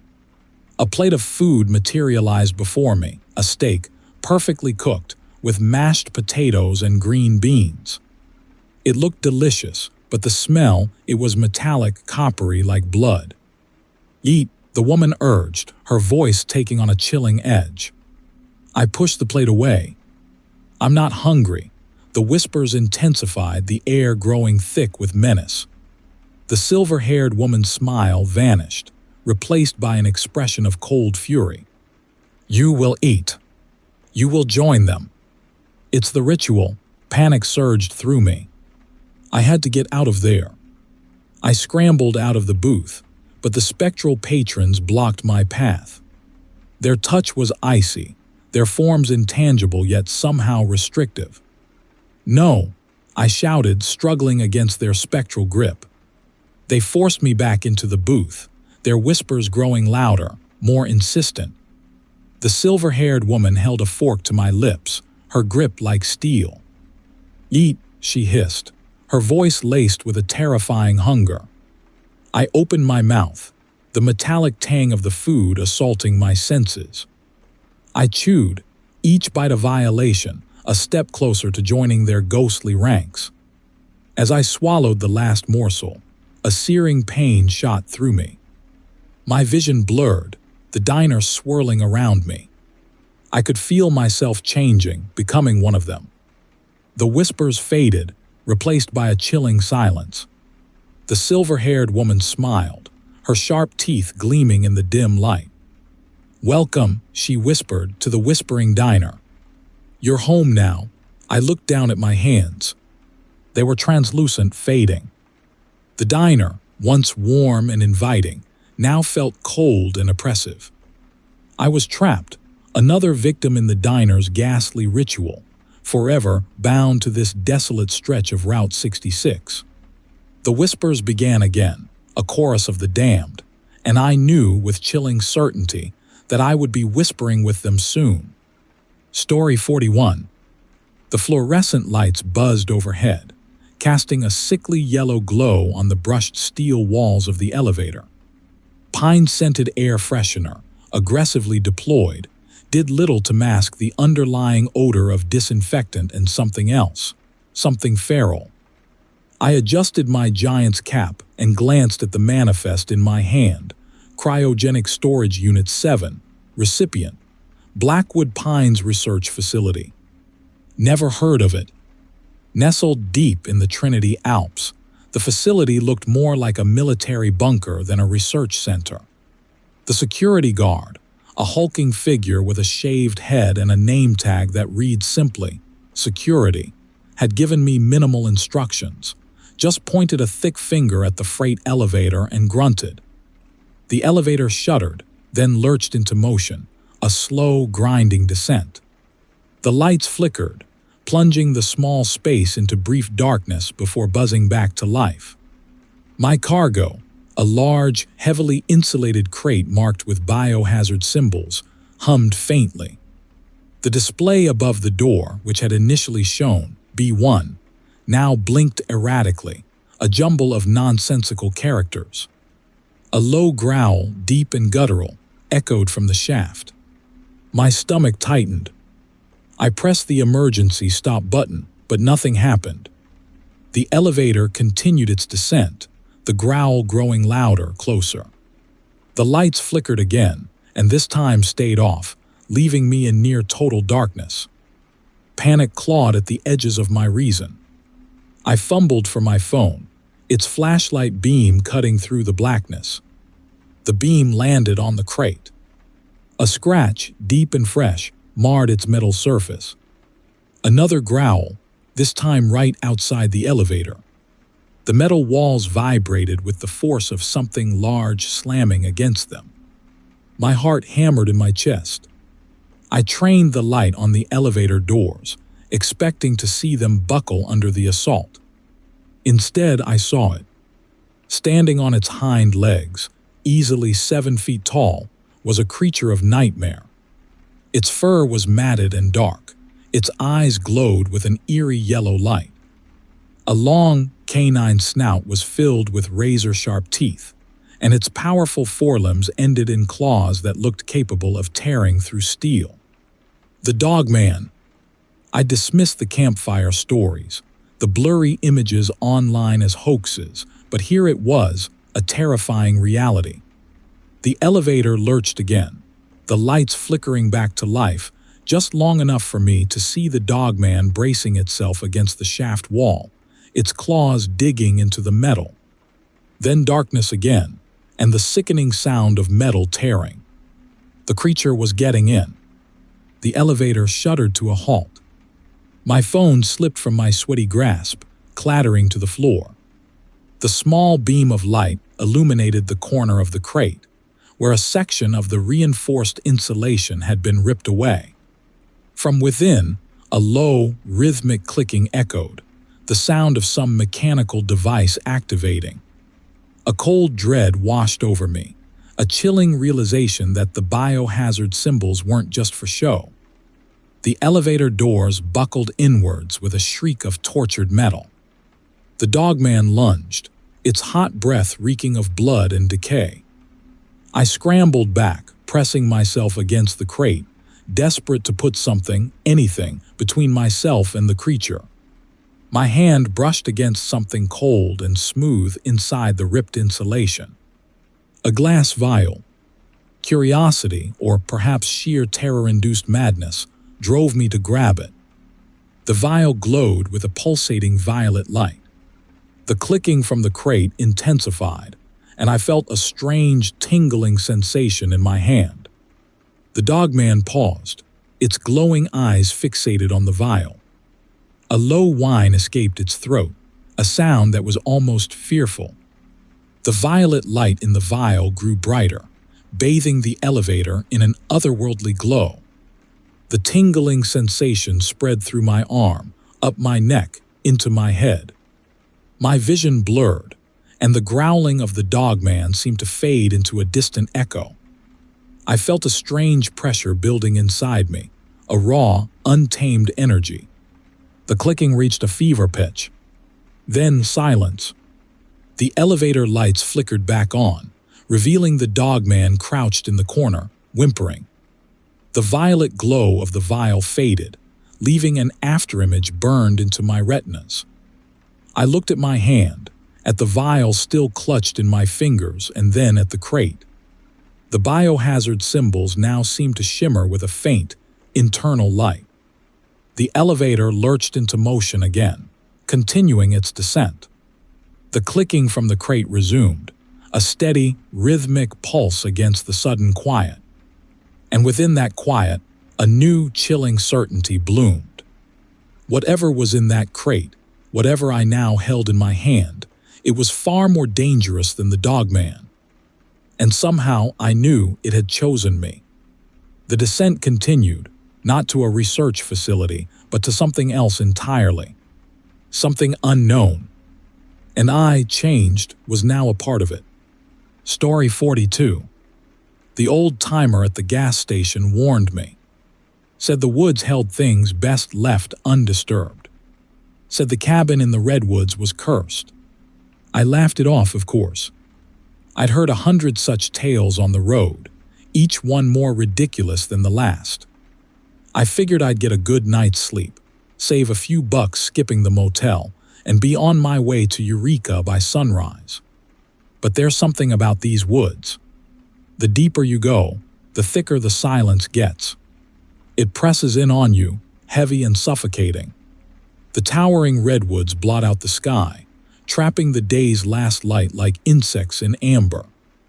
I pulled my rig off the deserted logging road, beside the crumbling cabin the old man had described. It was smaller than I'd pictured, swallowed whole by the immensity of the trees. A sliver of moon hung in the violet twilight. I ate a cold sandwich, trying to ignore the growing sense of unease. It felt like I was being watched, every rustle of leaves a scrutinizing gaze. Then the whispers started. Soft at first, barely audible. I dismissed them as the wind sifting through the branches, but they intensified. Twisted whispers slithering through the deepening dark.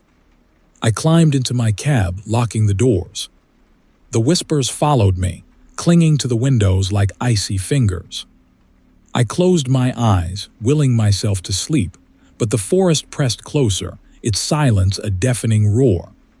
The whispers became words, fragmented phrases I couldn't quite grasp. Then visions began. The trees outside contorted, their branches reaching towards the cabin like skeletal arms. Spectral figures materialized in the moonlight, their faces veiled in shadow, their movements slow and deliberate. They were gathering in a clearing just beyond my truck, drawn to the cabin like moths to a flickering flame. A dread so profound, it paralyzed me filled the cab. I watched helplessly as the figures began to dance, a grotesque ballet around a blazing bonfire. Their movements grew frenzied, their chanting echoing through the trees, twisting into a language I'd never heard, yet somehow understood. It was a language of shadows and sacrifice, a plea to something ancient and terrible lurking beneath the redwoods. The cabin pulsed with an unholy light.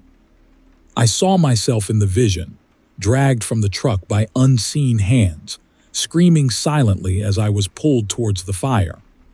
The spectral figures raised their arms, chanting in unison as the flames grew higher, threatening to engulf me. I jolted awake, heart pounding, soaked in a cold sweat. The cabin stood silent in the moonlight, the trees motionless. The silence, though, felt heavier, more oppressive. The whispers were gone, replaced by a low, rhythmic drumming, growing steadily louder. It seemed to emanate from the grove itself, from the earth beneath the redwoods. I fumbled for my keys, desperate to escape, but the truck wouldn't start. The drumming intensified, vibrating through the metal of the cab, resonating in my bones. The earth began to tremble. Roots thicker than my body snaked out of the ground, tearing through the asphalt, reaching towards the truck. The trees were moving again, twisting and groaning as if in agony. Their branches interlocked, forming a cage around the clearing. The spectral figures were gone, replaced by something far more terrifying. A swirling mass of darkness emerged from the heart of the grove. It pulsed and writhed, its edges indistinct, yet filled with a malevolent intelligence. It felt vast and ancient, a primal force unbound. The drumming reached a fever pitch as the darkness flowed towards the cabin, consuming everything in its path. The windows of the cab shattered inwards, shards of glass raining down on me. The darkness poured into the truck, cold and suffocating. I couldn't breathe, couldn't scream. The rhythmic drumming echoed in my skull, drowning out all other thought. The darkness was inside me now, seeping into my very being, tearing at my soul. The last thing I saw, before the darkness consumed me completely, was the cabin. It was no longer a crumbling ruin, but a towering edifice of gnarled wood and twisted branches, pulsing with an unholy light. It stood at the center of the grove, a gateway to something ancient and terrible, a monument to the curse of the redwoods. And I, the foolish trucker who ignored the warnings, was its latest offering. Story 43. The listing on the forum was simple: transport discreetly, a single container. Payment, enough to keep the repo man off my back for another few months. The drop-off point, a GPS coordinate somewhere near Joshua Tree. No questions asked. In my line of work, no questions asked usually meant trouble, but the emptiness in my wallet overruled caution. The container itself was unremarkable, steel, heavily reinforced, about the size of a refrigerator. It hummed faintly, a low thrumming that vibrated through the floor of my rig. I tried to ignore it. The drop-off was a deserted gas station, bathed in the sickly orange glow of a sodium vapor lamp. A figure emerged from the shadows, face obscured by a wide-brimmed hat. The exchange was swift, silent. Money in my hand, container left on the cracked asphalt. I was halfway back to Baker's Field before the whispers started. Not actual whispers at first. More like a pressure inside my skull, a subtle shifting of thoughts. It began with a persistent image of the container, then a strange compulsion to turn around. The pressure became a voice, thin and ready, speaking directly into my mind. It knew my name. It knew my fears. It wanted out. I pulled over, heart thrumming a frantic tattoo against my ribs. The container sat in the back, innocuous under the pale moonlight. I told myself it was stress, exhaustion. I needed sleep. But the voice persisted, weaving its way through my thoughts, promising power, knowledge, escape from the mundane misery of my life. It promised me everything I desperately craved. I unlocked the container. The inside was bathed in a pulsating amethyst light. No crate, no cargo. Just a sphere of swirling, violet energy, suspended in the center. It pulsed with a life of its own, growing, shrinking, shifting. Fear gave way to a horrified fascination. The voice intensified, no longer a whisper but a roar inside my head. It told me it was a being of pure energy, a creation of a mind far beyond human comprehension. It had been imprisoned, but now, with my help, it would be free. The sphere began to change, coalescing into a form, something vaguely humanoid but wrong in every way. Limbs too long, joints bending at unnatural angles. Its skin shimmered, iridescent like oil on water. Its eyes, huge and black, burned with an unholy light. It reached out, a slender, almost skeletal hand extending towards me. And I, a grown man, a trucker who'd seen his share of strange things on the long haul, found myself reaching back. As my fingers brushed against its skin, a jolt of raw energy surged through me. Visions flooded my mind, cities crumbling, oceans boiling, stars collapsing in on themselves. The entity's voice, now a chorus of 1,000 whispers, spoke of a universe remade in its image, a universe where it reigned supreme. And I, the foolish trucker, would be its herald. The escape was a blur of violence and chaos. The entity, now fully formed, possessed a strength far beyond its fragile appearance. It tore through the reinforced steel of the container like it was paper. It manipulated my mind, forcing me to drive, to obey its every whim. The open road became a hunting ground. Truck stops, diners, small towns, all fell victim to the entity's insatiable hunger for energy. It consumed everything: electricity, gasoline, even the life force of living beings, leaving behind husks drained of all vitality. I watched, horrified, as my hands, no longer my own, steered the truck towards its next victim. A lone gas station, shimmering in the desert heat. A family pulled up in a minivan, their faces alight with anticipation of a road trip. The entity pulsed with excitement. Its form flickered, shifting, becoming something monstrous, something vast. The screams were swallowed by the desert wind. The entity grew stronger with each act of consumption, its form becoming more stable, more terrifying. The whispers in my mind intensified, promising ultimate power, a place at the right hand of a new god. But the visions that accompanied these promises were no longer of triumph, but of destruction. I saw myself, a hollow shell, a puppet dancing to the tune of a cosmic horror. The final stop was the Blackwood Pines Research Facility, the place where the entity had been created, the place it now intended to destroy. I drove, not of my own volition, towards the imposing gates, the entity's laughter echoing inside my skull. The guards fired, their bullets bouncing harmlessly off the entity's shimmering form.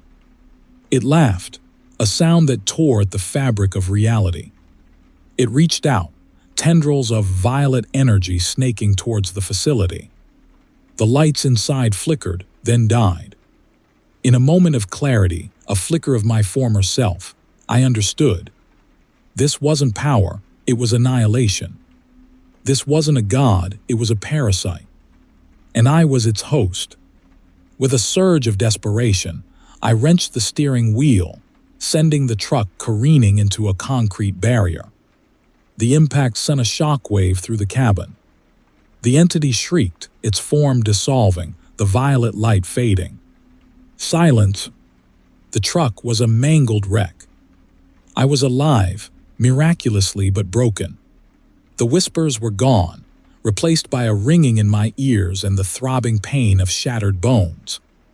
The research facility stood dark and silent. As the police sirens wailed in the distance, I saw it, a faint shimmer of violet light in the rearview mirror. It was reforming slowly, painstakingly. It would be back. And I, the trucker who had unwittingly unleashed it, would be waiting. Story 44. The San Bernardino Mountains shimmered like hazy ghosts in the rearview.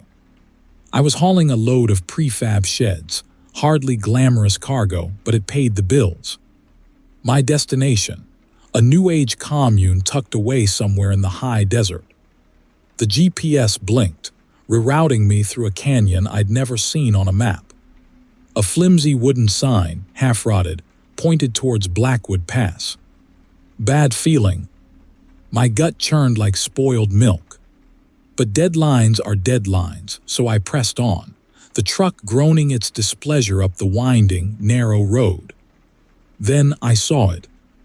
Arcing across the late afternoon sky, an impossibly large shape.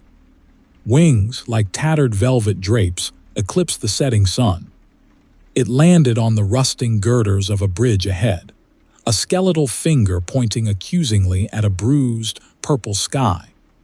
My foot instinctively slammed on the brake. The Mothman. I'd heard the stories, dismissed them as trucker folklore. But this was real. It turned its head. No neck, just a seamless transition from feathered body to that face. Not a bird, not a demon, something else entirely. Its eyes glowed like embers, burning holes in my very soul. And then the whispers started. Not audible whispers, but intrusions, violations of my mind. Images, vivid and horrifying, flashed through my consciousness. A burning oil refinery, twisted metal and screaming figures silhouetted against the flames. A tsunami swallowing coastal cities, leaving nothing but debris and floating bodies. Earthquakes ripping the land apart, revealing a churning, molten core beneath. The bridge seemed to vibrate, the metal groaning a symphony of impending doom. Spectral figures began to materialize, walking towards me. Ghastly burns covered their skin, their eyes vacant holes. They were the victims of my visions, the ghosts of future tragedies, pulled from some other dimension, some bleeding edge of reality. I pressed myself against the steering wheel, a silent scream trapped in my throat. The Mothman remained perched on the bridge, its presence a suffocating weight.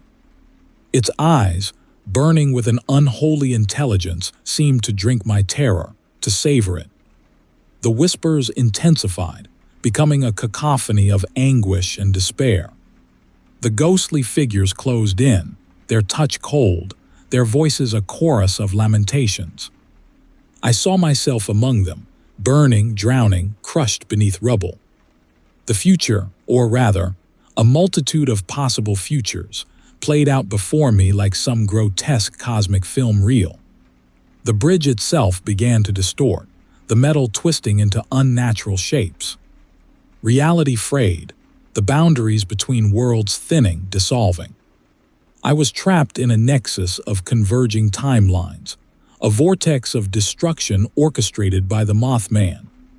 The visions became more personal, more intimate. My childhood home engulfed in flames, my family trapped inside, My own death, replayed in 1,000 gruesome variations. Each vision fed the Mothman's power, intensifying the assault on my mind. I clawed at my eyes, desperate to shut out the horrors, but they were burned into my brain, etched into my very being.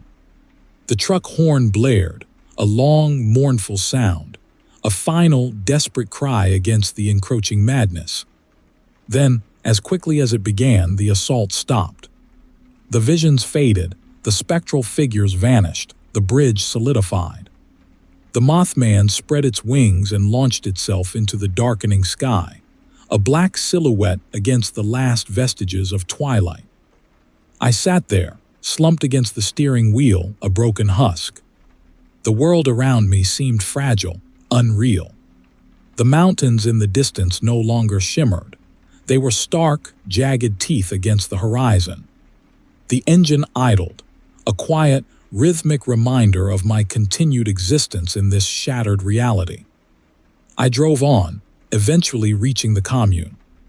The residents, clad in flowing white robes, greeted me with smiles and offers of herbal tea.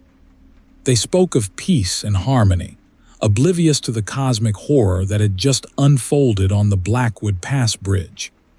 But I knew. I would always know. The visions remained, flickering at the edges of my consciousness, a constant reminder of the Mothman and the Bridge of Madness. I was forever marked, a living testament to the creature's terrifying power. The sheds were delivered, but the man who drove them was no longer the same. He was hollow, a shell haunted by the echoes of 1,000 apocalyptic futures. Story 45. The mountain twisted around me like a constrictor, the pines blurring into an endless, oppressive green. I'd taken a shortcut, a local's route, suggested by a gas station attendant with eyes like marbles and a smile that didn't quite reach them. Now, hours later, my GPS blinked uselessly, displaying nothing but blank forest. My stomach growled, a low rumble mirroring the disquiet in my soul. Then, through the thickening twilight, I saw it, a neon sign flickering weakly promising Yeats, the Devil's Diner. I pulled into the gravel parking lot. Only one other vehicle sat outside, a rusted pickup truck, its paint peeling like sunburnt skin. The diner itself was a low-slung building, its windows filmed with grime, making it impossible to see inside. Hesitation gnawed at me, but hunger won. A bell chimed thinly as I pushed open the door, the sound swallowed by the heavy silence within. The air was thick with the greasy aroma of cooked meat, overlaid by something else, something acrid and vaguely metallic. 5 figures sat at scattered booths, their backs to me. They were unusually tall, their limbs gangly and disproportionate. As my eyes adjusted to the dim interior, I noticed a faint luminescence emanating from their direction, a sickly green glow. An elderly woman, her face etched with deep lines, shuffled from behind the counter. "Sit anywhere," she rasped, her voice like dry leaves skittering across pavement. I chose a booth as far from the other patrons as possible. The green glow seemed to intensify.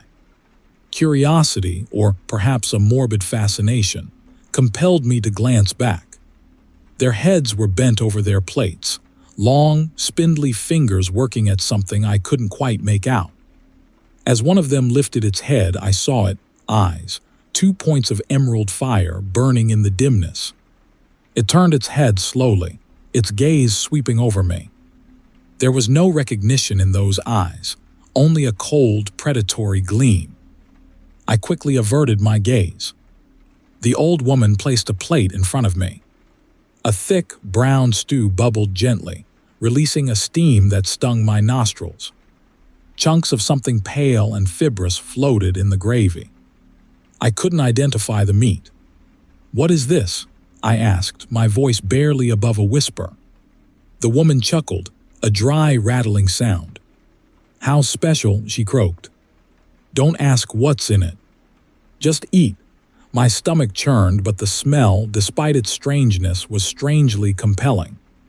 Hunger, exhaustion, and a growing sense of unease pushed me forward. I picked up a spoon and tentatively tasted the stew. It was surprisingly good. Savory, rich, with a subtle metallic tang. I ate quickly, shoveling the stew into my mouth, pushing down the nagging feeling that something was terribly wrong. As I finished the last bite, a wave of dizziness washed over me. The diner seemed to tilt, the green glow intensifying, burning into my retinas. My limbs felt heavy, my head thick. I stumbled to the restroom, desperate to splash cold water on my face. The mirror reflected a stranger. My eyes, once brown, now shimmered with an emerald light. My fingers seemed longer, thinner. Panic clawed at me. I splashed water onto my face, but the reflection remained unchanged. A low growl rumbled in my throat, a sound that wasn't quite human. I stumbled back into the diner. The other patrons were gone.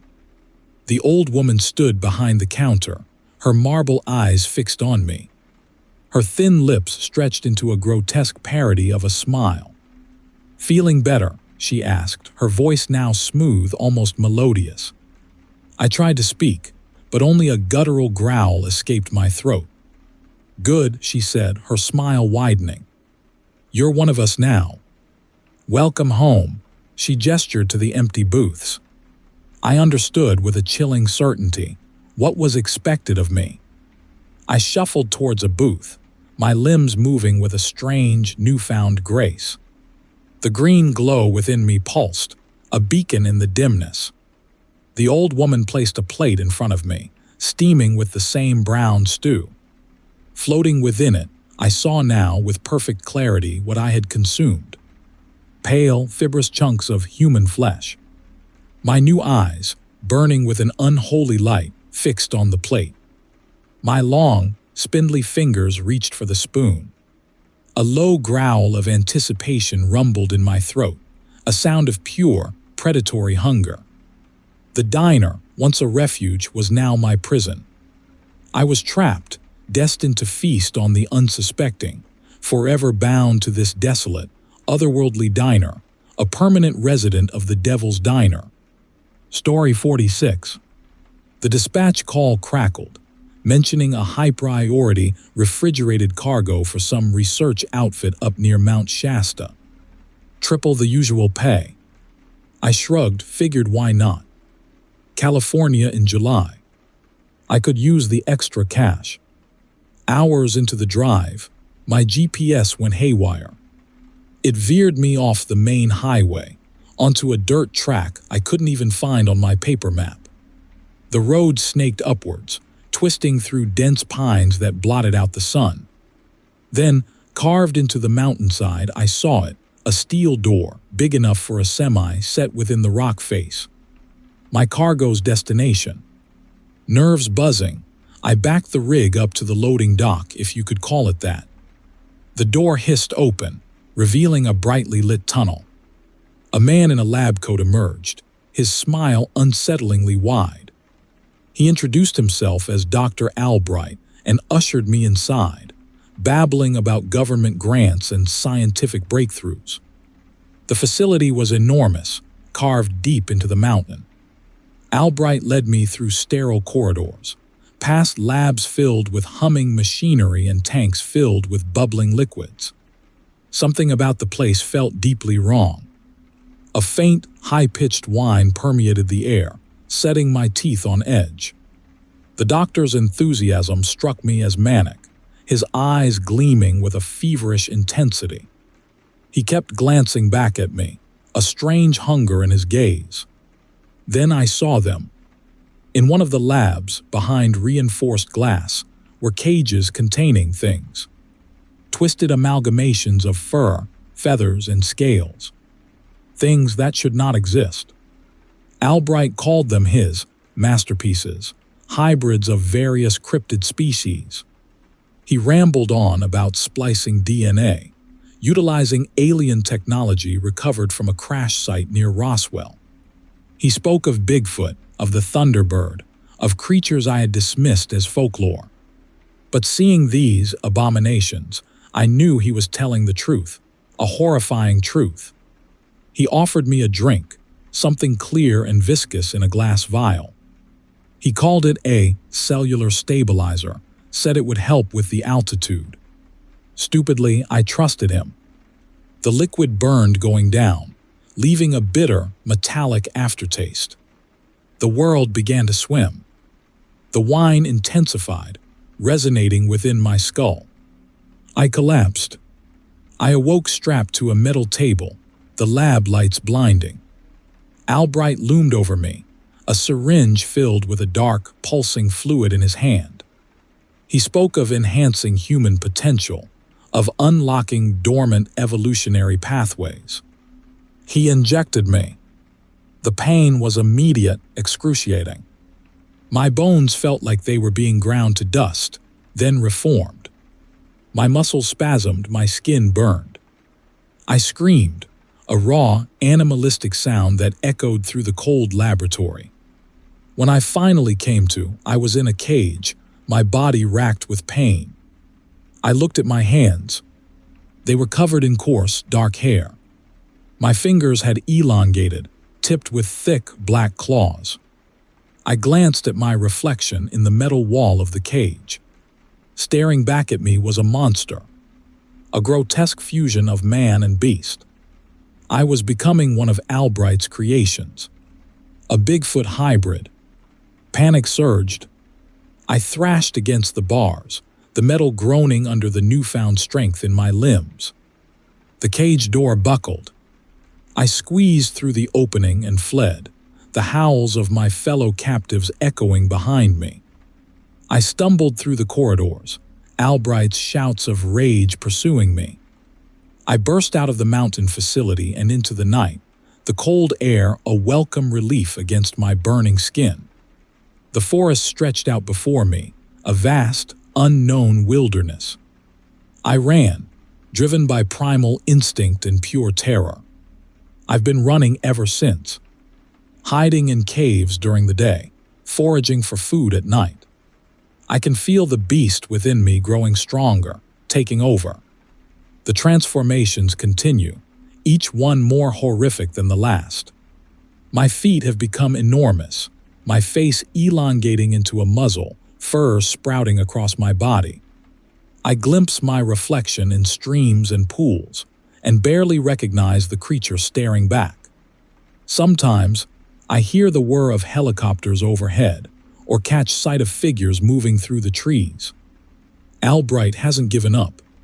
He's hunting me, and he's not alone. I've seen them, his other creations lurking in the shadows. Twisted mockeries of nature, their eyes glowing with predatory hunger. They're hunting me too. I am trapped between the scientist, who made me, and the monsters I have become akin to. There's no escape. The wilderness is my prison, and I am its newest, most horrifying inmate. The mountain looms above me, a constant reminder of the nightmare that began within its depths. I don't know how long I can keep running. I don't know how much longer I can hold onto the last vestiges of my humanity. But one thing is certain. This monstrous transformation is far from over, and the hunt has only just begun.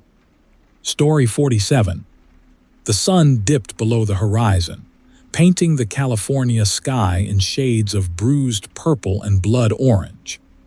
My rig, nicknamed the Wanderer, rumbled to a halt at Rest Stop 66, a patch of asphalt and neglected picnic tables swallowed by the encroaching redwood forest. Fatigue tugged at me, promising a dreamless sleep, but a low, rhythmic chanting carried on the evening breeze piqued my curiosity. It emanated from deep within the woods, a hypnotic drone punctuated by the crackling of a bonfire. Against my better judgment, I ventured off the asphalt, drawn by a morbid fascination I couldn't explain. The scent of pine needles and damp earth filled the air, growing stronger with each step I took into the deepening gloom. The chanting grew louder, more fervent. Through the trees, I glimpsed a flickering orange glow. I pushed through a thick curtain of ferns and found myself on the edge of a small clearing.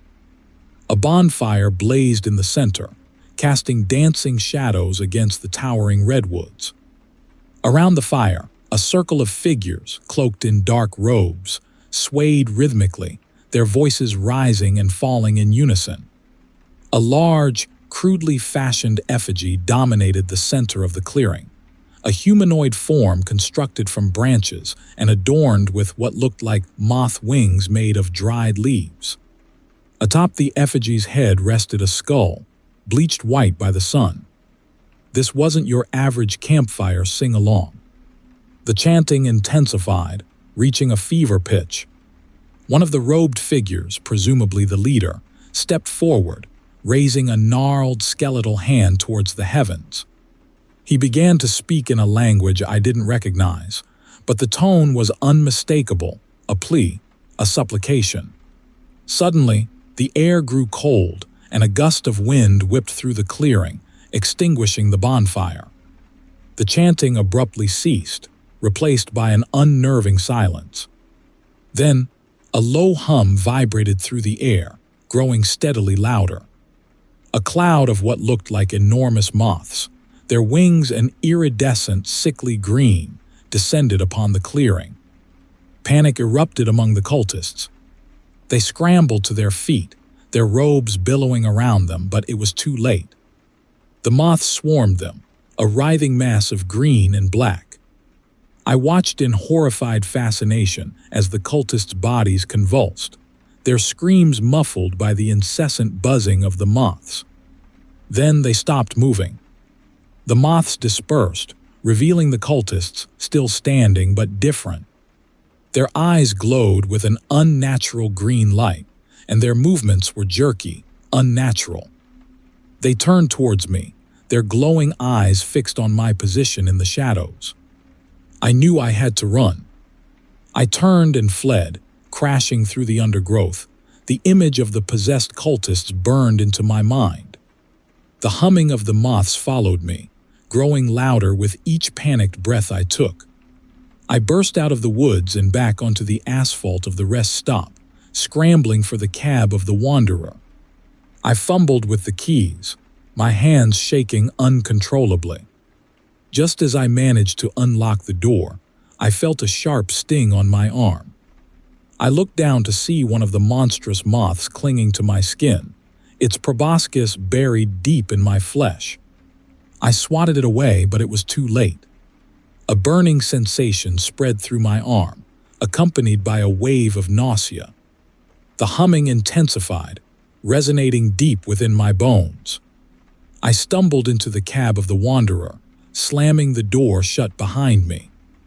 I glanced down at my arm again. The skin around the bite mark was pulsating, a network of dark veins spreading outwards like roots. I felt a strange pressure building beneath my skin, a squirming, wriggling sensation that made my stomach churn. I knew, with a chilling certainty, what was happening to me. I was becoming a host. The humming grew louder, filling the cab, vibrating the very metal of the truck. The pressure beneath my skin intensified, the squirming becoming more pronounced. My vision blurred, the world around me tilting and swaying. I clawed at my skin, desperate to tear out the infestation growing within me, but it was no use. The last thing I saw, before darkness consumed me completely, was my reflection in the rearview mirror, my eyes, glowing with an unholy emerald light. The Wanderer, once my sanctuary, my home on the open road, had become my tomb, a living hive for the monstrous offspring of the demonic moths. And Rest Stop 66, a place of fleeting curiosity, became my final destination, a monument to a ritual gone horribly, terribly wrong. Story 48. The downpour was biblical. Northern California rain like icy needles hammering against my rig. I was miles off the 101, hopelessly lost on some logging track that seemed to vanish into the thickening redwood forest with every turn. I had to get off the road. A landslide waiting to happen. Then, through the deluge, a flicker of lamplight. A cabin. Salvation. I wrestled the rig to a halt, the mud sucking at the tires. The cabin was ancient, weathered wood swallowed by shadow and vine. Smoke curled from a rusted chimney pipe, an impossible promise of warmth in this drowning world. I splashed my way to the porch, the wood groaning underfoot. The door was unlocked. Inside, the single room was a museum of forgotten lives. A moth-eaten rug, a dusty rocking chair, and shelves packed with moldering books. A fireplace crackled weakly in the corner, battling the chill. But it was the laptop on the rough-hewn table that caught my eye. Open, powered by a humming generator, its screen illuminating a dark web forum. The title, barely legible, Sanctuary. The posts were chilling. Escaped patients. Gruesome experiments. The cabin, their refuge. They called themselves the Hollow Men. They spoke of rewiring the body, unlocking untapped potential through pain and terror. Then the experiments themselves. Detailed descriptions, surgical precision, accompanied by grainy photographs. My stomach lurched. I wanted out, back into the storm, anywhere but here. But the storm raged outside, and a strange lethargy had settled over me. My limbs felt heavy, my head swam. I looked back at the forum. New posts were appearing, scrolling rapidly. The text was garbled, nonsensical, but the overall message was clear. He's here. The new subject. The room seemed to shrink. The fire in the hearth flickered unnaturally, casting distorted shadows that danced on the walls. I heard whispers, soft at first, then growing louder, coalescing into a single guttural chant. The rocking chair began to sway, unoccupied. I staggered to the door, but it wouldn't budge. A pressure, immense and unseen, held it fast. I turned back to the room, the air now thick with a metallic tang. The books on the shelves rustled, their pages flipping rapidly, revealing diagrams of human anatomy marked with strange symbols. The laptop screen glowed brighter, the forum now a blur of moving images, scalpels glinting, bone saws whirring, figures strapped to crude operating tables. The temperature plummeted. My breath formed icy clouds in the air. I felt eyes on me, dozens of them, boring into my flesh. I saw them then, in the flickering firelight emerging from the shadows. Pale, gaunt figures, their eyes wide and vacant, their movements jerky and unnatural. The Hollow Men. They surrounded me, their cold fingers brushing against my skin. They spoke in unison, their voices a chilling monotone, echoing the words from the forum. Reconstruction begins. One of them, taller than the rest, with a cruel, thin smile, stepped forward. He held a rusted scalpel, its blade stained a dark, almost black color. He raised it to my face, the cold metal pressing against my cheek. "We will make you whole," he whispered. The others chanted in agreement, their voices rising in a crescendo of madness. I tried to scream, but the sound died in my throat. I felt a sharp prick in my arm, then a burning sensation spreading through my veins. The room spun, the chanting growing louder, the figures around me blurring into a grotesque tableau of surgical horror. I knew, with chilling certainty, that I was becoming one of them. My body felt alien, my thoughts fragmented. The experiments were beginning. They were remaking me in their image, twisting my flesh and bone into their grotesque vision of perfection.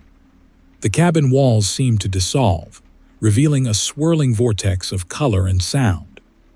I saw flashes of their past experiments, their victims screaming, their bodies contorting into unnatural shapes. I saw my own reflection in their vacant eyes, my face contorting into a rictus of agony and fear. The chanting reached a fever pitch, the figures around me a frenzy of activity. They were cutting, stitching, rearranging. I felt the searing pain of their instruments, the cold touch of their hands. I was losing myself, dissolving into the madness. Then, a blinding flash of white light. Silence. I opened my eyes. I was lying on the cabin floor, the fire in the hearth reduced to embers.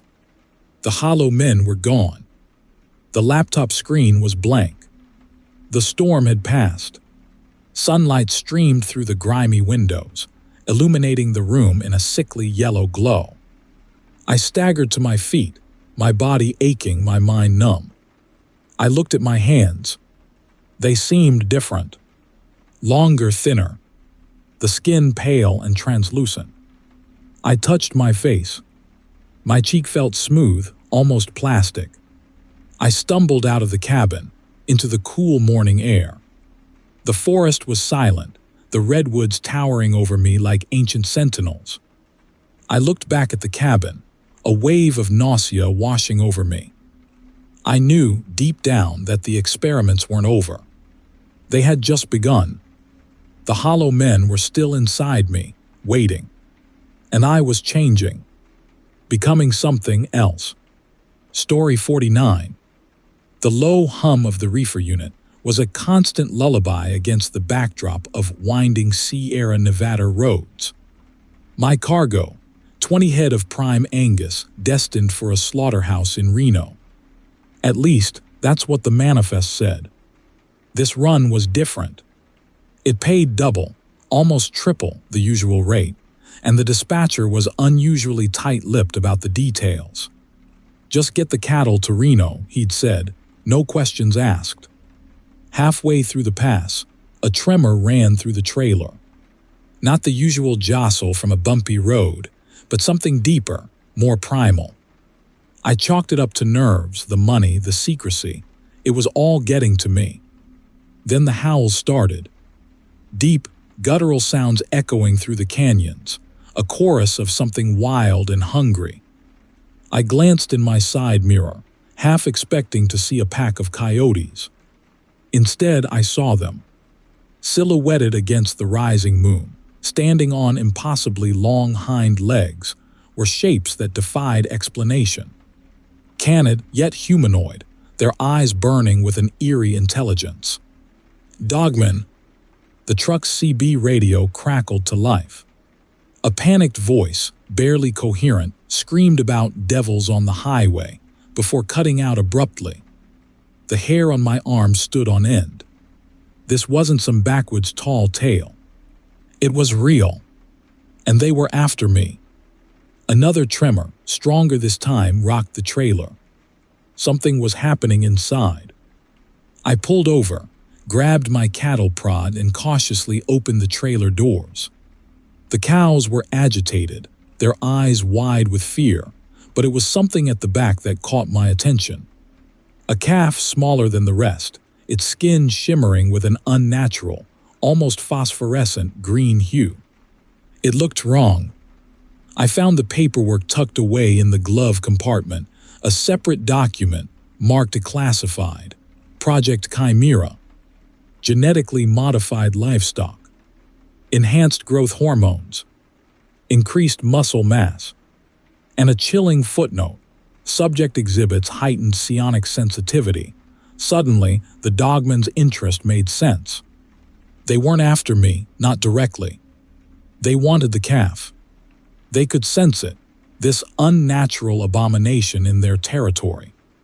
The howls intensified closer now. I slammed the trailer doors shut and jammed the truck into gear. This wasn't a delivery anymore. It was a fight for survival. The chase was a blur of winding roads, screeching tires, and the constant, terrifying howls echoing behind me. I pushed the truck to its limits, the speedometer needle buried deep in the red. The dogmen were relentless, their shadows loping alongside the truck, their eyes burning holes in the darkness. Inside the trailer, the mutated calf began to grow. Its green glow intensified, its small frame rapidly expanding, its bleating replaced by a low, guttural growl. The other cattle huddled in terror, sensing the change in their companion. Suddenly, the trailer lurched violently. The mutated calf, now almost bull-sized, was thrashing against the metal walls, its newfound strength tearing through the reinforced steel like paper. I had to do something, anything, to slow them down. I remembered a unique piece of cargo I picked up at a roadside stand earlier, a giant hand-carved wooden whistle meant to ward off evil spirits the vendor had claimed.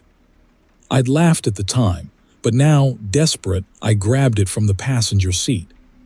Putting the truck on autopilot for a brief, perilous moment, I rolled down the window and blew into the whistle with all my might. The sound that erupted was unlike anything I'd ever heard. A deep, resonant tone that seemed to vibrate the very air around me. The effect was immediate. The dogmen recoiled, their howls turning to whimpers of pain. The sound, whatever it was, disrupted their pursuit, giving me precious seconds of respite. But it also had an unexpected effect on the calf. Its growth accelerated, its skin now pulsating with an otherworldly light.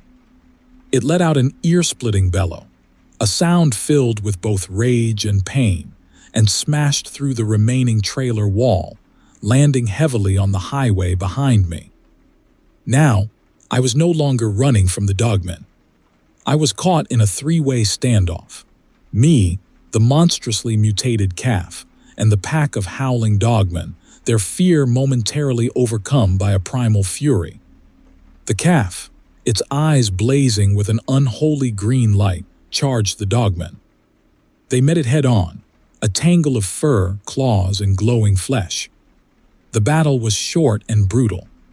The calf, fueled by the strange government experiments and the unexpected sonic blast, was a force of nature. It tore through the dogmen, their bodies scattering across the highway like broken toys. The whistle lay forgotten on the passenger seat. The truck, still on autopilot, hurtled towards a sharp bend in the road. I grabbed the wheel, wrestling for control.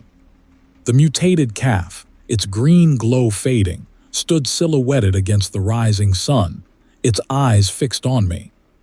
It was no longer a calf, not even an animal. It was something else entirely. And it was coming for me. Story 50. My skin itches. Not a normal itch, but a deep, crawling sensation just beneath the surface, like something trying to push its way out. My reflection, it's not entirely me anymore. My eyes are definitely a shade too vivid, almost luminous. And I swear when I smile, my mouth stretches just a fraction too wide. It's the teeth that really give it away. Too many, too sharp. I can't remember the last time I saw a dentist, a doctor myself. It happened slowly, this alteration. Stolen moments, blank spots in my memory, punctuated by increasingly bizarre nightmares. Nightmares of floating in an emerald light, surrounded by beings with elongated limbs and multifaceted eyes. Beings who examined me with a detached curiosity, their touch cold and probing. It all began with a run. A simple haul. Nevada to Northern California. Cash in hand, no questions asked. The guy who offered the job, some shady character in a dusty Vegas bar, called himself Albright.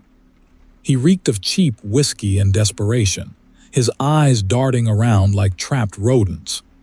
He promised a generous sum for transporting a delicate cargo. Several sealed crates, and I, strapped for cash and tired of hauling produce, accepted. Foolish, I know now, but back then, the promise of easy money drowned out the whispers of caution in my gut. The first oddity I noticed was the weight. The crates, small as they were, felt abnormally heavy, as if packed with lead. Then came the hallucinations. Flickering shapes in my peripheral vision, strange whispering just below the threshold of hearing. I chalked it up to fatigue, to the long, desolate stretches of highway blurring into one another. I was wrong. The first missing time incident happened somewhere outside of Reno. One moment I was cruising down the interstate. The next I found myself parked on a desolate dirt road, miles off course. Hours were gone, vanished without a trace. My body felt wrong, a subtle ache throbbing deep within my bones. I checked my cargo. The crates were untouched. I brushed it off, attributed it to a bad batch of coffee or perhaps the remnants of a dream. But the incidents continued. Increasingly frequent, increasingly disturbing. Vivid dreams of probing fingers and piercing lights bled into my waking hours. I'd find myself standing in strange places, surrounded by unfamiliar landscapes, with no memory of how I got there. My body began to change. My skin developed a strange, almost reptilian texture. My appetite became voracious, unquenchable.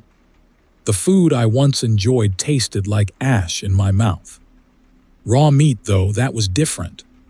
That satisfied the gnawing hunger within. Then came the realization. I was being abducted. Those hallucinations weren't hallucinations at all. They were memories, fragmented glimpses of a terrifying reality.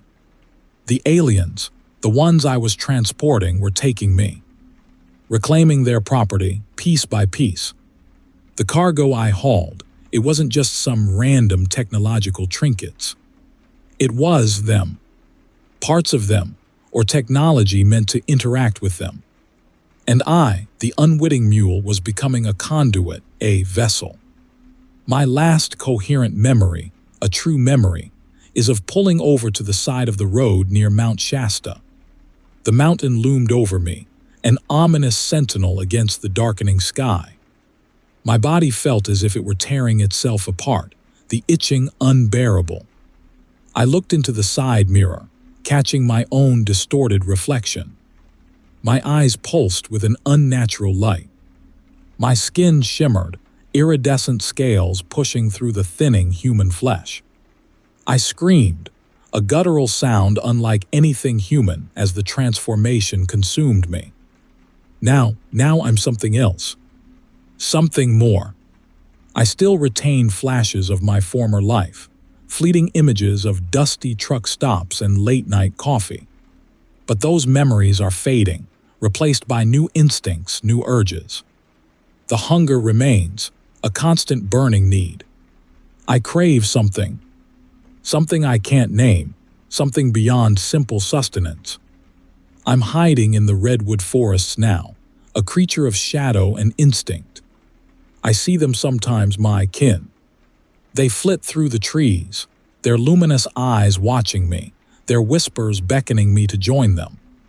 And I feel myself drawn to them, compelled by a force I can't comprehend. The transformation is complete. The trucker is gone, and something alien has taken its place. The cargo has been delivered. That marks the end of this last story. If you enjoyed the video, subscribing to this channel would help me out a lot. I appreciate you, and I'll see you in the next one.